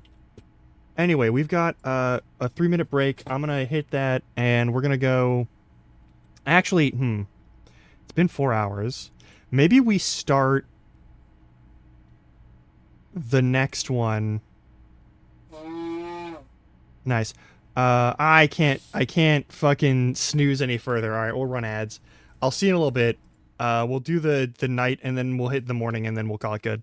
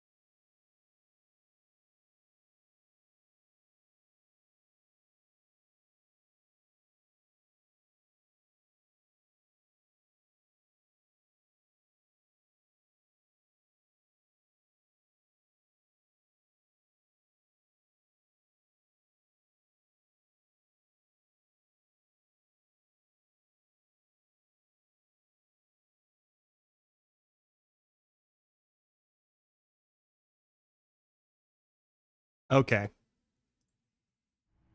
God, all of the Zelda songs in this fucking radio are making me want to play more Zelda again. Do you want to watch me play Zelda tomorrow? It'll be Tears of the Kingdom.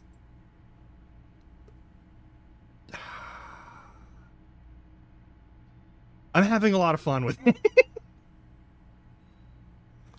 I might do that. I might make you watch that. Alright, let's go to bed. Let's, I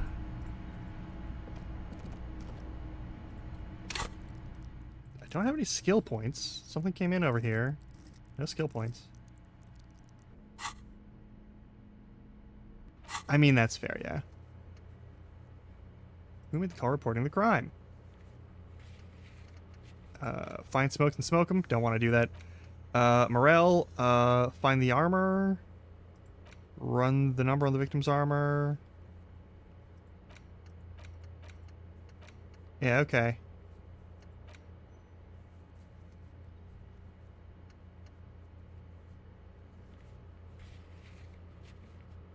Alright, whatever.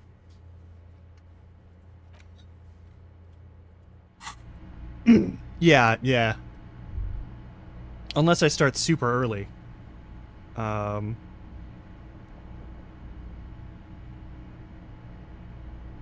Who knows? Maybe in like 8 hours, I'll still be awake and I won't be able to sleep and I'll just start running a stream or something. I don't know.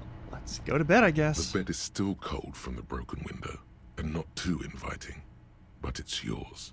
You've earned it. Yeah, fuck it. Let's have another dream the bed sequence. is still cold from the wind blowing in from the broken window. The mattress creaks as you close your eyes and try your hardest to fall asleep. I mean, yeah, for sure, but like... Here Things we happen. are again, my broken bud. The waves are coming, carrying you away. But you can't go. No, you have to stay. Always half aware of yourself. You're not cooperating, brother man. Oh, God. It's your disgusting body. Even through your sleep, you feel a vague discomfort suffusing it. Your belly and your sides are unpleasantly tender. You wish you could curl up into a fetal ball of safety. But you cannot, because of the pain.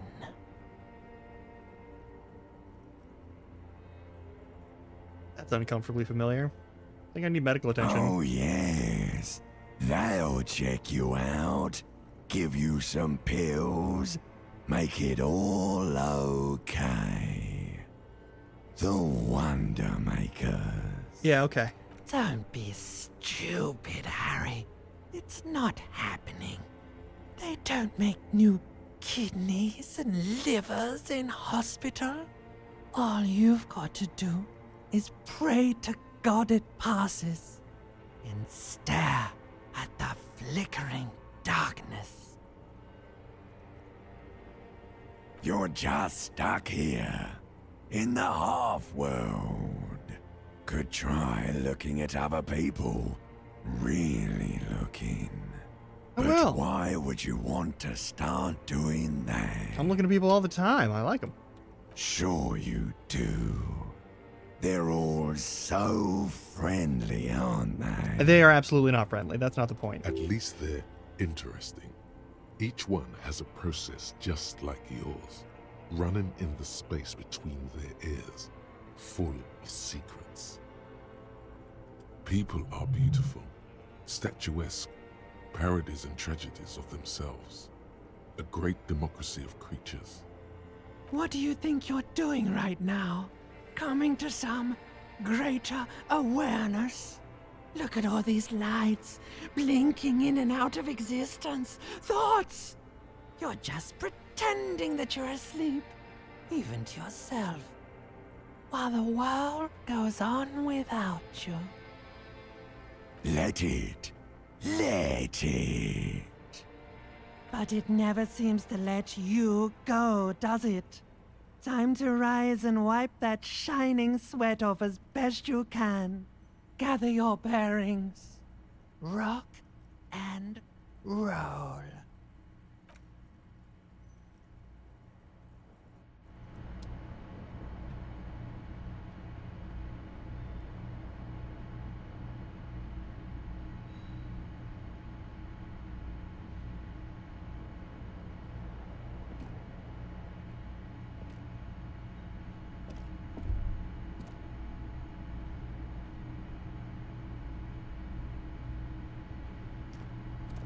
A mirror hangs on the bathroom wall.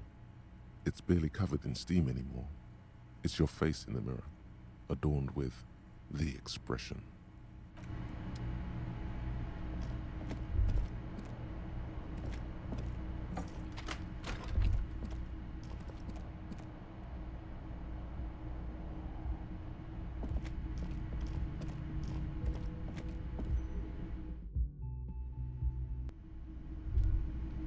Shit.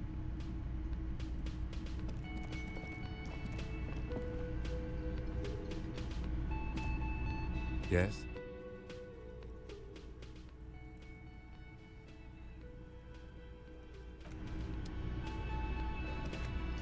The woman in an RCM patrol officer's uniform winces as she notices you. I would really prefer not to talk to you right now. A patrol officer is the lowest rank in the RCM, below lieutenant and sergeant. Alright, fine, I'm leaving. Actually, no, why do you want to talk to me? I don't know. I mean, why would I want to talk to you?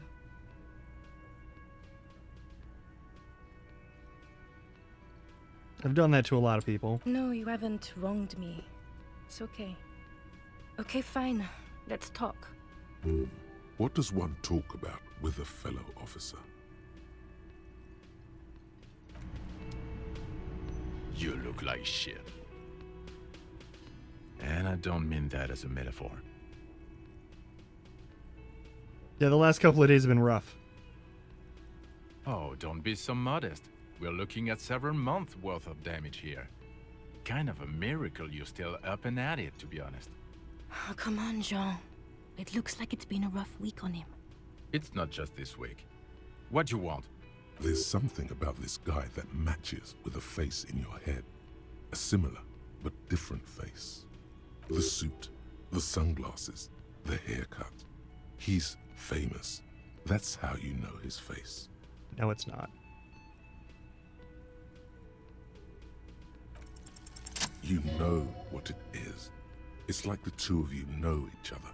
Just ask him. Do you know me from somewhere? Oh, I definitely know you from somewhere. Another life. Yes, from another life. A different life. Maybe the life of a police officer belonging to the ranks of the... To what station do you think you would belong in this alternate and totally fictional... Okay, that's plausible. That's entirely plausible. Now we're really getting somewhere. Only mean from ads? Somewhere good. Cool. Let's talk about the hypothetical Station 41 you mentioned. Okay. The hypothetical, yeah, let's fantasize about that. I'm not busy, you're not busy, let's just play around. Let's be crazy. Let's say you and I are partners. How's that for a thought experiment? Kim's cooler than you. I'm sure he's fucking flattered, but Kim is not part of this thought experiment. In this one, we're partners. The lieutenant is silent. Alright, well, you seem like a cool guy. I'd love to have you as my partner. Would you now, or would I be cramping your style? Never mind. Partner.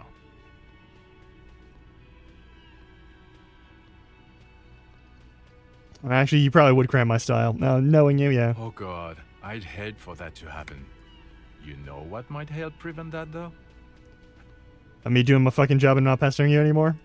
You doing your fucking job. Alright, do you have a crime to solve? No. You see, I enjoy watching other better cops solve crimes. And let me tell you, it's been quite a privilege seeing you work. This isn't helping.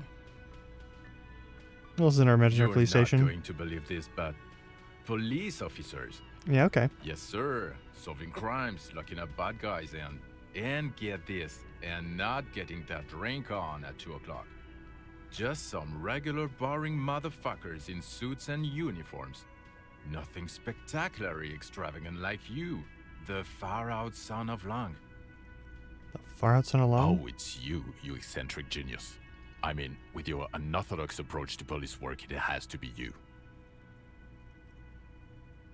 All right. Not even a little bit. Fair enough. It's an urban myth about an officer who is so far undercover he can't remember who he is. As I said, just an urban myth. You are not the son of Lang. Okay, yes, you get the joke. Leave it at that. Can't imagine anymore. Neither can I, partner. Neither can I. Kim, who is this guy? I'm not getting involved in He's your ex. He's our ex. He's our ex. It's not my style, he thinks, glancing at the man in sunglasses and the woman beside him. Oh boy, they're mad at him. No wonder. He just doesn't recognize them. You famous or Not something? as famous as you, superstar. Yeah, it's still irony. Fine. No, not entirely. Mm-hmm. I'm a cop. About what? You don't look like a cop.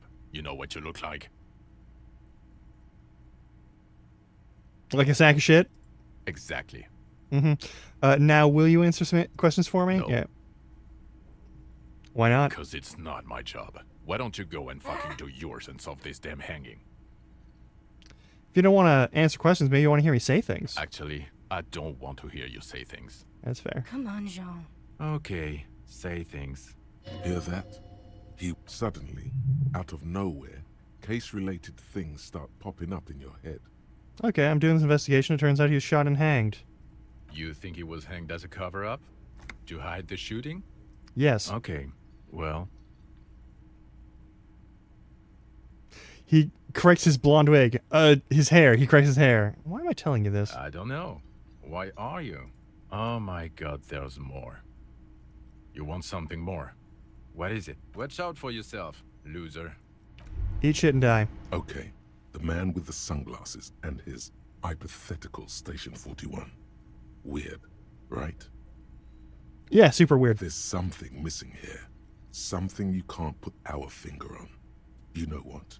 Just ask him. Yeah. Yes. Just... Again? I can't believe Okay, are we from the same police station? I'm going to say no. Just to see what you'll say to that. What'd you say? Okay. Okay. Jean. Okay. I was clearly wrong. He is a firefighter, male nurse, animal control agent. Something of that kind. Not a cop. Go on with your cop work. Don't let me stop you again.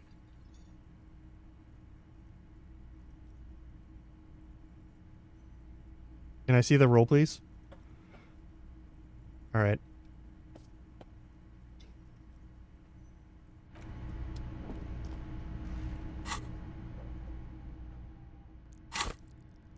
We're so close. Can I help you? Got the 20 rounds. Good. Yep. You got the room for the night, but remember, you'll need another 20 round tomorrow. That's fine by me.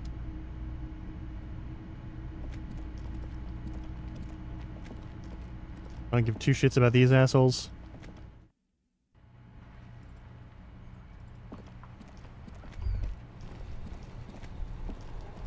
In the morning light, the white on blue police livery on the motor carriage cannot but catch your eye.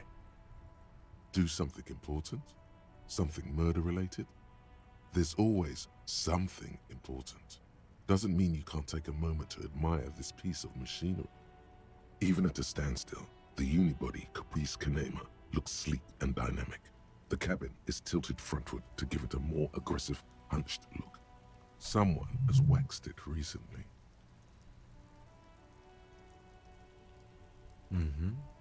You want to take a closer look? 130. I reckon that's a 7-liter V12 there. 7.2. Supercharged. Oh, was a bag in there. 130. I reckon that's a 7-liter V12. You lost me there. A lot of power. The Kinema is fast. Yeah. Feels right at home on the raised motor track. Hard to find something that could overtake it. Fine machine. Yes.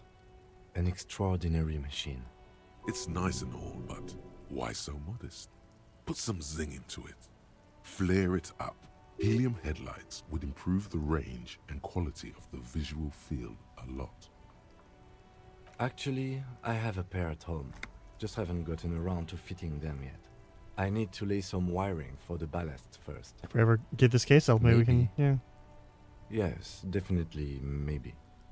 And means no. Alright, let's move.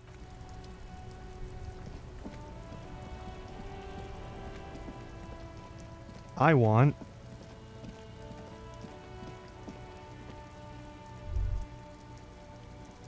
Well, they're here. A rusting control panel. You grab the handle and pull the lever up. As soon as the metal connects against the contact pins, you hear a loud clunk. Then, the water lock starts moving. Finally! I need to see what happened to that car. I need to know if that's our car.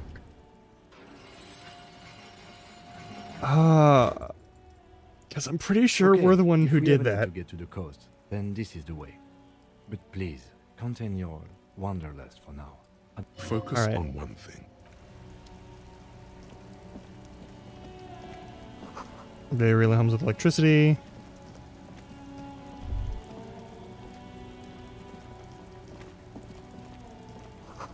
Breaker box to power the air panel above you. Maybe there's something inside. Oh, maybe there's something inside. Let's check. There's money. All right, cool. Oh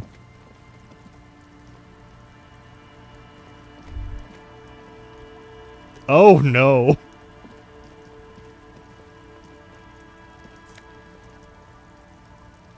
Yeah, I'll take that. The bottle drained of all its booze, frozen to the ice. This is it. The scene of the party. The fire pit. Cigarettes and empty bottles all evidence it. Yeah, a lot of flex Looks party like here. They were here a while, judging from all the bottles. So the we gave- sunken motor carriage provided them a focal point, like a goose ice sculpture or a chocolate fountain. Looks like we've had a couple partygoers here. Looks like it. And had a great time laughing and you through the to them. So yeah, yeah, nah. Hey, let's keep moving. A banged-up motor carriage lies half submerged in the icy water, slowly sinking into the Insulindian Ocean. Only the cabin top, rear wheels, and the engine remain visible. Hey, that's a very blue and white vehicle. It must be cold and lonely down there in the icy water. The seawater has already started to corrode the metalworks. Remember the tire tracks in Martinez? This is where they were leading. It appears to be so. I agree. We should definitely investigate. You get a sudden sinking feeling. Stomach acid comes up as you look at the motor carriage in the deep, dark, cold water. The motor carriage is properly stuck in the ice. Getting it out would require a team of specialists. A single day in the salty seawater would ruin most vehicles, but this one looks worn even in places the salt water hasn't touched it. The logo is too deep in the murky water. You can't make it out, but you do see a monkfish float by.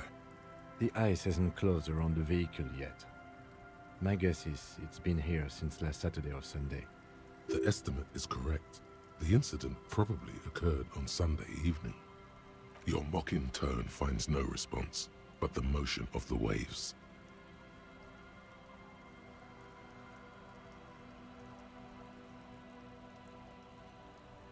Yes, yes. Clearly, this is a triumph.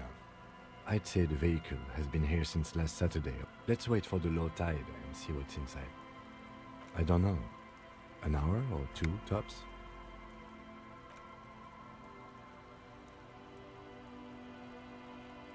As you sit down in the old, rusty playground, the world around you becomes very silent. The hinges creak under your weight, dangerously so. Nothing but the sound of seagulls high above in the sky, echoing like distant laughter.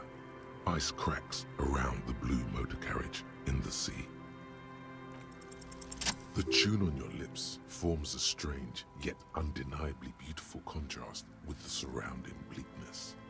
The lieutenant gives you a quick glance, then, still looking straight ahead, he joins you with a higher-pitched and slightly more melodic trill. Two birds on a wire, whistling by the seaside, looking at the water and the sunken car. The clouds pass in the sky, and the shadow of the swing moves like the hour hand on a timepiece. 30 minutes have passed. Looks like this might take a while.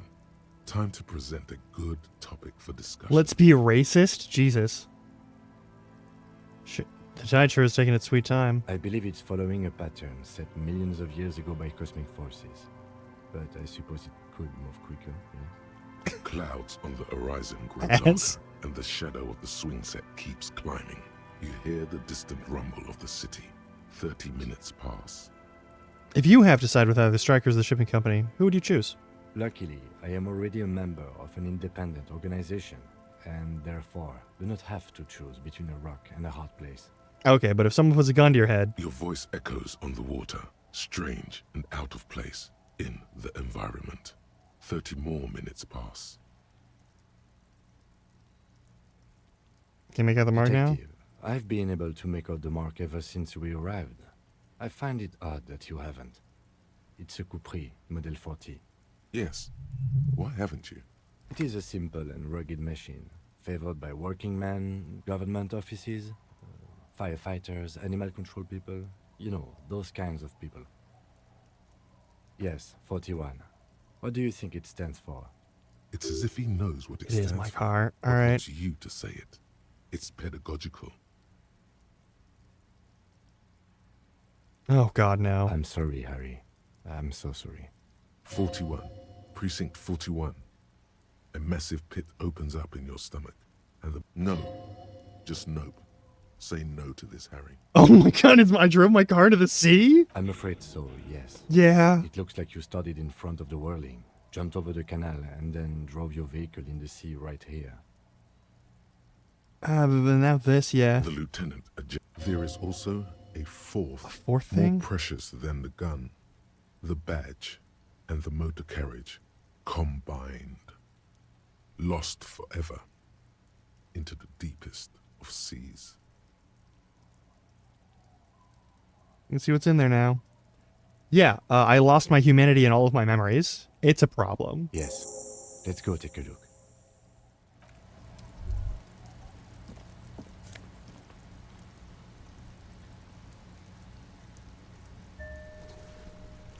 We're a commander in the police force.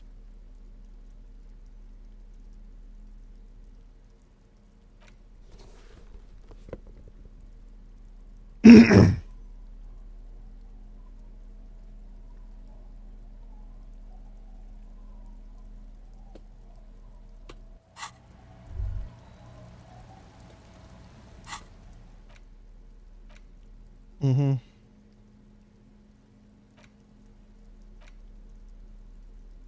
A police badge on which you see the photo of a man. You. Some seaweed is stuck to the back. I found my badge. At least something good came out of all this. Why are there two sets of study the badge and leave? It's like the second one, hang on. Encased between two durable plastic sheets is a bluish card with lines of information and a watermark in the shape of the street grid of Revachol West. Yeah.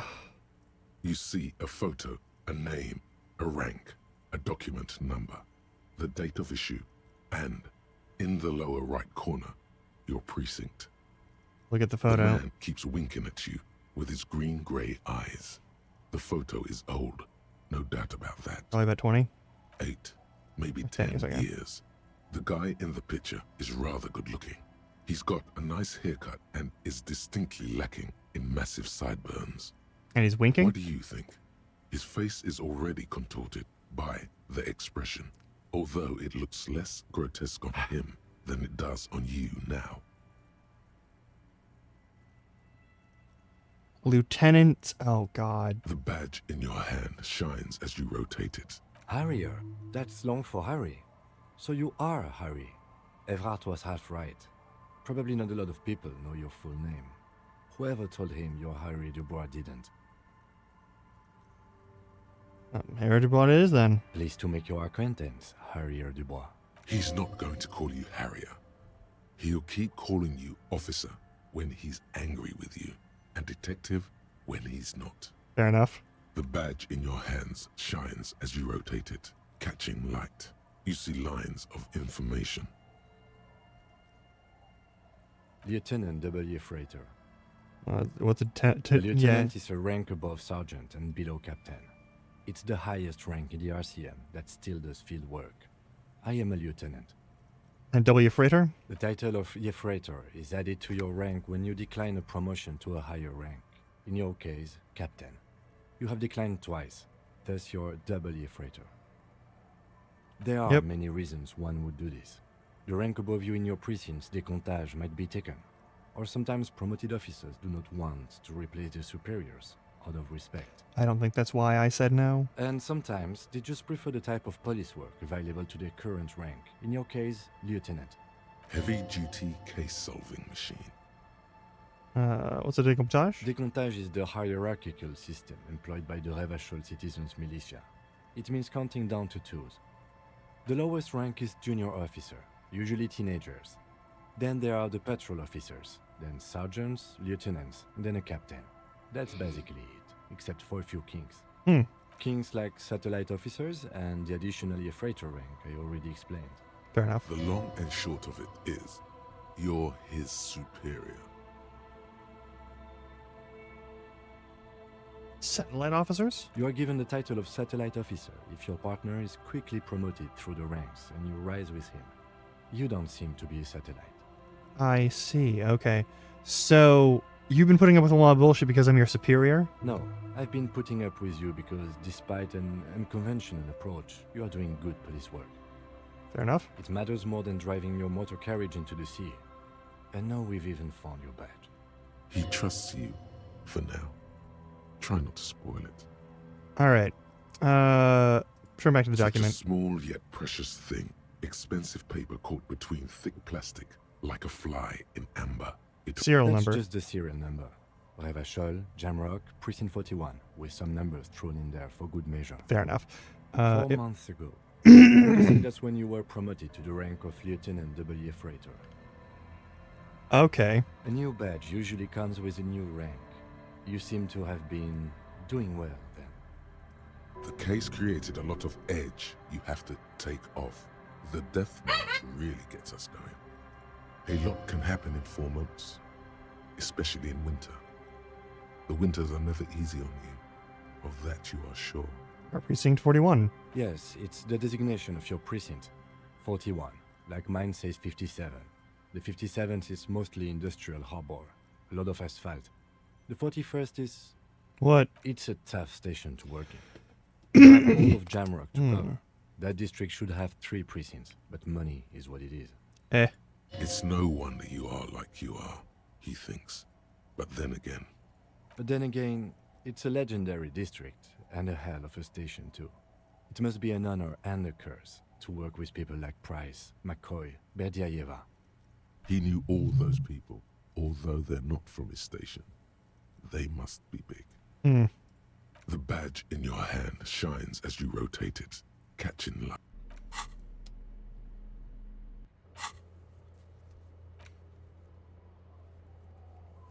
I need to get Gaston Martin to give me his sandwich, or at least a bite of it. It's extremely important. I'm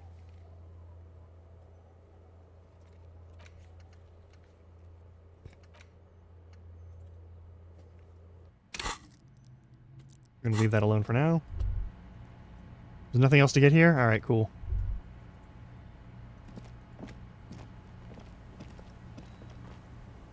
Alright, what was that? They leave away from the accident.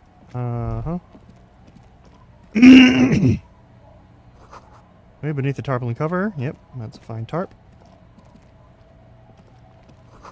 Alright, let's hit this door.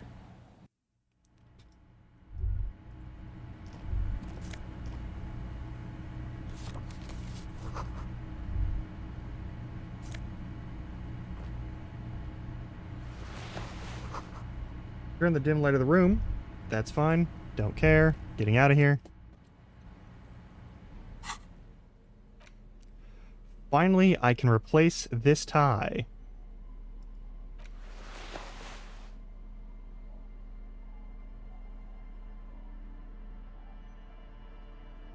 Maybe I don't do that. I don't like the horrific necktie. It concerns me. Great news.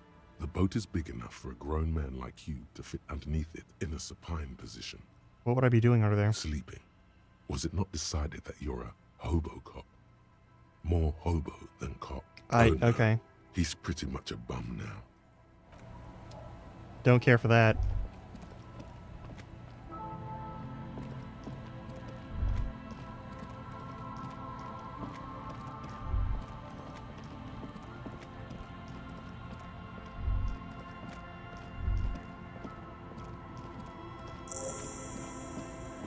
The Fisherman Shacks. I'm stealing money and spare change from everywhere.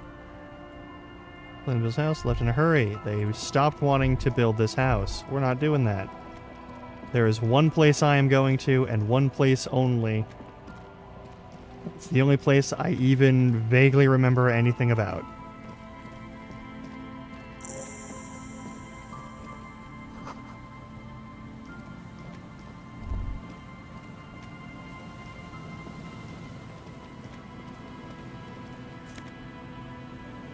Perfect.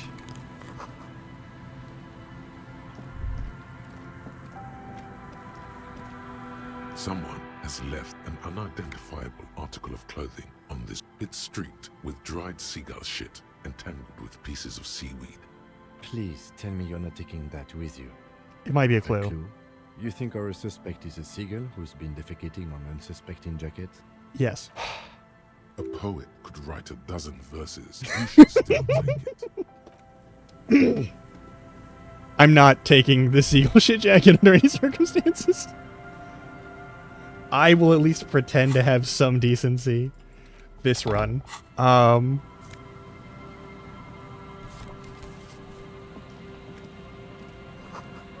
weighing machine has been used for a decade. This is a boardwalk. Let's try to make more sure. Yep. Neither rain nor snow nor wind. Cool. There's folks. There's some tear, an empty cigarette package, and a crumpled kebab wrapper in the trash bin. I don't care. I give nary a single fuck. Alright. Shacks, the boardwalk. I need to get here. The church. There's something important at the church. I don't remember what. Music coming somewhere on the ice. Feel the shadow of a very tall building fall on you. Psalm Brune, 1147. We're here at the church? Did we make it to the church? The church over here? Or is this more boardwalk? What the fuck?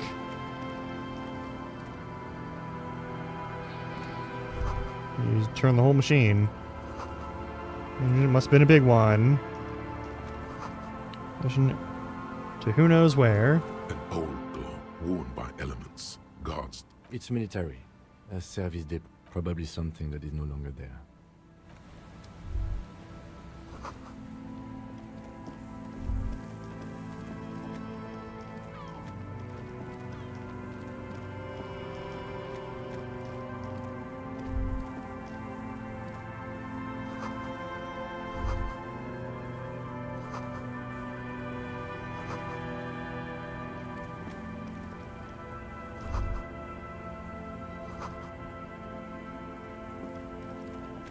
Yeah, go for it. Is there a way in? Do we die in there?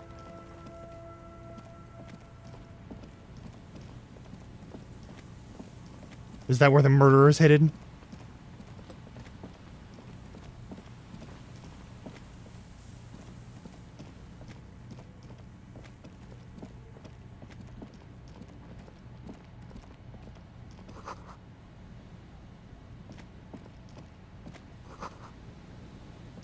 Too dark to tell. That's fair.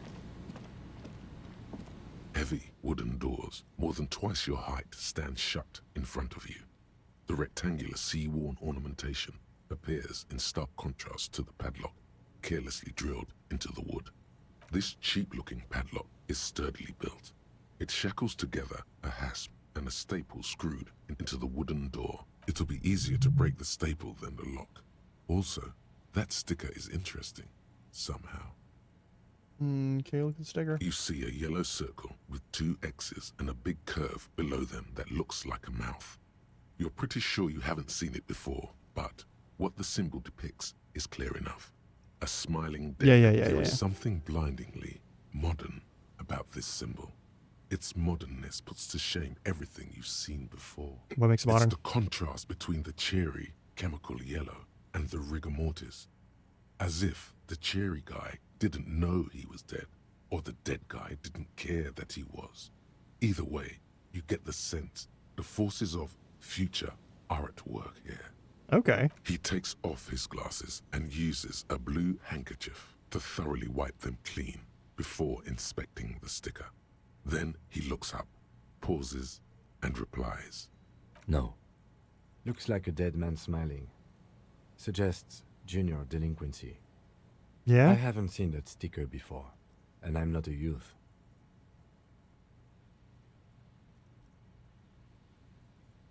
This cheap look, it'll be All right. easier to break the staple than the lock. Also, there's nothing like the sound of a sticker unpeeling. Now it's stuck to your thumb. Looks like today was a gold star day.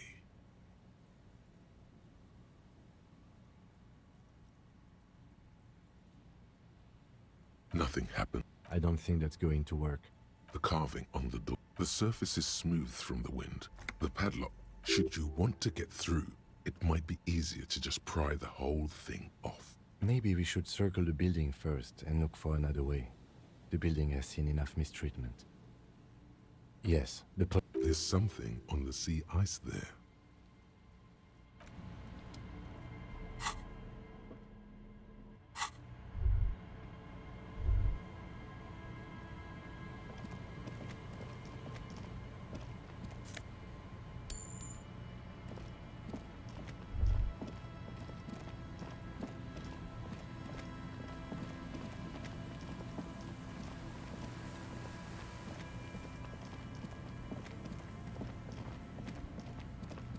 Well, we can fuck with it later.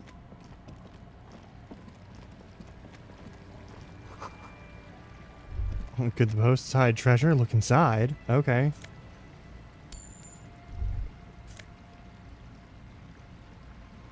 Troublesome.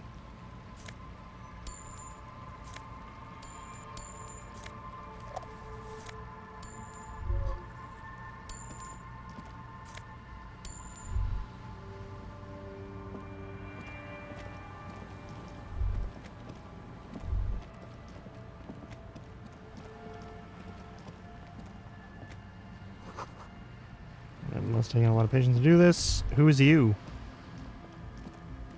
A shaggy-looking girl in her late teens or early 20s.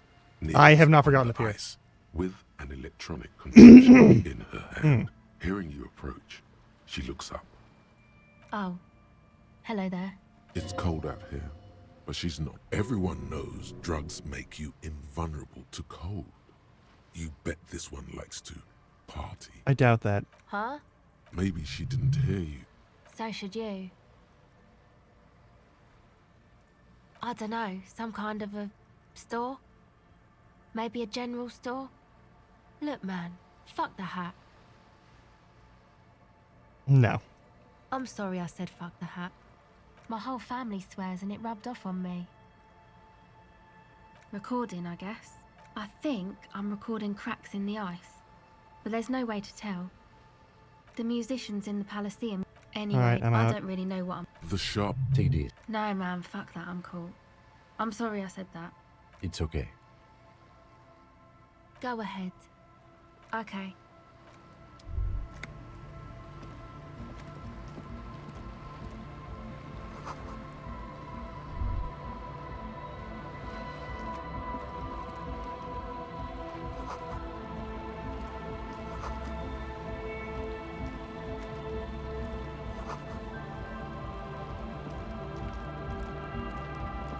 The tent is just tarpaulin fabric covering a pile of stuff. The flap is open. Inside, 3 young... Come on! Okay. Get in and close the flap behind you. The warm stuff's getting out.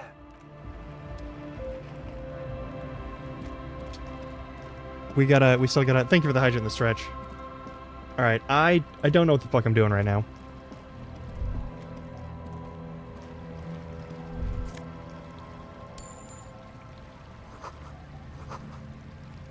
From the other side, okay. Well, we'll just have to lower that drawbridge.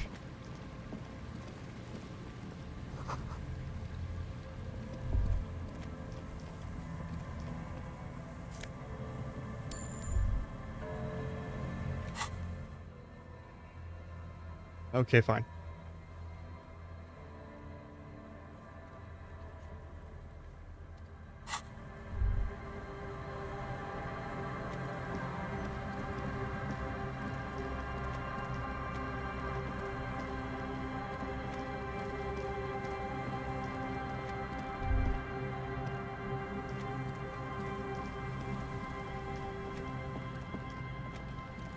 I don't need to fuck with Pier. I need to find...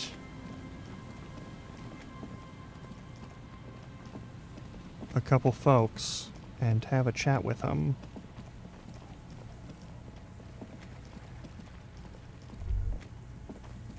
Hey.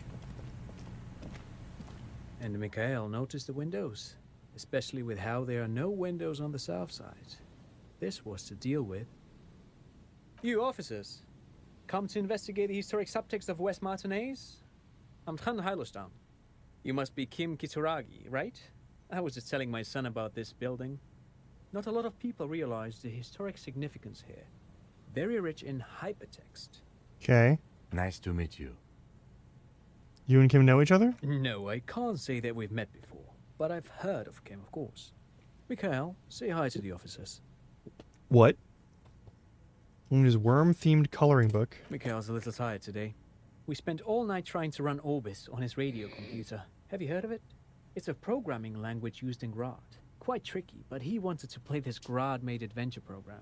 We've been getting really into Worms lately. Okay.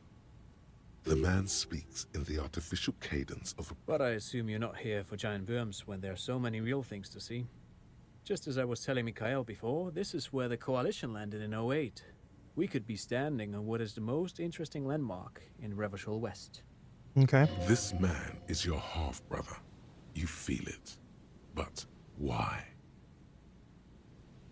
No, thanks to you for having me and little Mikhail here to pick your brain.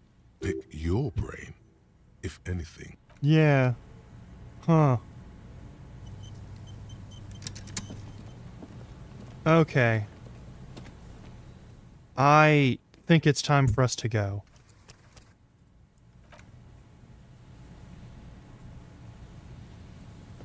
I think it's time for us to stop playing this. I'm very sorry to just drop this suddenly, but I don't want this to be an 8-hour run today.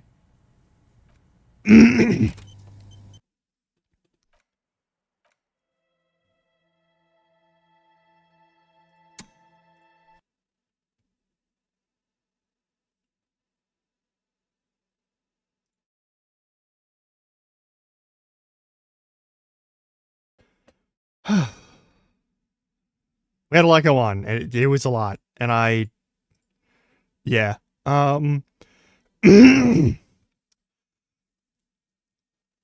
am going to raid someone who's a bit of a rapscallion today.